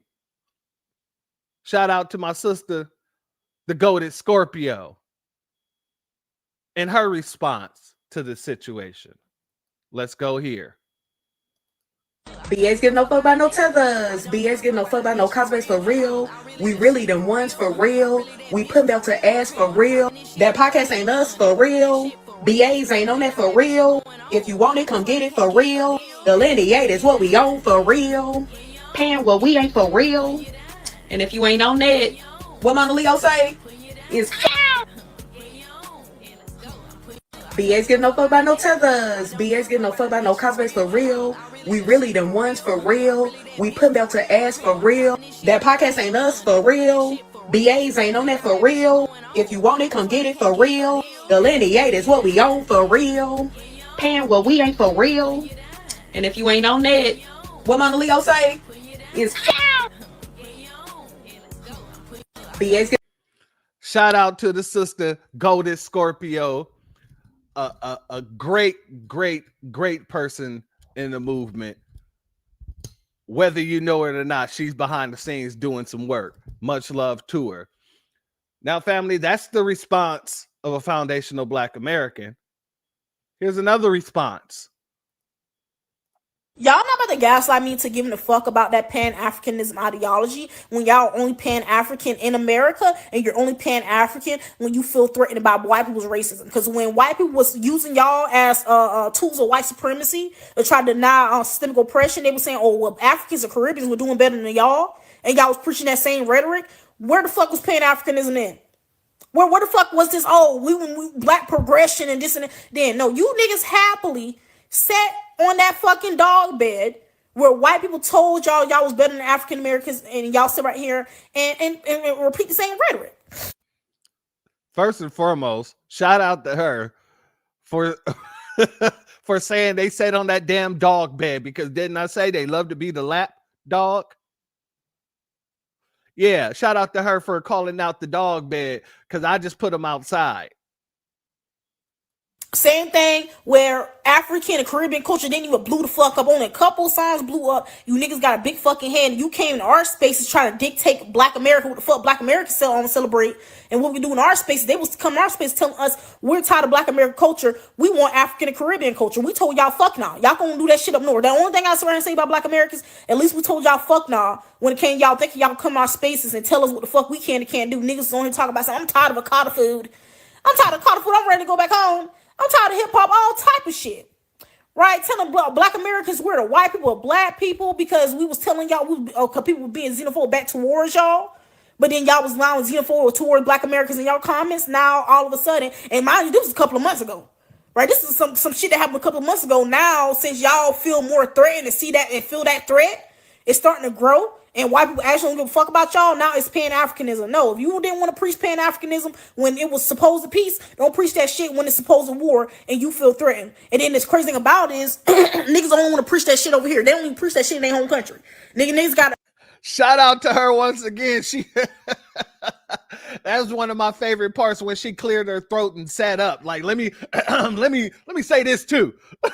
The whole country got a whole fucking civil war going on. Niggas don't never go back home and preach that shit to them. They run to America, telling us what the fuck we can and can't do, and what the fuck make us black or not.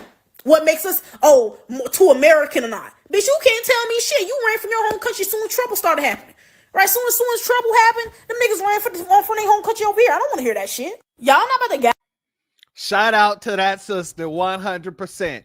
Damn the damn gaslighting.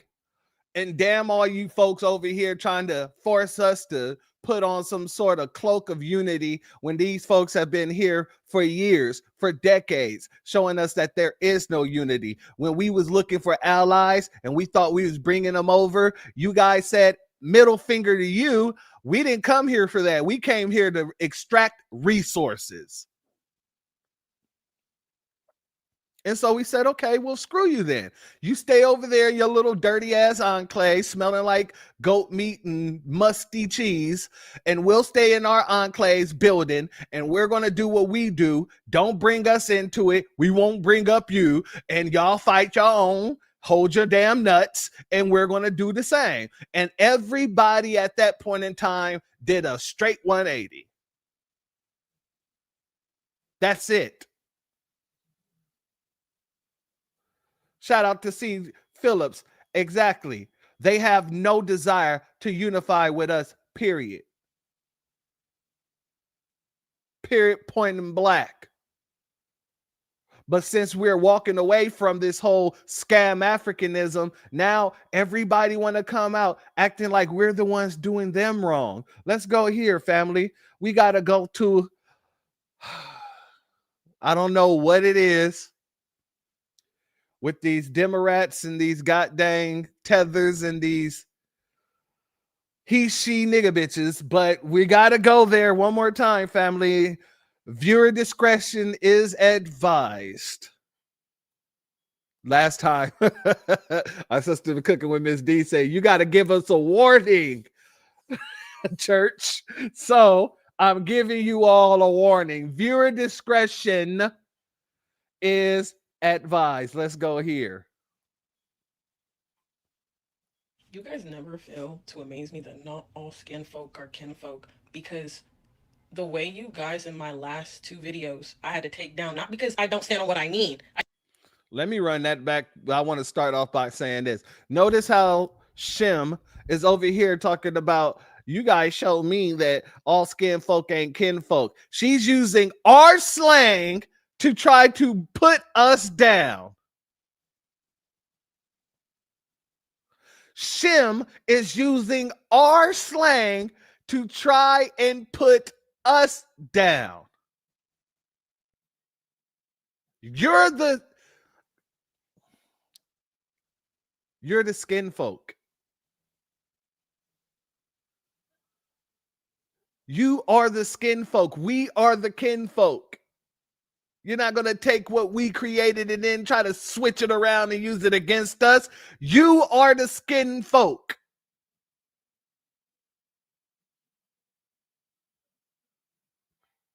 Shout out to Noah Randall. Thank you for being here, family. The irony. Exactly. Exactly. Trying to use what we create against us in order to downplay and put us down. You got us messed up. Huh. What the F is that? Your guess is just as good as mine. Chapstick, chapstick, chapstick. Shout out to Bad for that one. Absolutely. Absolutely. See, Philip said pick a struggle. Pick a damn struggle. Oh, reparation. He said nigga bitch is diabolical. I don't want to misgender this he, she. I don't know what to call this nigga bitch. Like, come on. You can't blame me for that. Shout out to Tampa Bay. She said, I's a dude. Shout out to Jason Taylor, shim downstairs. I'm telling you, you guys be going to hell. Oh, what type of monstrosity? It's a very specific monstrosity. Let's just say that. She said she got dude lips and all. Dude lips, dude face, dude mustache. She got the little, what is it called? The little gold tee that goes under the mustache here. Feel to amaze. I forget what it's called, and I got one myself. But god damn it, she got more facial hair than my brother. My brother can't grow facial hair to save his life, and he's 2 years older than me. I'm 39. This man is 41. He'll be 40. Or did he turn 42 already? Yeah, he's 42. My brother is 42. I'll be turning 40 earlier next year. My brother cannot grow facial hair for nothing. I've been growing facial hair since I was 14 years old. This nigga bitch has more facial hair than my brother, who, and usually they say if you stress out, you grow hair faster. My brother is a goddamn practicing doctor. Okay? He's a practicing doctor. I know he's stressed out a lot. So what kind of stress is this nigga bitch going through that makes it the hormones pop, pop, pop like Jiffy? I'm gonna have to call my brother in Philly and say, hey, bro, I don't know what this nigga bitch is doing, but you might want to go ahead and hit this nigga bitch up and see what's their regimen, because they're growing rapidly. Mustache hair. Soul patch hair. That's what it's called, the soul patch. All right, let's get into it. Let's get into it. Don't meet that in a dark alley. If you do, you better have a bag full of nickels, like a Martin episode. God dang it! I ain't about to play with these folks. Damn that. Damn the hell out of that. Man still shaved with Gillette. Oh, geez. Oh, that's what it is? Shim got on the damn turtleneck over here so that Shim can cover up that Adam's apple. Okay. All right. That makes sense. That makes a lot of sense. Shout out Del Blah. Trump sound ignorant. He's filling pockets of his buddies. Okay. Hey, what was Biden doing? Wasn't he filling the pockets of his buddies too? Didn't he give a whole pardon to his son and stuff? Come on. You know, Trump sounds stupid, but they all sound stupid. Let's not sit on the fence here. All right. Shout out to our sister Seduction Doll in the building. Much love to you. Good Lord, a soul patch. LOL. That's what it's called, the soul patch, when you got hair growing under your bottom lip. That's what it's called. Let's let it say what it has to say. It's me that not all skin folk are kinfolk, because the way you guys in my last two videos I had to take down, not because I don't stand on what I mean. I said what I said, and y'all proved me in the comments why I said what I said about how I don't like being around our community. We're judgmental, toxic, hateful, etc. A lot more often than we should be. And then y'all took me being Nigerian and ran with that to be like, oh, she African, da-da-da, that makes sense. Mind you, I'm African-American, I'm born here. I just said Nigerian because that's my descent with two immigrant parents who come. So you're Nigerian. Why do these people think when they come to America, if they're born in America, their ethnicity automatically changes? No, your nationality changes. Your ethnicity stays the same.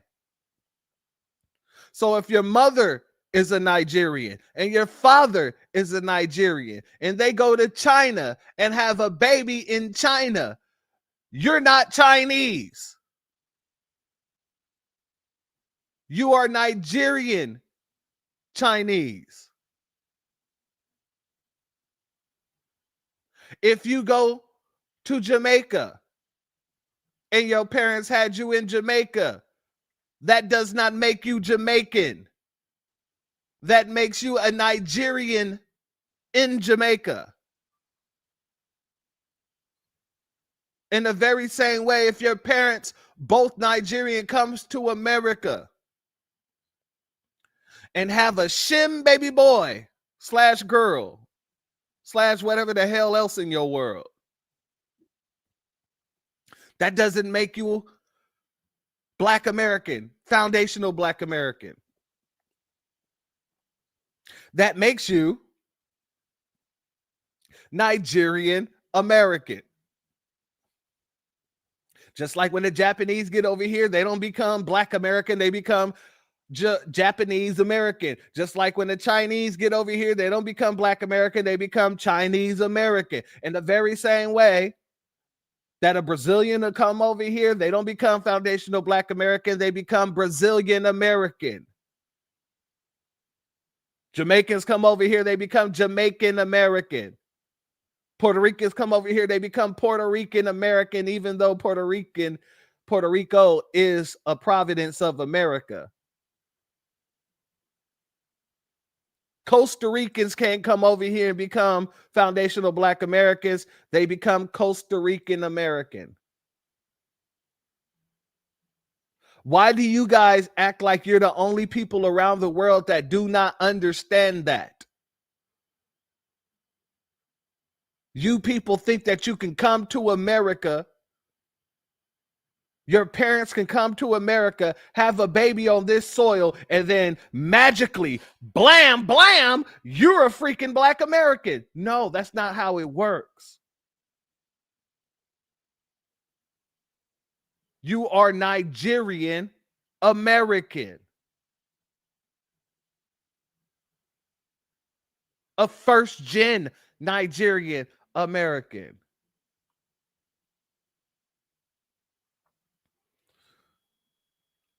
Right, my sister? It's just another example of another tether with another badass wig. This is like pattern for them. This is pattern forming.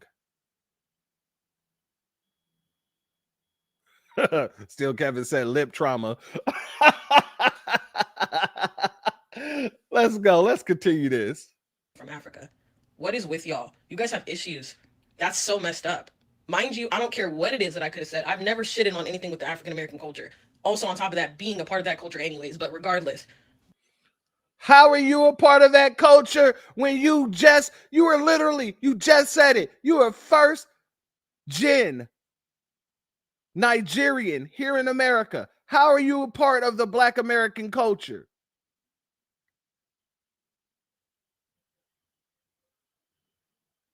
How? When your parents got over here, they didn't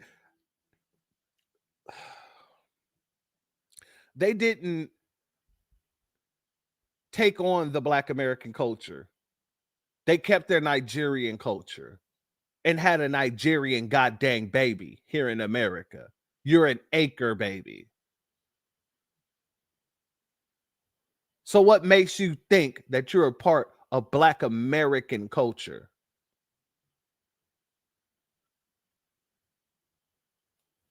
That's sickening. At the end of the day, especially being in America, they see us as all Black. So what is the argument about Africans and African Americans? I don't give a damn how anybody sees us. How a police officer sees me does not change my lineage. How the government sees me does not change my lineage. How a Hispanic, a Puerto Rican, a Jamaican, an African, a goddamn Brazilian, a Central American, a goddamn Middle Eastern, even though there's no Middle Eastern, because where's the Middle West? No Ish-like people, no Palestinian, no Ghanaian.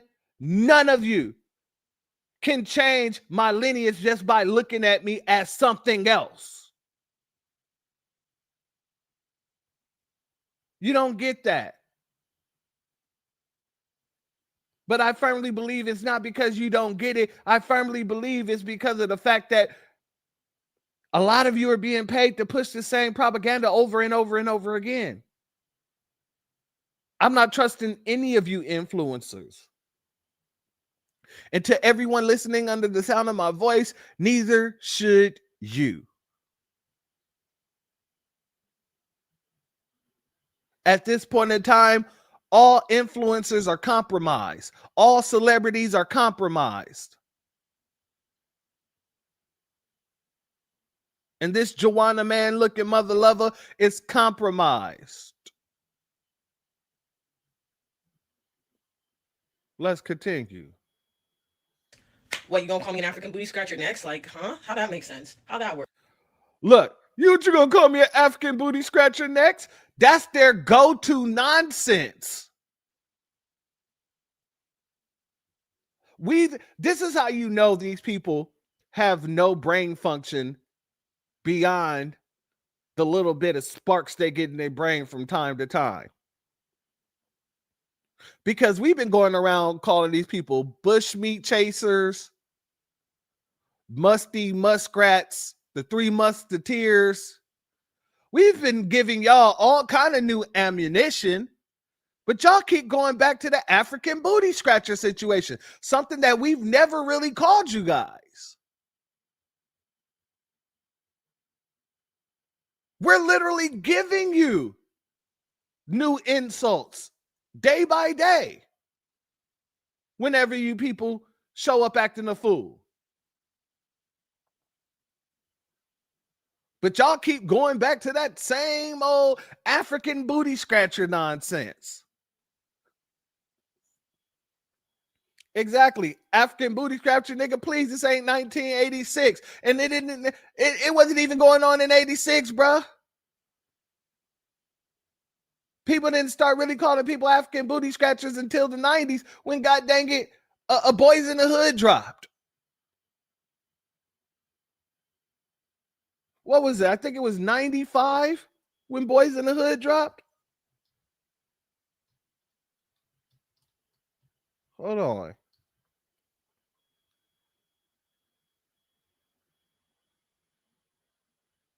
$1991. So it wasn't until 1991 that people even start hearing the term African booty scratcher on a major level. This is how these people, like I said, these people are playing from the same damn playbook. Like I said, I'm convinced these people are paid to do so. Exactly. I don't remember going to school with any of them either. And I was in Los Angeles at the time. I didn't go to school with any Africans. There was a lot of Hispanics, whole lot of Hispanics. But the Africans wasn't even a damn thing.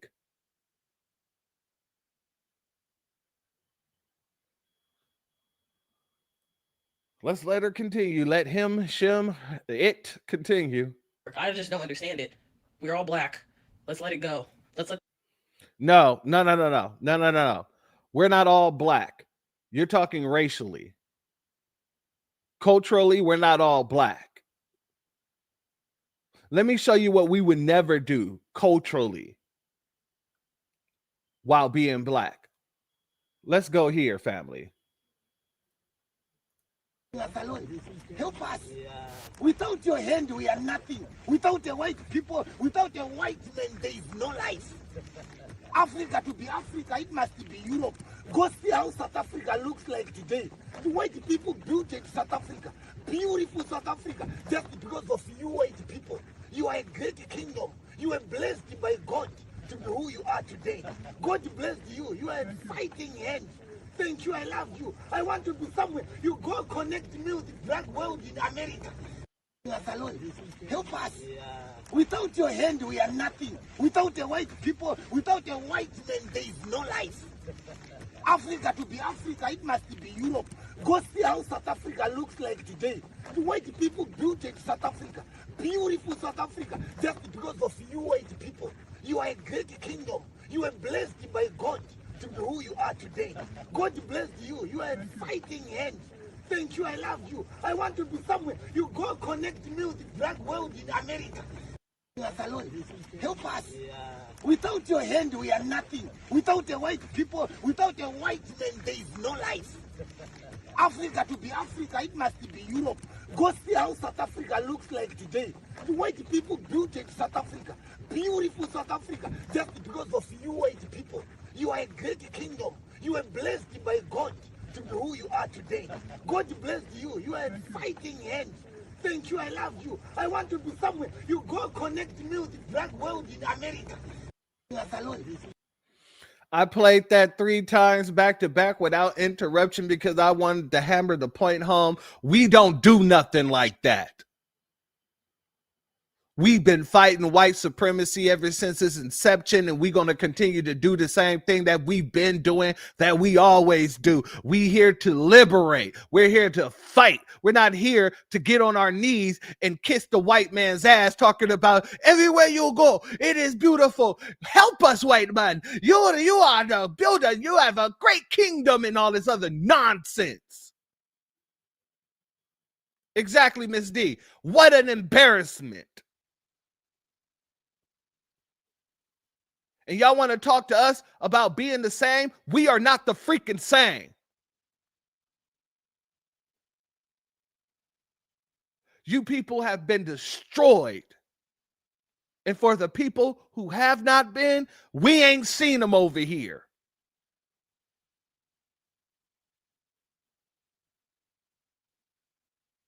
This is how you've been conditioned to be. And as a matter of fact, I'm going to play it one more time for those who's away from the TV. Help us. Without your hand, we are nothing. Without the white people, without the white men, there is no life. Africa to be Africa, it must be Europe. Go see how South Africa looks like today. The white people built it, South Africa. Beautiful South Africa, just because of you white people.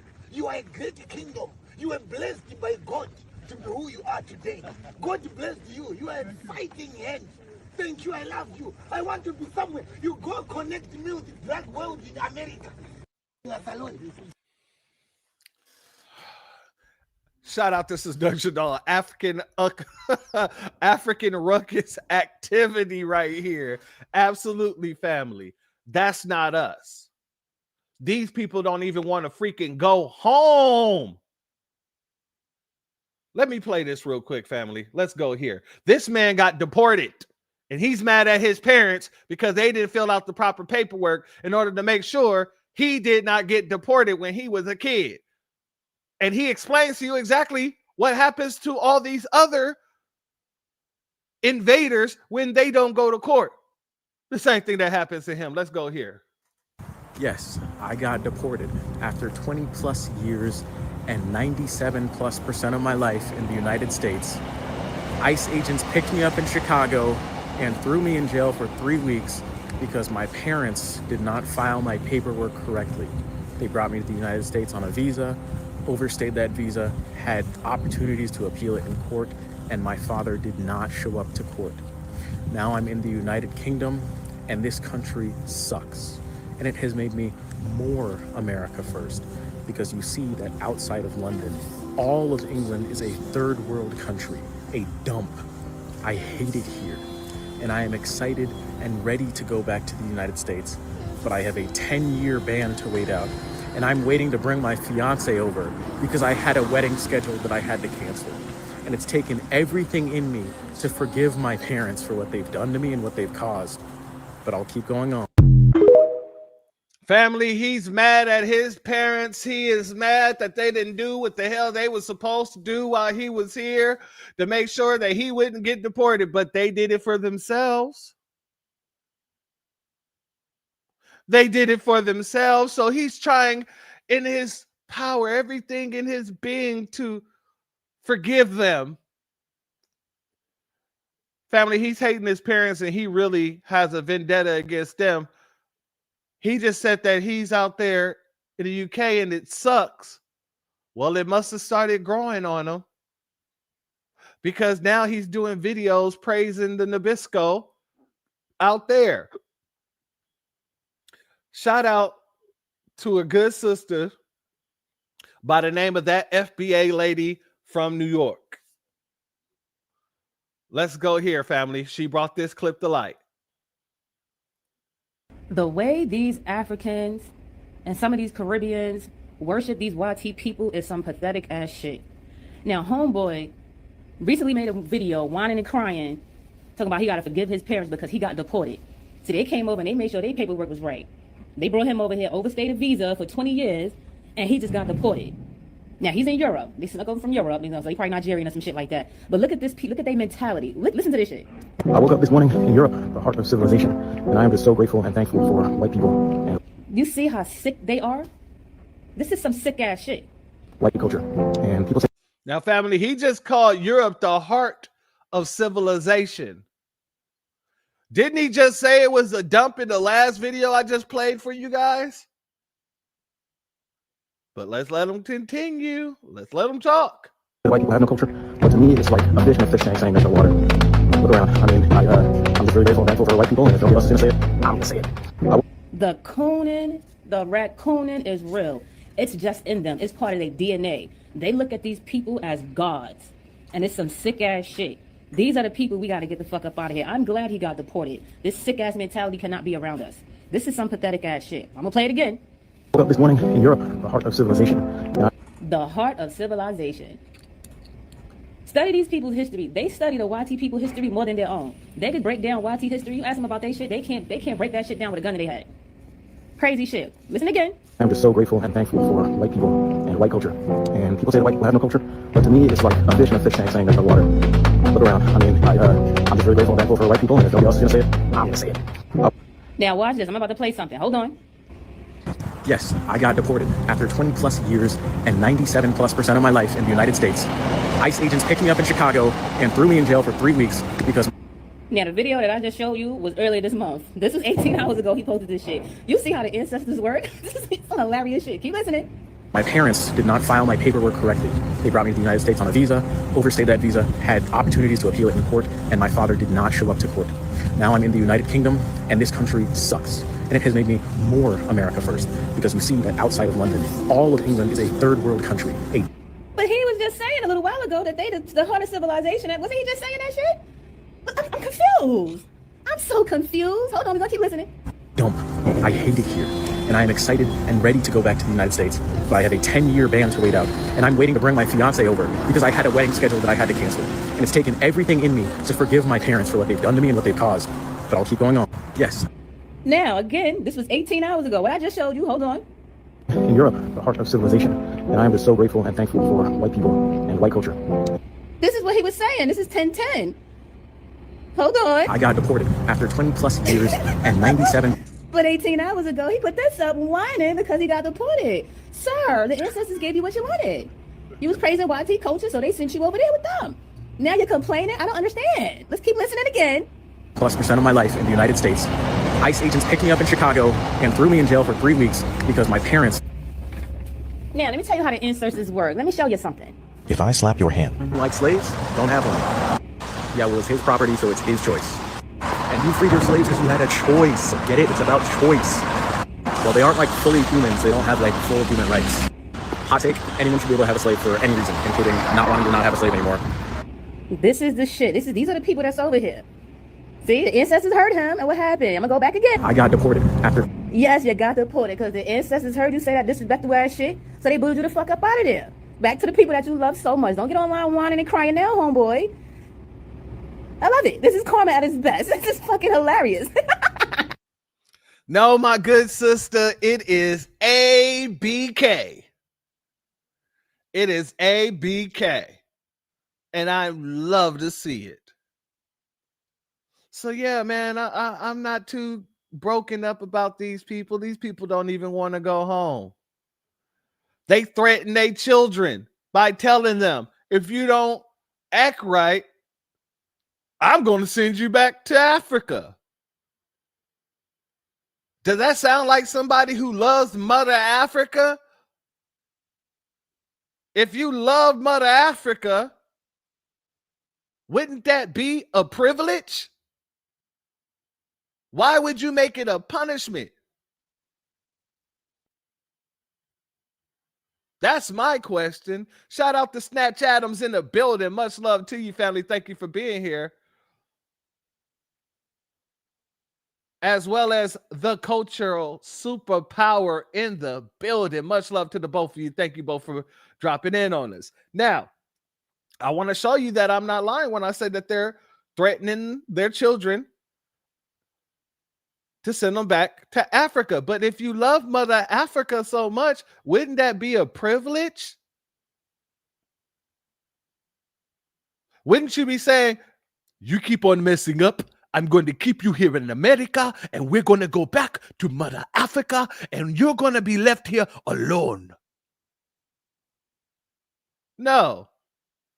They're being told, you keep on messing up, I'm going to send you back to Mother Africa, and you will suffer there alone while we sit here in the lap of luxury.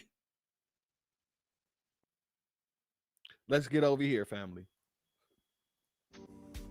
Being an African kid growing up in the U.S., I'll tell you one thing, and one thing only. This is the reason why most of us, damn the majority of us, stay out of trouble, get good grades, do what we're supposed to do, damn near all the time.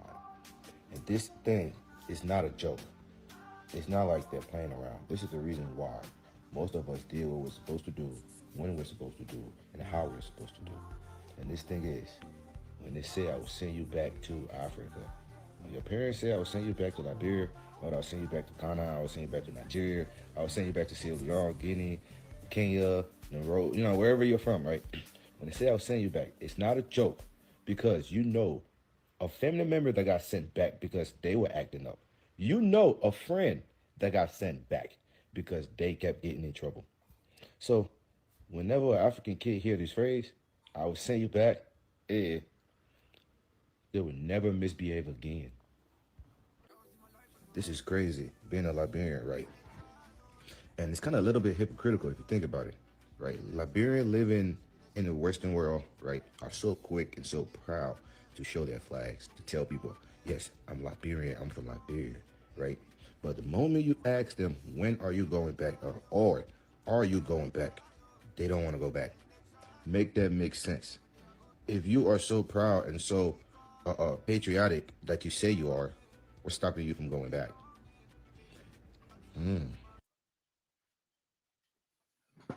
Family, notice he's asking the questions now because he got threatened to get sent back. Yeah, we're not too slow. We understand exactly what's being said here. Now he's asking the questions we ask. If you love it so much, why don't you go back and fix it?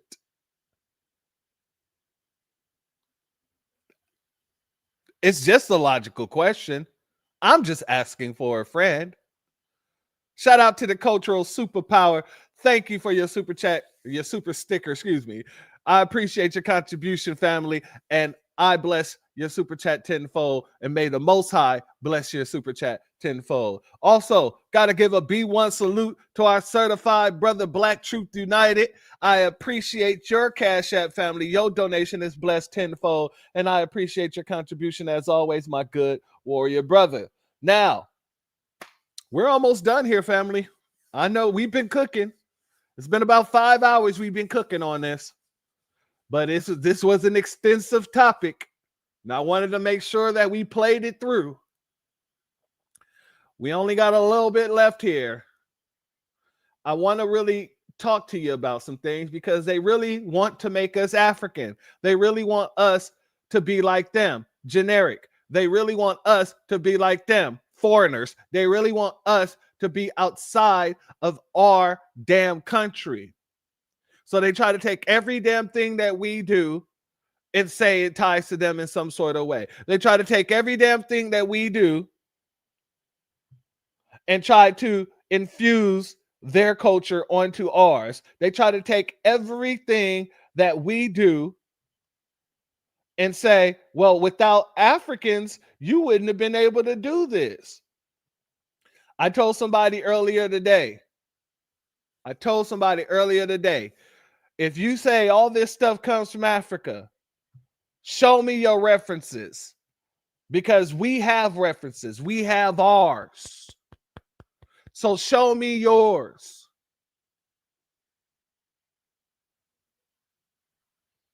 Shout out to our brother Snatch Adams in the building. Much love to you. I appreciate your super chat. Your donation is blessed tenfold, and I appreciate your contribution as always, family. He says, we work hard, nigga. Just not hard enough to fix your country, nigga.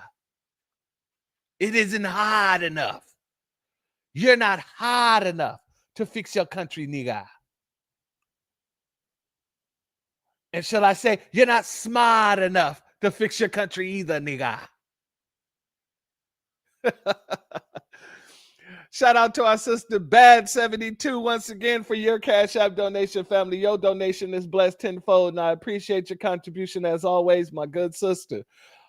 Family, I want to show you some references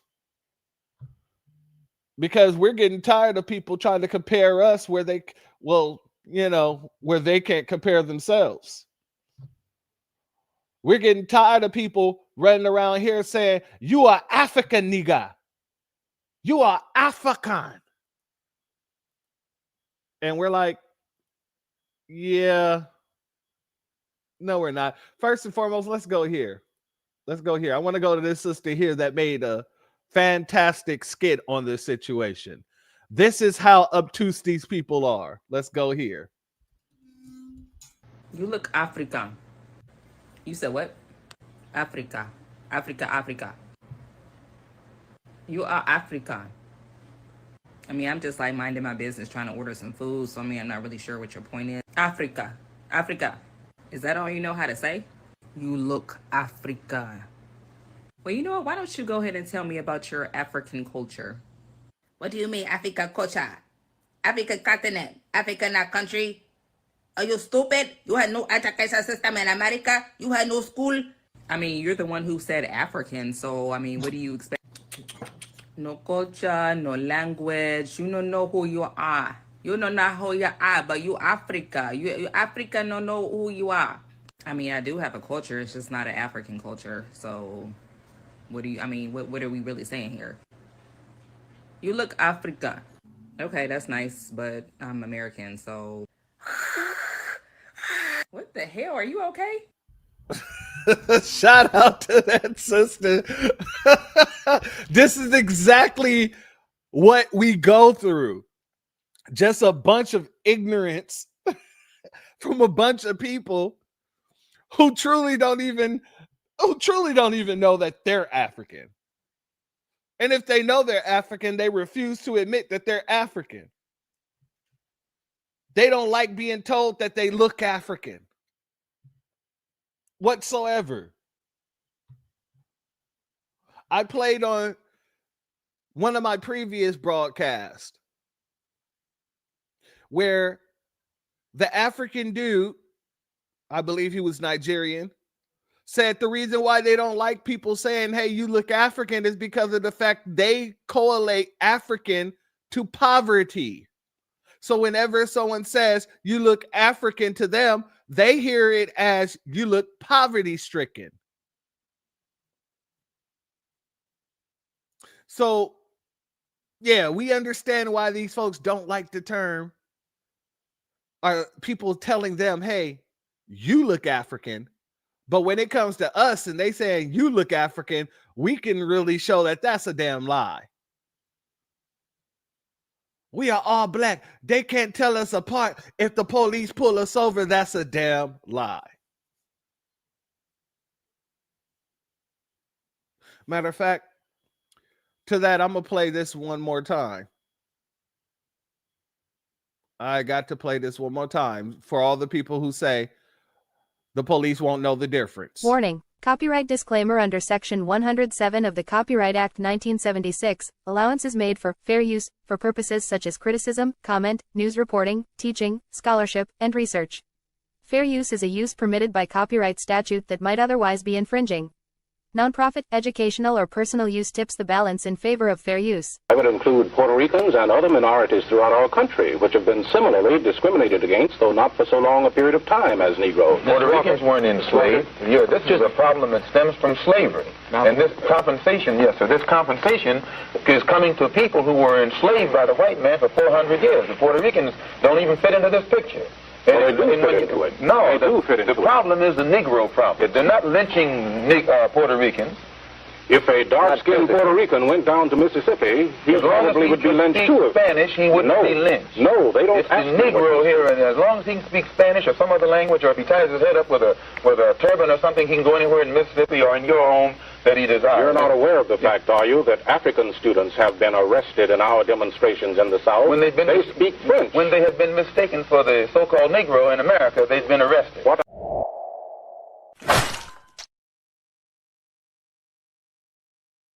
Shout out to our sister Bad. She said, we didn't make the poverty infomercials, but they damn sure act like we were the one that made those infomercials.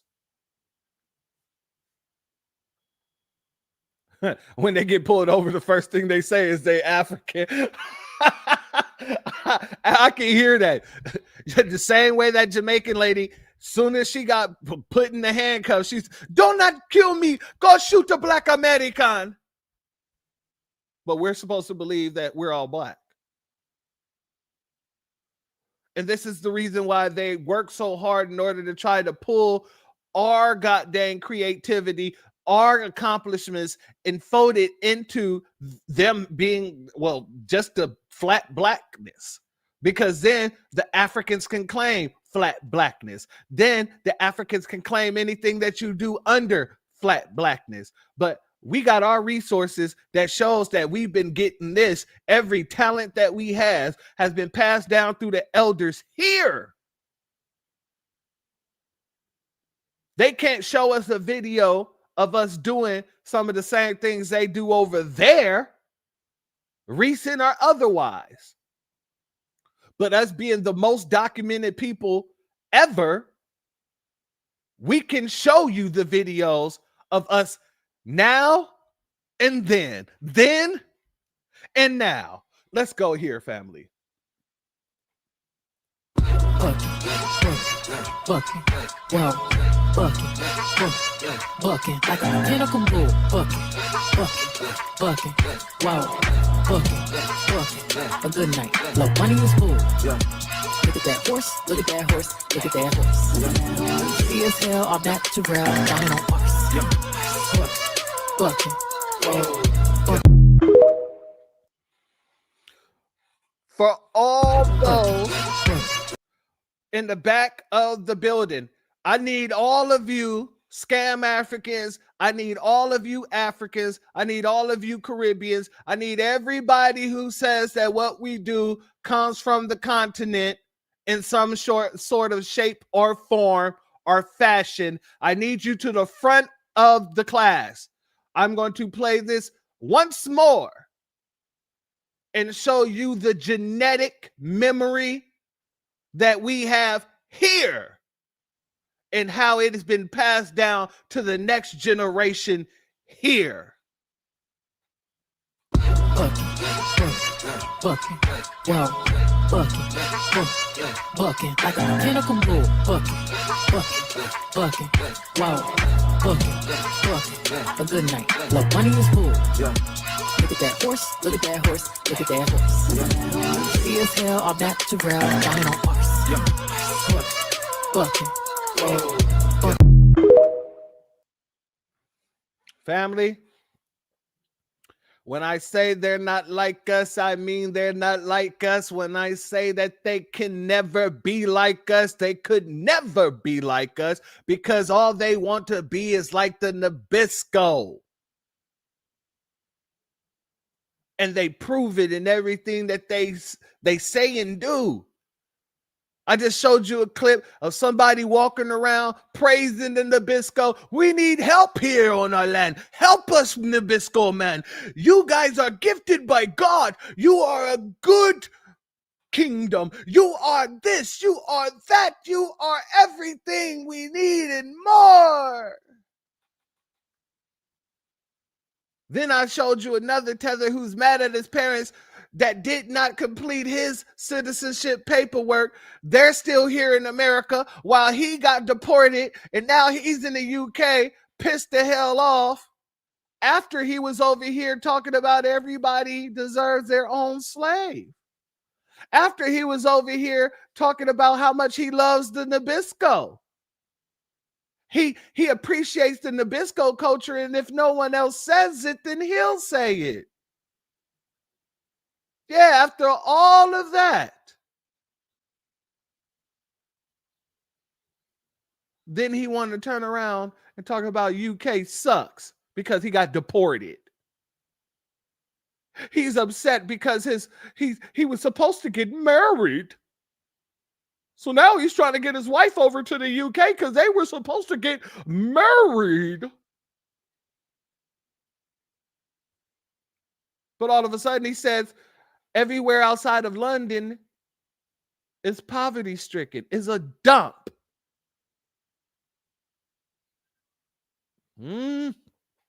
Yeah, family. I don't think that they have the culture that they believe in. Like I said, if they do, show us the receipts because we got ours. Bucket,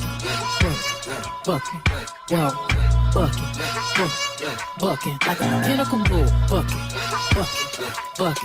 wow. Bucket, a good night. Look, money is bull. Look at that horse, look at that horse, look at that horse. See as hell, all natural, down on horse. Bucket. So, family, be proud of your ancestors and everything we've done in this country and everything we stand on in this country and everything that we do for the country, whether it's bringing culture, whether it's fighting for it, or whether it's just turning up at the right time to make sure the country understand that we are not playing whatsoever. What's so goddamn ever? One more time, one more again. I can oblige you. Let's do it. Run it back.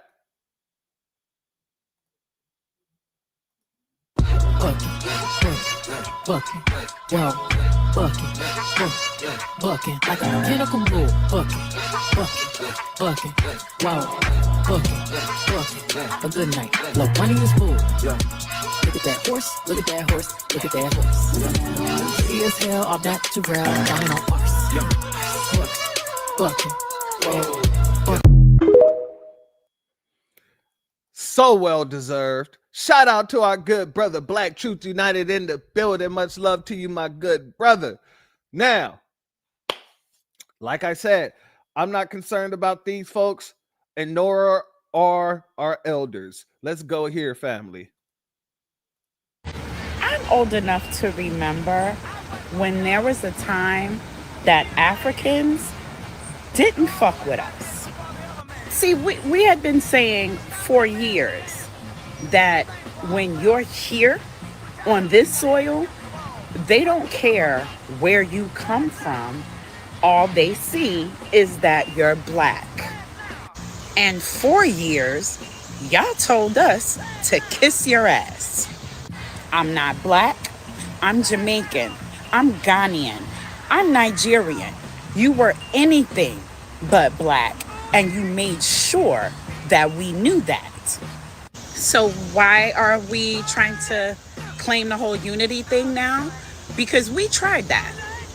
You let white supremacy trick you into believing that you were better than us, while simultaneously benefiting from the sacrifice that our ancestors and elders made with the Civil Rights Act.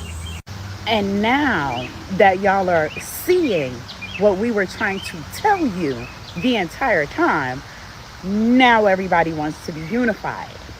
I don't know about anyone else, but my answer to that is fuck no. You don't get to claim us now after years and years of delineating yourselves. Keep that same energy, babes. Happy Friday. Shout out to the elder. See, that's an elder and not an older. That is somebody who really understands the dynamic of what's been going on. And when she said fuck no, she meant fuck no. And I echo every bit of that sentiment.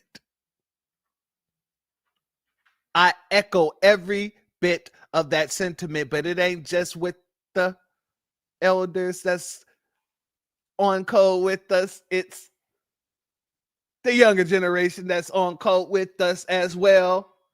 Our sisters are on code with us as well. They understand what's going on here as well. Let's go here. I feel like the energy and resistance towards the delineation of Black Americans is very white-coded, because if you know history like I know history, what do white people do to Black Americans every time we open our mouth or exist or decide we want to organize? They villainize us. They crucify us left and right. They send out a smear campaign to everybody, and they come here believing that shit. Hence why people come here with prejudice against us all the time, because it's the constant smear campaigns that these people put out against us for simply wanting better for ourselves, specifically for us. Like, when we're not fighting for everybody, that means that we are the enemy. That's the issue that people have. Like the Black Panthers, for example. What did they do wrong? Like, they literally put resources in Black communities that were already under-resourced. They armed themselves to protect said communities. They formed a militia to protect said communities. All of that is legal and a right in this country. They did nothing wrong, but what did they do? They villainized them. They got them the fuck up out of here in any way that they could. They either killed them, put them in jail, or silenced them. Like, they got the whole, like, the Black Panthers still exist as a party today, but in their prime, y'all know what the fuck happened if you know history like I know history, like I said. So every time in this country we decide we want to do something for the progression of Black Americans specifically, we are villainized for it. And even then, in those movements that we had back then to put us in a better place economically, and remove us from the whole second-class citizen status and shit like that. Even then, we were still simultaneously fighting for other people, because we cared about all people who are facing, issues with classism. The fact that you are poor, Black people are not the only poor people. We gave a fuck about other people. So even then, we gave a fuck to fight for other people. But the simple fact that we were for us first was an issue. Hence why we became the villain. So to participate in that in current times, because that's what's happening right now with the delineation. People are not just delineating so they could say, oh, we got Michael Jordan and we got Michael Jackson. Oh yeah, we created that slang and we created that. It's not just for that, because it's about that as well. Very heavy on that, because y'all not finna keep eating off our shit. And I pay no homage, true homage. But when it comes to it, they are also trying to get us some lineage-based benefits. We are trying to identify ourselves. Okay, that is important. We have been reclassified in this country. Do your homework. I'm not even finna get into that. But this whole movement is being villainized as if it's the KKK. Oh, they're CIA funded. They're a terrorist organization. Show me where FBA, ADOS, any of these people with a label are going out and committing mass crimes against immigrants, economically displacing people. What? Like, literally, the reason for delineation is mainly to prevent these things from happening to us, because it's happened to us in this country, and it continues to happen to us over and over again. And y'all want to continue to do the same shit? Like, no, we have to do something different. And this delineation, aka collective consciousness, because that's what it is. When it comes down to this, it's about that as well. It's about more than just the social part of it. It's about the systemic part as well. It's about the legislative part as well. So whenever they write this shit in history and they making us seem like a nuisance, as much as you want to separate yourself and you want to be that Negro who gets a pat on the head from the white people or the immigrants, like, oh, you're such a docile nigga, you don't never speak up for nothing, you don't stand for nothing. Y'all like motherfuckers like you. Y'all think y'all gonna get separated from us when they write this shit in history? No, you included as well, and your kids and your grandkids. Because you guys to be crazy to think that the white people and the immigrants won't co-conspire against you to write your story for you and tell it however the fuck they want to tell it. So you go be a good Negro. And then these same people say, oh, the delineation, those people want to be adjacent to white people. That's because you surrendered America to the colonizer. You subconsciously in your head, you have surrendered this land to them. This is their system, but this is not their land. And it's a family. Is this young sister not cooking? Is she not cooking? You keep saying that we want to be like the white people is because you psychologically surrendered this nation and all nations to the Nabisco. That's why we don't give no flying F's about the Nabisco. We don't give a damn what the police see us as. We don't give a damn what the judge see us as. We don't give a damn what any representative see us as. You give a damn about all of that because you've already psychologically given all of that up to them. You've given them the right to tell you who you are. You've given them the right to tell you where you belong. You've given them the right to tell you what to name your children. Foundational Black Americans aren't on that. whatsoever.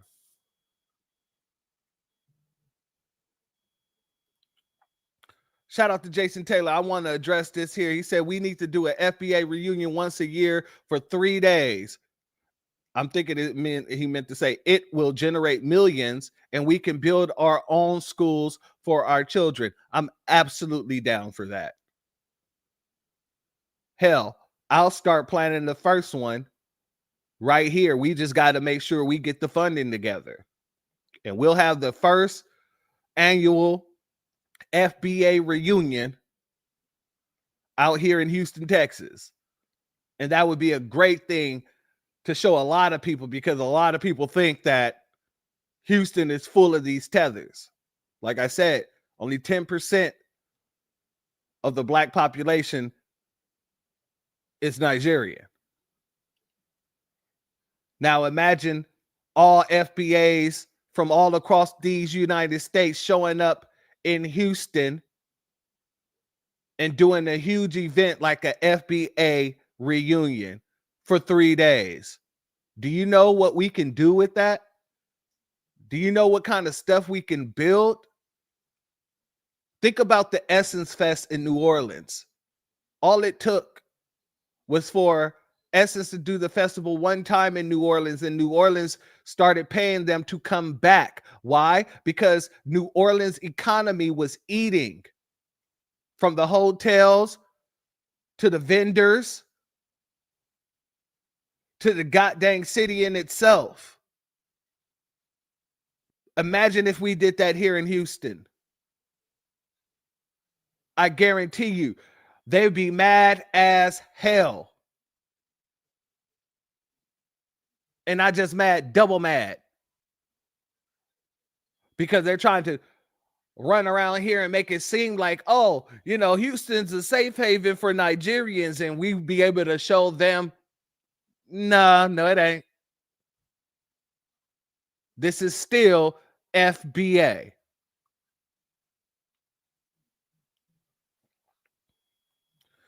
Shout out to Snatch Adams. Thank you for your super chat. Your donation is blessed tenfold, and I appreciate your contribution as always, my family. No treaty signed, no quarters given. That's our culture.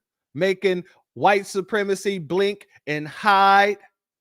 That's our culture. Not fleeing from our fight. That's our culture. Much love to you, family. Thank you so much for that comment. Let's let her continue.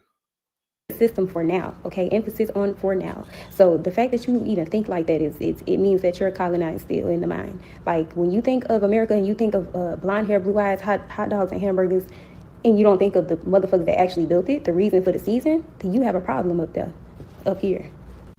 And these same white people y'all say we trying to be like, throughout history, y'all know that we resist the fuck out of them. Y'all know that before our fucking movements get infiltrated, we do not be playing with them people.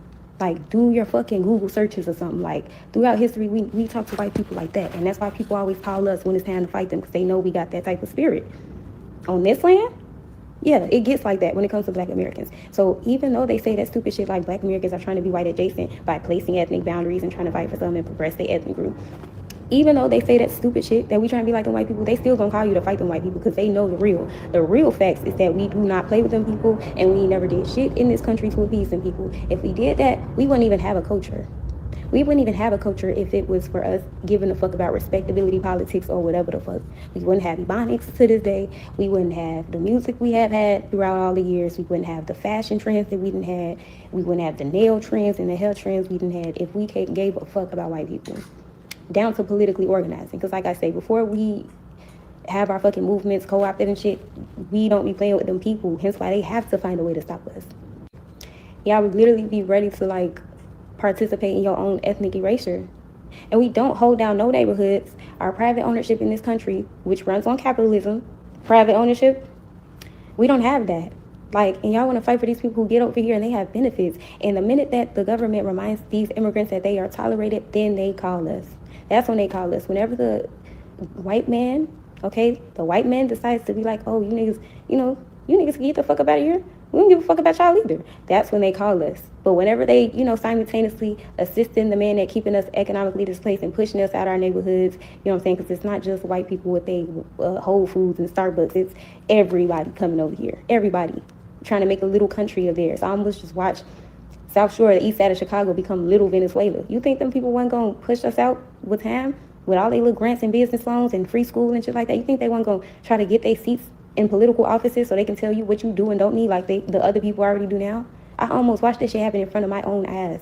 And that shit is a scary sight to see. And that's something that's been happening since the inception of this country. We have been placed on the back burner while people who are newly arrived get subsidized and pushed to a place in which they can be economically dependent. And the only thing they need from us is for us to continue to patronize their businesses. They just need your money, nigga. They don't need all that extra moral support until, like I said, they get that reminder. So yeah, that whole they trying to be like white people, stop it. And then another thing, our spirit of resilience, unapologeticness, and carefreeness is so deep. Like, people try to copy the way that we eat, the way that we dress, the way that we talk, the way that we politically organize. They try to take notes off that shit and they try to bite that shit. You know what I'm saying? But you can't copy what we have in here. Like, the shit that was instilled in us from Stardust, it's not going anywhere, and it cannot be imitated. Hence why when people want to push back against their own social norms and their own cultural norms and say fuck their parents, or whatever the case may be, they want to have a carefree moment, they start going through Miley Cyrus phases and shit, like that little boy on Soul Plane. You know what I'm saying? They start acting like us, because if you act like a white person, people praise you, right? They will love that. But if you start acting like a Negro, oh no, oh heavens no. Why are you acting like one of those Negroes, those unruly Negroes? Because that is them trying to imitate that spirit of unapologeticness. So we could never be in this country, on this plot of land, to appease the white man. Nothing we do does any of the sort. The last time I checked, these the same immigrants that came over here judging us because we can't get along with white people. Y'all just don't know y'all don't know how good y'all have it over here. Y'all always got something to say. Crazy. And it's funny because on the internet, we always preaching how, when you don't love yourself, when you don't know yourself, when you don't have no boundaries, everybody love you. But when you switch up, you start getting spiritually attacked. That's the same thing that's happening right now. Once motherfuckers decide we want to have an identity and our own voice, and we want to have say-so over how our story is written, and we want to have demands when it comes to people asking for our vote and asking us to do this, that, and the third. When it comes to that, we're being attacked from all fronts, from in the community and outside of the community. And that's some evil, demonic shit to participate in, knowing the history that we come from in this country. But the veil is lifted, so I mean, it's clear to see what side everybody is on. And I'm not saying you have to be like super strong on this whole delineation thing, but you definitely shouldn't be getting in the way of other people. I feel like Shout out to that sister. Shout out to that sister. And let me just say this real quick. If you look at the lips are the bare minimum. This is the bare minimum. Cop Mala. Why you over there looking like you got a bunch of Nabisco lips on you? This is the bare minimum right here. I'll take this sister down. Make her my wife. Make her want to marry a nigga. But I'm just saying, family. Our sister just cooked right here. And when I say she cooked, like our brother says, still Kevin Trees, he says she's still cooking. She came back for thirds. Sometimes you just got to come back for thirds. Sometimes you cooking something that just so delicious, it smells so delicious, it tastes so delicious. You got to come on back for that third plate. It might be a smaller plate, but you got the first two plates to deal with. You know what I'm saying? And you took down those first two plates. You were like, you know what? I'm still hungry. I'll just make me a smaller plate. I love me a smaller plate from time to time. And I like me a bigger plate from time to time, something like an Angel Reese. Anyway, let me back up. Shout out to Angel Reese, and shout out to that goddamn, Victoria's Secret thing that she did, even though I don't rock with Victoria's Secret because it's owned by Lex Wessner, and anybody that support Victoria's Secret, in my eyes, is supporting child trafficking. Because Lex Wessner and good old J.E. got all he got from Les Wessner, all the houses, all the planes. Anyway, I digress. I digress. One more time, I digress. So shout out to this sister for everything that she said here, because everything that she said was absolute. And she made sure to be very detailed in what she meant. Very detailed. You know what, Miss D? You're absolutely right. That's probably why I'm so, infatuated with her too, is because of the fact that she does remind me of Thelma all day long. Yeah. Yeah, all she needs is a little mole on her face. You know what I'm saying? Yeah. Shout out to Miss D for being very astute in your observation. I know y'all on to something with Thelma though. Exactly. That's exactly who she reminds me of right here, right now. Look, Black Truth is like, look, wait, hold up. Let me get a look. Shout out to the family. Man, we have a good time on this side. Focus, church. I'm trying to. You know what? Let me recalibrate the situation real quick. I will recalibrate the situation and then I'll be able to focus. Hold on. Let's go here. Shout out to our brother Black Truth United. Introducing the B1 Rolodex, the easiest way to search for and support FBA and B1 businesses. Hundreds of entries from the Black grassroots for the Black grassroots. Free to use, free to download, constantly updated. Trouble navigating the document? Try using the map version. Notice a business missing? Use this simple Google form to submit an FBA or B1 business.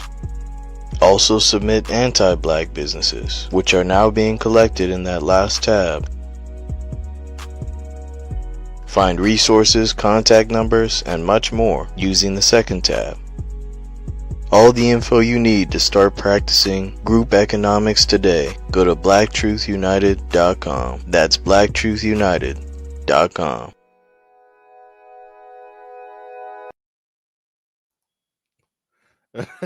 Shout out to our brother Black Truth all day for his hard work with the B1 Rolodex and his ongoing work with the B1 Rolodex.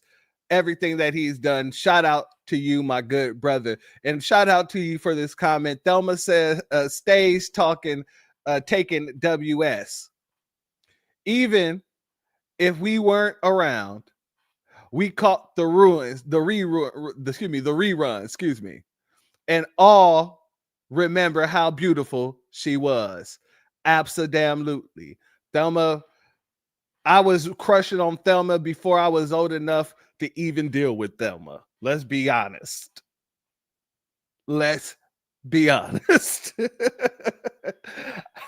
had to get told by my brother, like, man, you haven't met her yet. And I'm like, hey, that's my girl. I don't care what you say. Shut up. We'll catch heads up in here. Shout out to Cooking with Miss D. Church is intelligent and funny. My friend TD, me to say that. Thank you. I appreciate you and your friend.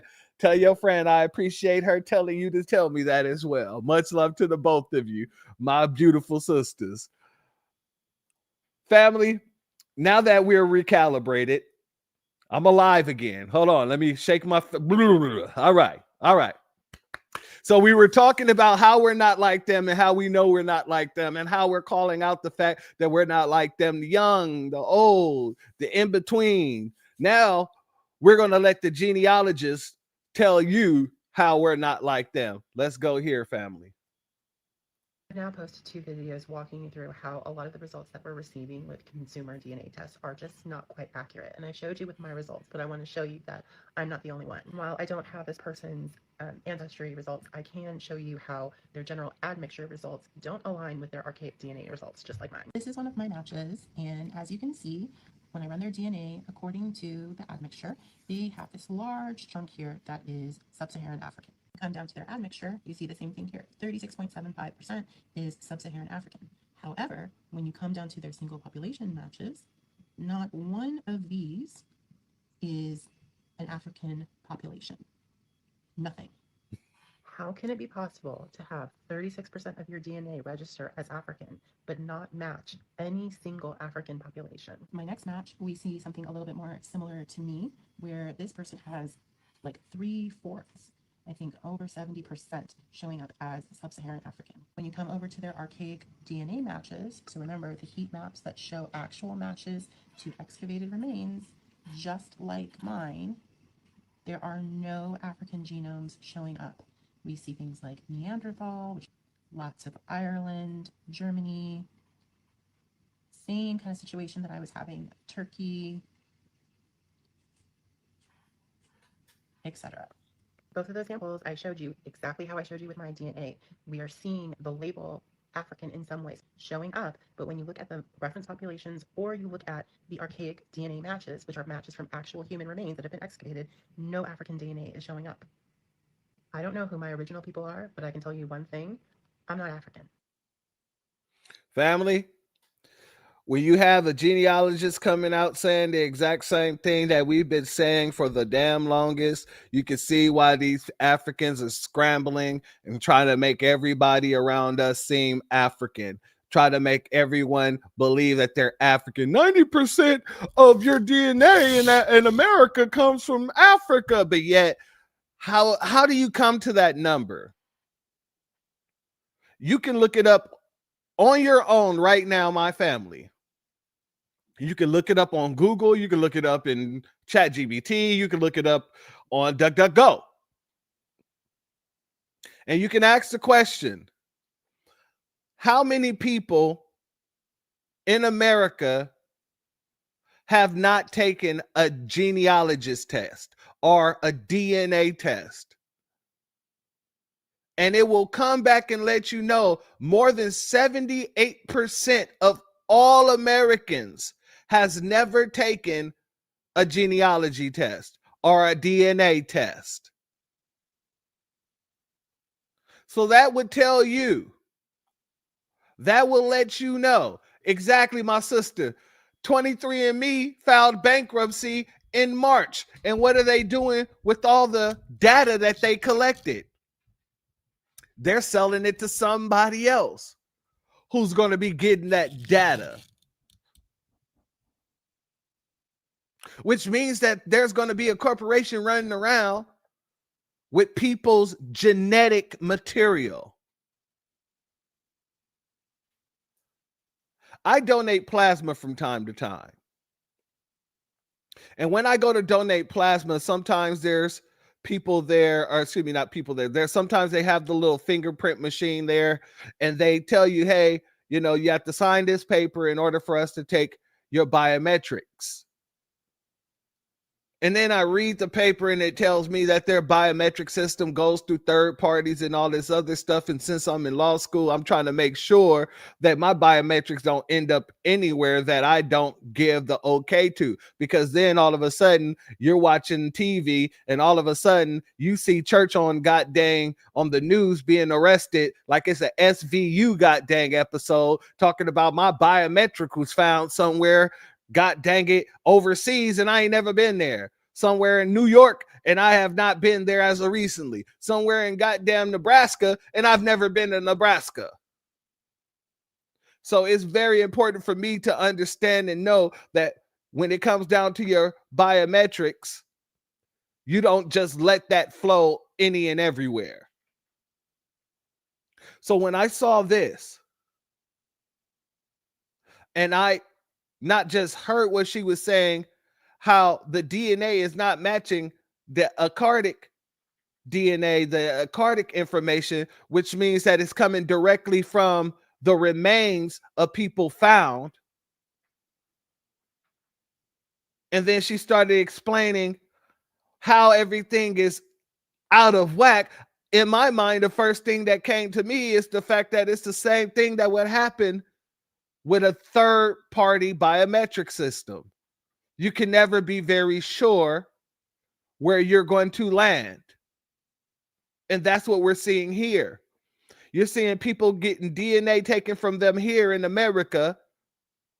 And not just people. Hell, dogs and cats and lizards getting swabbed by these DNA systems, by these DNA companies, and these companies are tying all of the saliva back to Africa. Now, here's the issue. If you're tying everybody back to Africa, but only a percentage, a small percentage, it isn't even, like I said, it's over 70% that's never taken a test. So that means that it's less than 20% that did, because there is a neutral number there, and the neutral number is 5 to 8%. Look this up for yourself, family. So if 5 to 8% of the population is neutral, which means they're willing to take it, but they never took it. And then you have 70+% of the population who has never taken it and don't plan to take it. What percentage of the population are they claiming is African? And not just that, what percentage of that population are actually Black Americans? See, these are the questions that are being asked and answered when it comes down to this nonsense, and they really don't like it. They hate the fact that we're able to break this down, not just historically, we could break it down hilariously, but we could also break it down scientifically, because they don't expect us to be so educated on these topics. We're the most educated when it comes down to these topics because we've been dealing with it, because it's us. It's about us. It's about our ancestors. It's about our grandchildren and their children and the children after that. To everybody else, it doesn't really matter because they have no real tie to it. And that's why you have them sending out people such as this. Let's go here. Please listen to the nonsense that comes out of this alien-looking woman's face.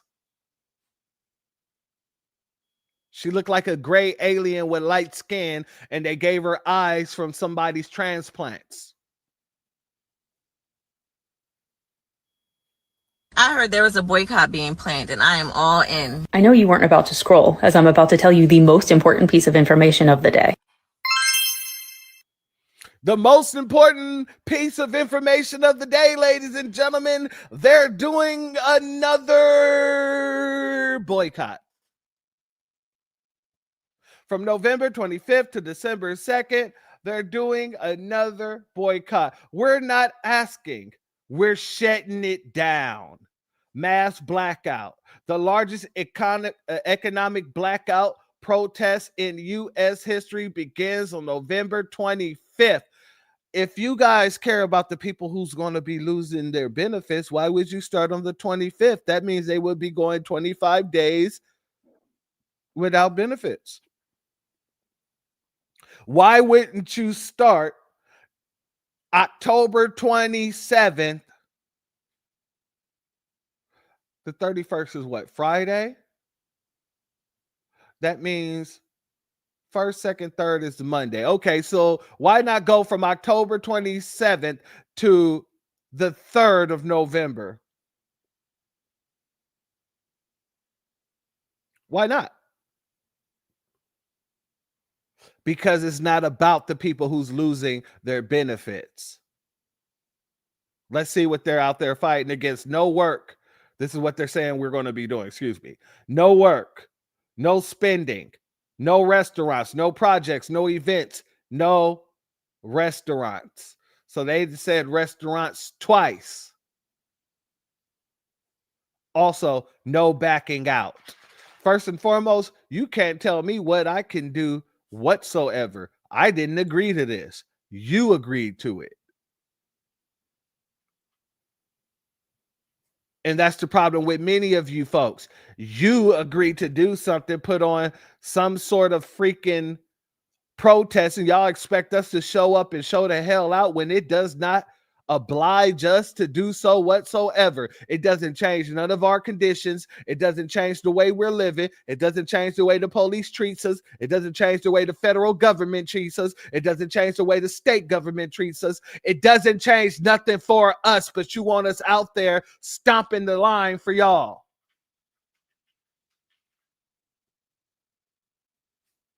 And then try to give us this command as if you have the right to say so. No backing out. We're not in it to back out. Y'all get out there and fight your own damn battles. Hold your own damn nuts. In the very same way that we are. But let's let this continue. A mass blackout is planned November 22nd to December 2nd. A few organizations got together like Blackout America, May Day, Sick Day, and Big Beautiful Boycott. They did this one day last. All nonprofit groups that none of us know of or nobody rock with. And if you do know of them, it's because you don't rock with them. And if you don't know of them, it's because you don't rock with them.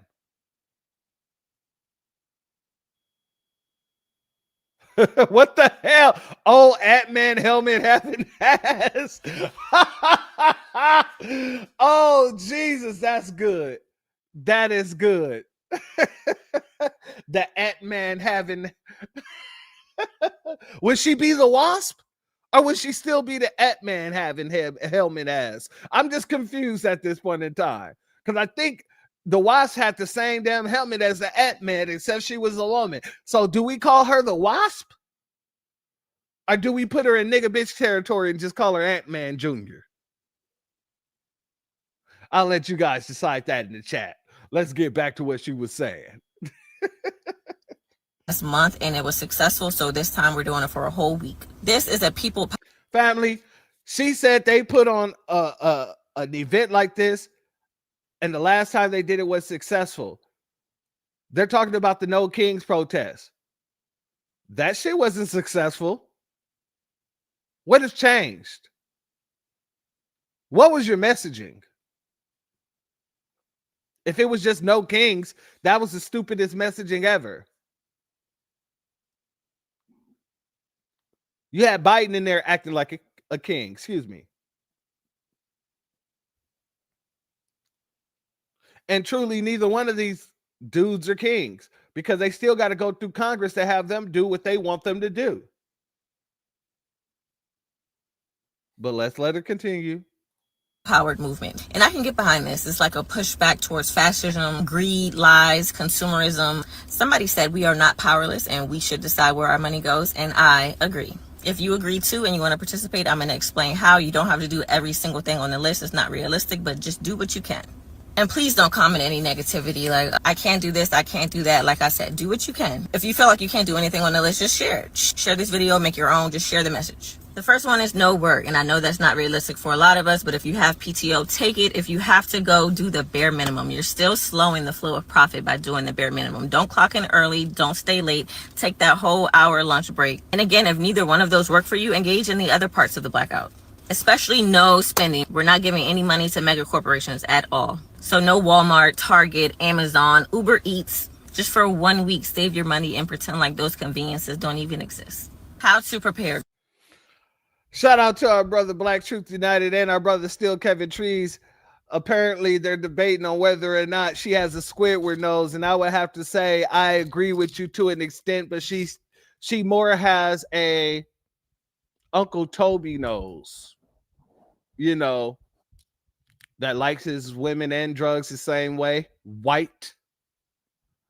I just feel like there's a deviated septum in her life. Maybe it's just me. Maybe it's just me. But I truly feel like there's a deviated septum somewhere in her life. But let's let her continue. Because for that week, you're going to need to eat. Some people need medicine. So try to buy all of that before November 25th. Not the day before, though. They're asking people not to wait until the day before so there's not an influx of purchases. And if you can, try to get your food from local shops So community-owned stores, maybe a local pharmacy. Also put off anything that can wait, any events, deliveries, projects. Even if you have a bill that's going to be due that week, pay it ahead of time if you can. We're not spending any money that week. And before that week, we're only spending it locally, no corporations. Even after the week is over, you should still support small businesses, no corporations. I know personally I did see a lot of people ask, why is it only a week? In my opinion, if it was longer, people would just skip over it. They would say it's just too unrealistic and just skip over it. And if enough of us actually do it, 1 week will definitely hit them where it hurts for sure. You know, today, right now, most stores, a lot of stores allegedly are raising their prices just so the sales, the Black Friday sales, Cyber Monday sales will seem so much better. You shouldn't support that type of manipulation anyway. Most of us fall for it every time. That's why they keep doing it. But it's time to stop. It's literally our consumerism that fuels this exploited system. And the way to make it stop is to stop fueling it. Stop engaging. Stop giving them your money. It's time to take our power back. My heart is so happy seeing all these people canceling the holidays, canceling mega corporations. I'm just sharing this message. And I'm so happy to share this message. I can get behind this type of carry on any day, every day. But yes, just for 1 week out of your life, you can make major change the economy, give us back our power. It's more of us than it is them. They need us more than we need them. It's time to take our power back. All right, before we get into the next segment where we're going to end up closing out, let me go ahead and play this real quick. Short commercial, non-commercial break. Shout out to our good brother Marcel Dixon. If you have not done so yet, please make sure you go to his X account. Make sure you support him, show him love. And if his GoFundMe is still going on, make sure that you are donating to his GoFundMe as well. Let's go here, family. They say doing the same thing over and over again and expecting a different result is insanity. I say it's stupidity. We as Black Americans have been voting for the Democrats with over 90% of our votes going to them for the past 60 years. And what do we have to show for it? I'll tell you, we are 15 to 20% of the population, but nearly 60% of the homeless. We have aborted over 20 million of our Black babies. Our wealth is heading backwards, and we own less homes now than we did during Jim Crow. I'm not saying vote for the Republicans. I'm saying don't vote for any party. Vote for good policies. If anyone comes to us and they ask for or demand the Black vote, you tell them to show me your Black policies. I am Greg Marcel Dixon, and I approve this message. Family, now it's time to get into the closing segment. I got to give a shout out and a B1 salute to our elders, because while everybody was running around here trying to convince us that we were everything outside of being foundational Black Americans, our elders were still running around here standing on business.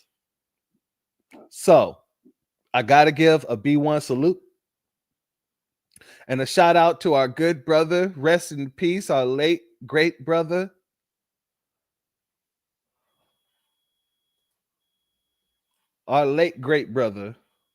excuse me, I got distracted. Let me give a shout out to Michael Core. Thank you for being here, family. Is it Core?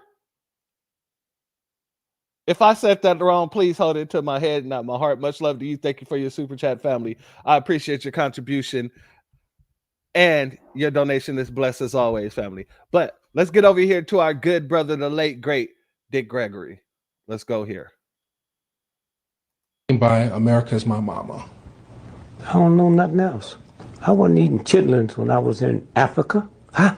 I wasn't eating watermelon when I was in Africa. Huh? I wasn't wearing zoot suits when I was in Africa. I wasn't getting my hair cut when I was in Africa. This bitch is my mama. And yours too. Except I know it's mine. By America's My Mama. I don't know nothing else. I wasn't eating chitlins when I was in Africa. Huh? I wasn't eating watermelon when I was in Africa. Huh? I wasn't wearing zoot suits when I was in Africa. I wasn't getting my hair cut when I was in Africa. This bitch is my mama.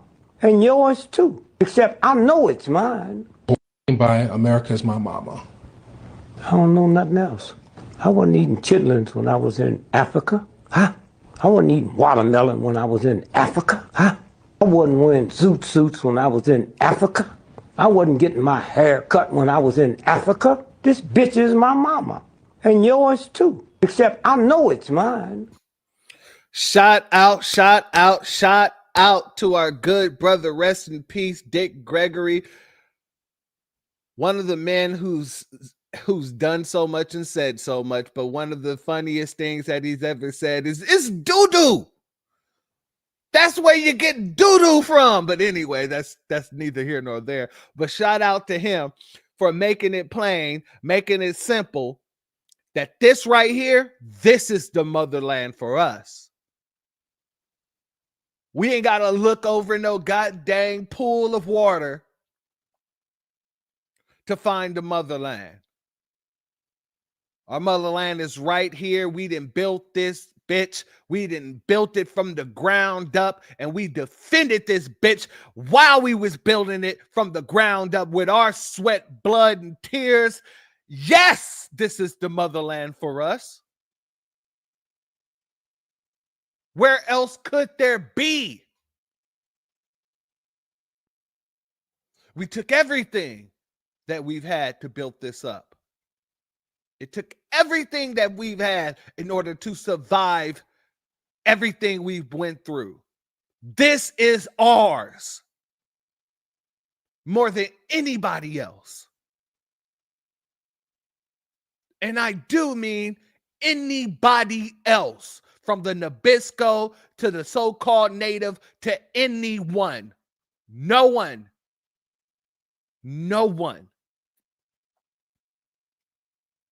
has a longer lived experience here on this dang landmass than foundational Black Americans, and there's no one that deserves to be called an American more so than us. So I want to give a shout out to the elder Dick Gregory. Rest in peace to him. Rest in power. I want to get to another elder who's speaking about all these people being brought into the country against our will. Let's go over here, family. We don't want them in our community. Let them go back to where they came from. Because it's my position that if you have a problem with your country, then you stay and you make it better by problem with your country. Then you stay and you make it better problem with your country. Then you stay and you make it better problem with your country. Then you stay and you make it better by fighting that government, making your government do what it needs to do by its people, because that's what we do in this country. That's what I've been doing all of my life. I don't have any place to run to. America is my home. It's my country. We built it. We don't want them in our community. Let them go back to where they came from, because it's my position that if you have a problem with your country, then you stay and you make it better by fighting that government, making your government do what it needs to do by its people, because that's what we do in this country. That's what I've been doing all of my life. I don't have any place to run to. America is my home. It's my country. We built it. We don't want them in our community. Let them go back to where they came from, because it's my position that if you have a problem with your country, then you stay and you make it better by fighting that government, making your government do what it needs to do by its people, because that's what we do in this country. That's what I've been doing all of my life. I don't have any place to run to. America is my home. It's my country. We built it. We don't. Shout out to this elder and this queen mother who said it the way it needs to be said, the way we've been telling people, the way we've been unapologetically letting people know we stayed here and fixed our country. We did not fly. We did not flee. We did not run. We did not skip. We did not jump. We stayed here and we fought for a better life, not just for us, but for our children, our children's children, and black people across the damn world. And they come here and disrespect everything that our ancestors did to make sure they would be good. You got me messed up. And if you think that we should put ourselves on the front line in order to make it good or better for other people who are over here disrespecting us, people who broke into the country but still want to tell us we have no culture, people who broke into the country and say we will be nothing without the Nabisco, people who broke into the country and don't even understand how the laws work. If you think we're going to shut shit down for them, you got things messed up.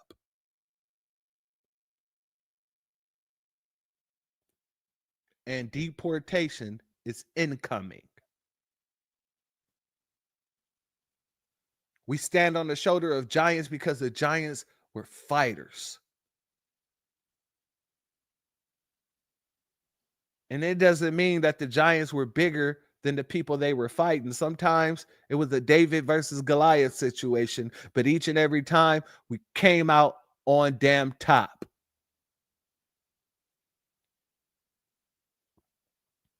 So yeah, this country owes a debt.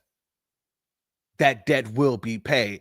This country owes reparations. Reparations will be paid, and you tethers can't stop it. All you can do is watch it. I want to end with this last video here. We've been cooking for a minute. And like I said, I do what the ancestors give me. I put things together in the way, in the form that the ancestors give it to me. So sometimes it goes longer than I want it to go. Sometimes it's shorter than I want it to go. Sometimes it may be 2 hours. Sometimes it may be 4. Sometimes it may be 6. The difference is in all of those, I'm only going by what I'm being told to put into the broadcast. What the Most High instills into me, what the ancestors shows me, those are the things that I put in every broadcast. I pray before every broadcast. I pray because I don't want to mislead anybody. I pray because I want the message to be the Most High's message. And I also pray because I don't want anybody taking advantage of our people and all the things that we did in this country in order to survive in this country and make it better for everyone else around the world to come to this country. So everything that I do when I'm behind this microphone, the Most High is giving me grace to do so. Everything that I say behind this microphone, the Most High is giving me the grace to do so. And the will, the power, the wisdom, all of it, it comes from a higher power. So when we talk about reparations,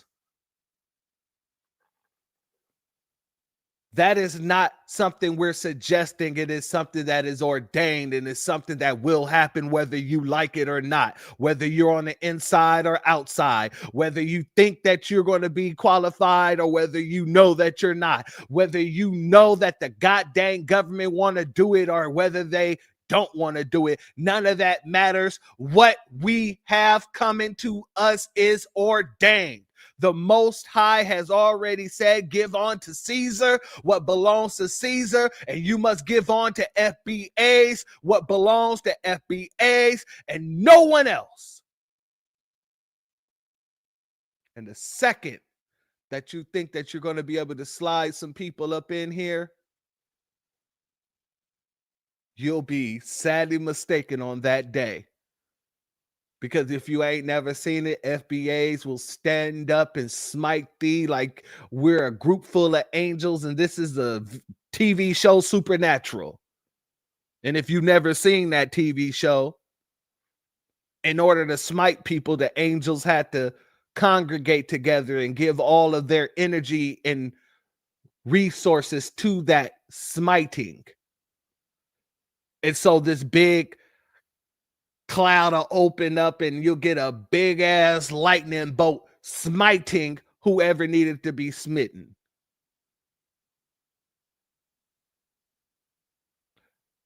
That's us.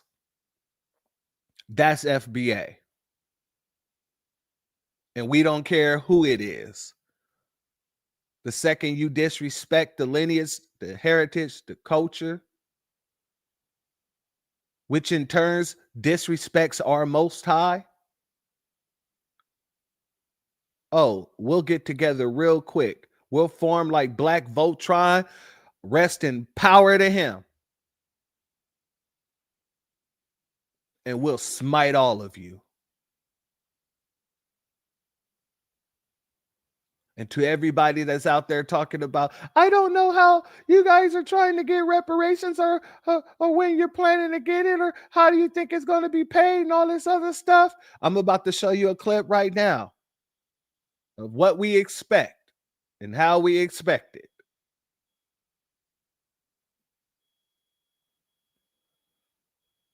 Let's go here. This next clip I'm about to get to was California Republican Governor and President Ronald Reagan signing the reparations bill for Japanese American. This is what we expected. This is what's going to happen. And you don't have to like it, but you're going to freaking watch it. The legislation that I am about to sign provides for a restitution payment to each of the 60,000 survivors, surviving Japanese Americans who were relocated or detained. I'd like to note that the bill I'm about to sign also provides funds for members of the Aleut community who were evacuated from the Aleutian and Pribilof Islands after a Japanese attack in 1942. But property was lost or damaged that has never been replaced. And yes, the ideal of liberty and justice for all, that is still the American way. Now let me sign H.R. 442. Didn't have no problem signing the legislation that I am about to... No. I'm going to start this over, but I want to make sure I say there was no problem signing that. There was no commission. There was no study. There wasn't a bunch of filibustering sons of the guns talking about, hey, in order to get reparations, you need organizations and you need committees and you need A, B, and C. No. Hell no. Ronald Reagan made it very simple, very plain when he said that he's giving the reparations over to the Japanese. And let's hear it again. The legislation that I am about to sign provides for a restitution payment to each of the 60,000 survivors, surviving Japanese Americans who were relocated or detained. I'd like to note that the bill I'm about to sign also provides funds for members of the Aleut community who were evacuated from the Aleutian and Pribilof Islands after a Japanese attack in 1942. But property was lost or damaged that has never been replaced. And yes, the ideal of liberty and justice for all, that is still the American way. Now let me sign H.R. 442.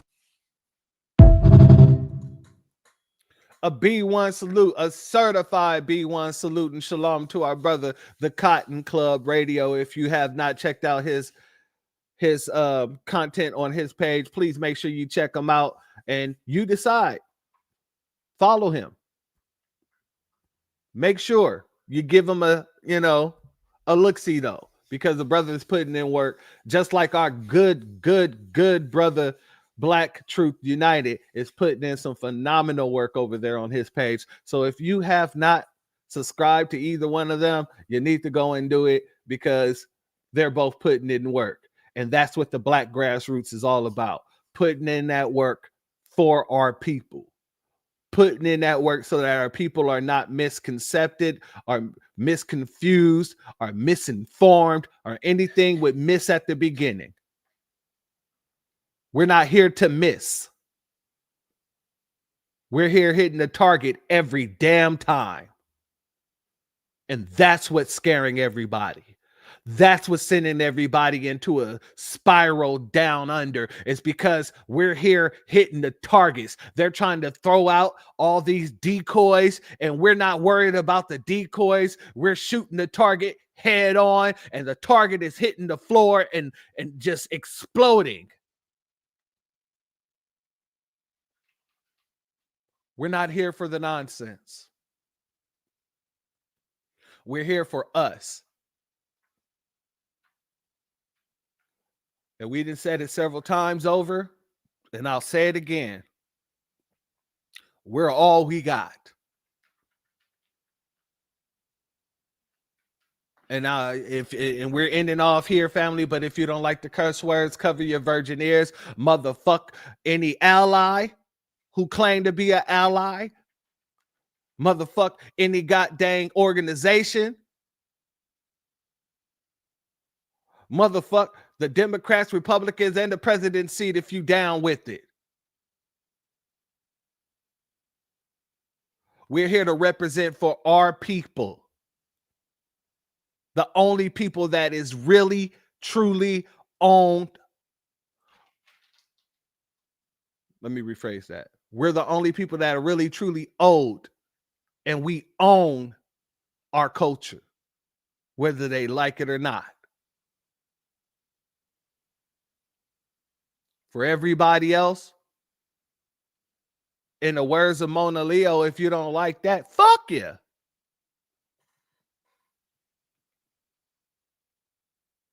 Because our lineage, it won't survive off of what you like. It'll only survive off of what we're willing to do. And with that being said, family and friends, if you're not subscribed, go ahead, hit that subscribe button along with the notification bell so you can be notified whenever videos like this drop. Please make sure you're hitting that like and share button so we can beat up the algorithm. Make sure we get this message out to the ears that need to hear. And if you have not done so yet, please click the link in the description, go to change.org and put your signature on the petition for reparations. And if you've had trouble, shout out to Classy K. Thank you for being here, family. Much love to you.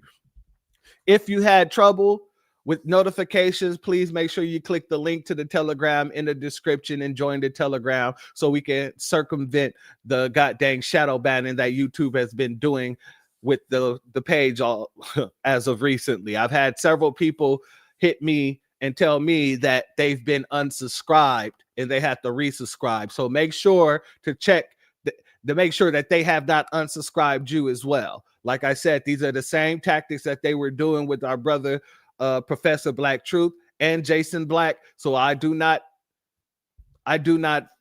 expect that they would do anything other for a disciple of them. Let's be honest. So let's just make sure that we are connected. And if anything happens, like I said, make sure that you're in the Telegram, because every broadcast from this day forth, I will be putting in the Telegram just like I did with this one today. Family, I'd like to thank each and every one of you for sitting here and rocking with me for 6.5 hours. I didn't expect for it to go this long, but like I said, when I do these broadcasts, I pray before I do them. And I make sure that I put into those broadcasts what I'm hearing from the ancestors in the Most High. Now, sometimes it can be hit or miss. Most of the time, it's not. Most of the time, it isn't. Most of the time, there's something here that the ancestors want us to either remember or that the ancestors want us to stand firm on. At the end of the day, they work through us because we're working through them. And we're standing on the shoulders of them. Like I said earlier, this is not a sprint. In the words of Nipsey Hussle, it is a marathon. And our elders have been passing us the baton, and very soon we will be passing the baton over to the next generation. But when we do, it won't be in the same conditions as this generation had to deal with. And as long as that's your goal, the universe will work with expeditious speed to make sure that that is the reality. I'd like to thank each and every one of you who has donated, whether by Super Chat, Cash App, or anywhere else. Much love to each and every one of you, my mods, my members, and everybody in the chat, and everybody who's going to catch this on the playback. Much love to each and every one of you. And once again, thank you for rocking with me for this amount of time. And with that being said, enjoy the rest of your Sunday. Shalom to each and every one of you. Shalom. And with that being said, the doors of the church are now closed. Peace, family. My grandfather built this country, man. He fought wars for it.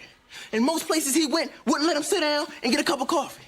I can't even catch a cab in New York. You know, it doesn't matter how many degrees I get. All you people see is color. Your grandfather was an immigrant. You're American. My grandfather was born here, Duke. And you people still look at me as just another nigga.